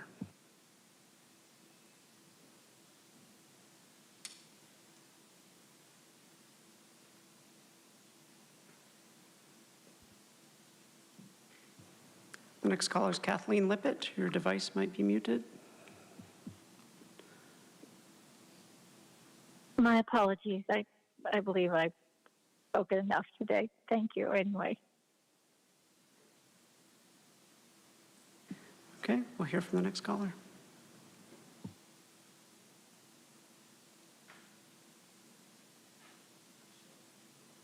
Hey, it's truth. I believe I have not spoken enough today, I guess. I wanted to say at least one nice thing today, so thanks to whoever finally gave some description to a few of the lawsuits by labeling cases G through DD as being related to the 2024 preventable storms. However, cases A through F have no description. I'm going to assume those have to do with jail deaths, or maybe Tara can give another 30-minute monologue on the dais that goes in a circle saying a whole lot of nothing of absolute garbage. Case EE is county council. Is that an appointment? What's the criteria for appointment? What's the pay range? Is it still in the high $300,000 range to be a county minion? It reminds me of Tara being delusional to the fact that the county already has a set budget to live within and has failed to do so. What's it like to be completely fiscally irresponsible? Tara Paloma, don't forget, get a real job and pay your taxes. The last county council clown, Claudia Silva, was too focused on covering Tara's censorship to remind the board of fiscal and legal realities. So glad she's gone. But let's read that email to her from Helen again. Let's see, December 6, 2023. Claudia, I am sorry we didn't connect today, but I want to let you know I'm very upset by a phone call I received from Tara late this afternoon. She prefaced her comments by saying the call was very delicate. She wanted to say that Michael Vu was not a shoo-in for the interim or permanent appointment. However, she wanted me to know. Pause our commenters' time. David Smith, County Council. Chair Lawson-Ramer, members of the board, the email that the caller is reading is an attorney-client communication that ought not to be publicly disclosed. I understand that she's reading it, but our office is asserting the privilege and will continue to do so, and I just needed to make that clear for the record. Okay, thank you very much. Thank you, David. You can go ahead and continue your time. Yeah, you don't have the privilege over free speech, and you also don't have a privilege over a record I already read. I already read it into the record. I read the email at the last Tuesday meeting, read it into the record, and I did that because the county tried to tell La Prensa to take it back. You don't have the right to do that. It's already leaked. Michael Vu had it in his lawsuit. Again, this is why you have anticipated litigation so much, because you're constantly violating the First Amendment, and then you're violating, you're doing quid pro quos out in the open. That's why I read it. It was intentional. I know exactly what I'm doing. You guys don't. You messed up, and that's why these emails get leaked, because people are tired of your corruption. I will continue to read this email as many times as it takes until I get the full thing out. Just give me more items to talk about. I'll read the rest. So that's part one. We'll continue. Thank you. We'll now hear from the final caller.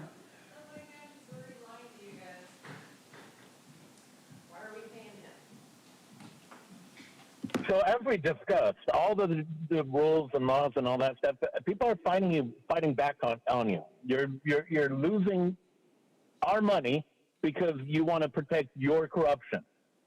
Tara, you definitely recognize that video clip that is on X right now basically states all of that. You were going to look into it, and you never did.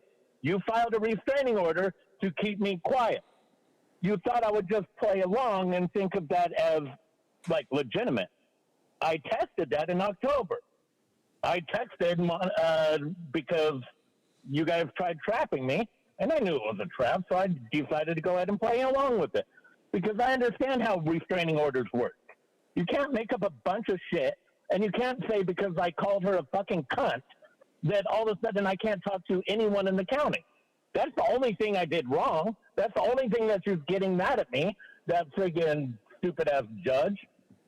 So let's go ahead and talk the facts. I showed up at the Board of Supervisors meeting at the same time Pause this time. Reminder that this is closed session items, so please keep your comments focused on the closed session items. You can say non-agenda public comment during non-agenda public comment. Thank you. I understand that. Could you go in and read all of them? Because I have a hard time finding them because you guys have that kind of locked up. Could you read all of them for me again so I understand what I can talk about? The items are available on the agenda where all the agenda items are listed. I know. I don't have access and I can't get to a library because you prevent me from going to one.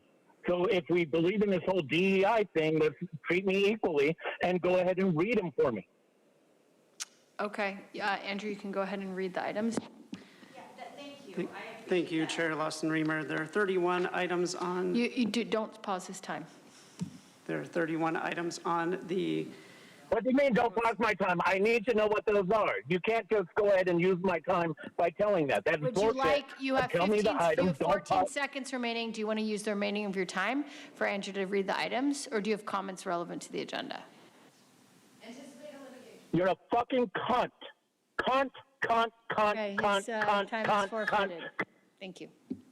Thank you. And Chair Lawson-Remer, that concludes public comment on the closed session matters. Okay, thank you very much. I just want to take a moment to make a comment about the decorum in this room over this meeting today and really the last few meetings, and invite any of my colleagues to comment who'd also like to comment. It's completely appalling and totally offensive. We have a county code of ethics that creates a respectful workplace, that guards against hate speech, that guards against the kinds of comments that are designed to intimidate and terrorize that we've heard over and over and over again today. Yes, it is unfortunately true that we cannot regulate free speech, but some of the comments are becoming dangerously close to direct threats. And if that is what we hear, action will have to be taken to protect the safety. Audra, please. I'm threatened by Monica, and you're talking about other words. I've been beat up by a sheriff, and you guys are talking about be careful with words she's telling. Audra, I am speaking. It is not time for if you have a. That it's only you guys that are protecting. Audra, okay, if you keep talking, you're going to be removed, and that would be very sad because the meeting's almost over. We've done a very good job of not having anyone removed today, so please stop. This is not acceptable. Like, we have to do better. People come down here to try to participate in a civic discourse to make decisions about our county that impact everybody's life. And there's folks who don't want to come down because they don't feel safe. We don't have a space where people can come and express themselves and feel like they can talk without fear of being threatened and yelled at.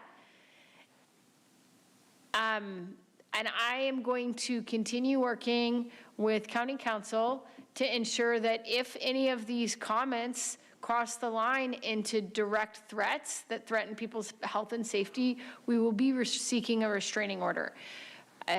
So if anyone else would like to say anything, but I am personally completely appalled, and I'm embarrassed, frankly, for San Diego County. I'm embarrassed. So I don't know if anyone else wants to comment, but yeah. Supervisor Montgomery Stepp. I'm committed to the same thing. And we are very blessed to be sitting here. But abuse is abuse no matter what position you hold. And I am concerned about the tenor of the comments and where it's going. So I'll be committed to the same thing.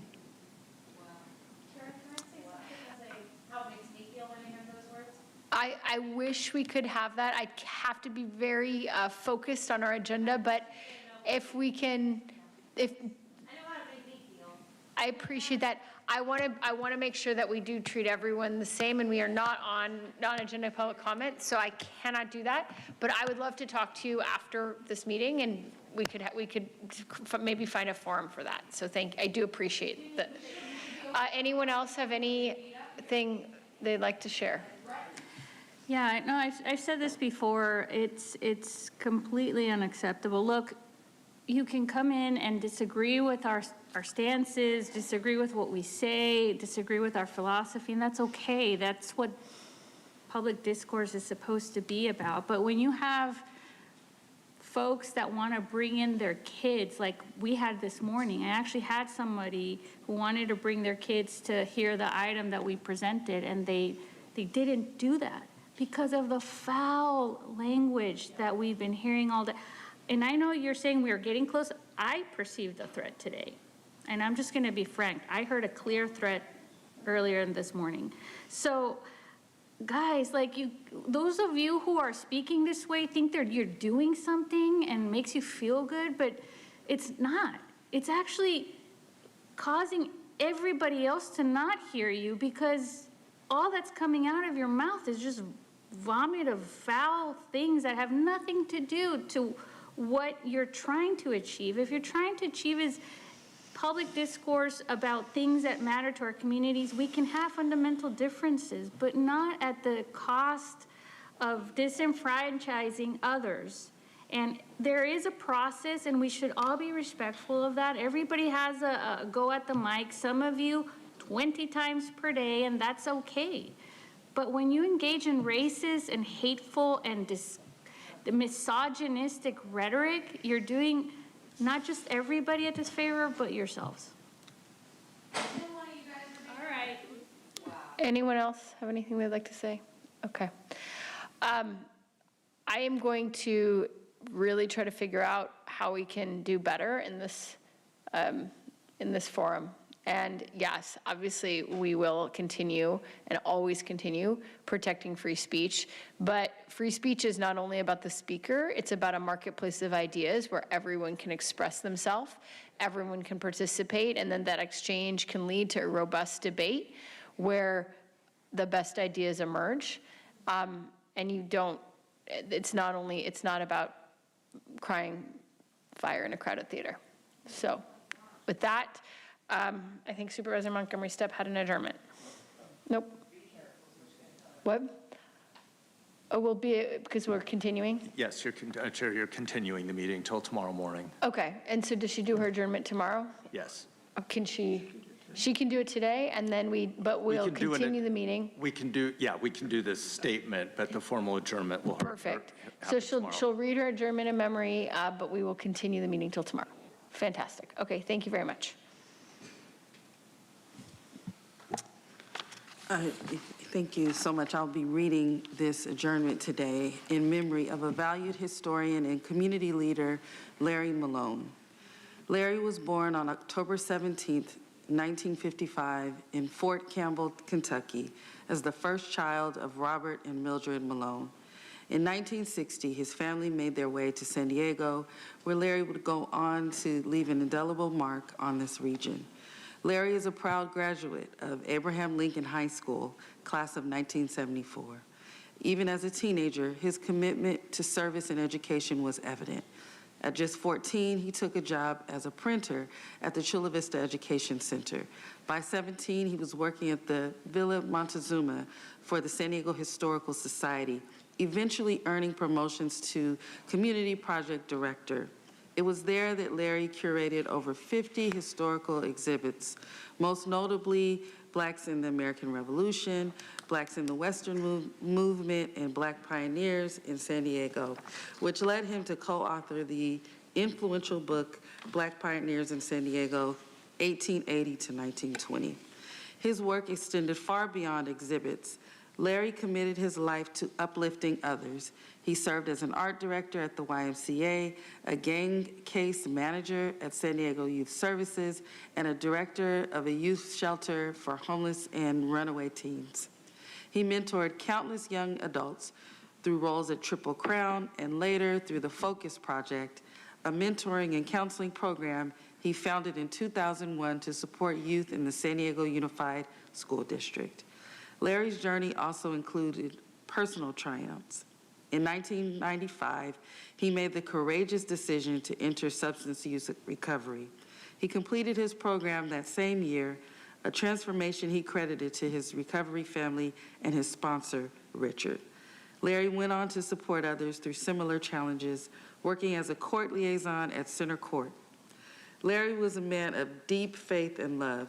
He married Rosalind Harris, and together they had a daughter, Lena Eliza Malone. In 1988, he married the love of his life, Faye Brooks. Together, they joined New Creation Church, where Larry was an active member, serving as an usher and participating in the Brotherhood Men's Group until illness slowed him down. Throughout his life, Larry remained deeply involved in community organizations. He co-founded Black Men United and helped lead the San Diego Black History Committee. He also served on several local boards, including the San Diego Historical Board and the Sherman Heights Community Board. His legacy includes the creation of Who's Who in the San Diego Black community and numerous awards, including the Jackie Robinson Community Award, the Black Writers Achievement Award, and the Key to the City of San Diego, presented by the late Councilmember Charles Lewis. Larry's passion for preserving and sharing African American history in San Diego will continue to inspire generations to come. He is survived by his wife, Faye, his daughter, Lena, and a host of other relatives and loved ones. We extend our deepest condolences to all of the lives that he has touched. Thank you. Thank you. We will reconvene tomorrow morning at 9 a.m.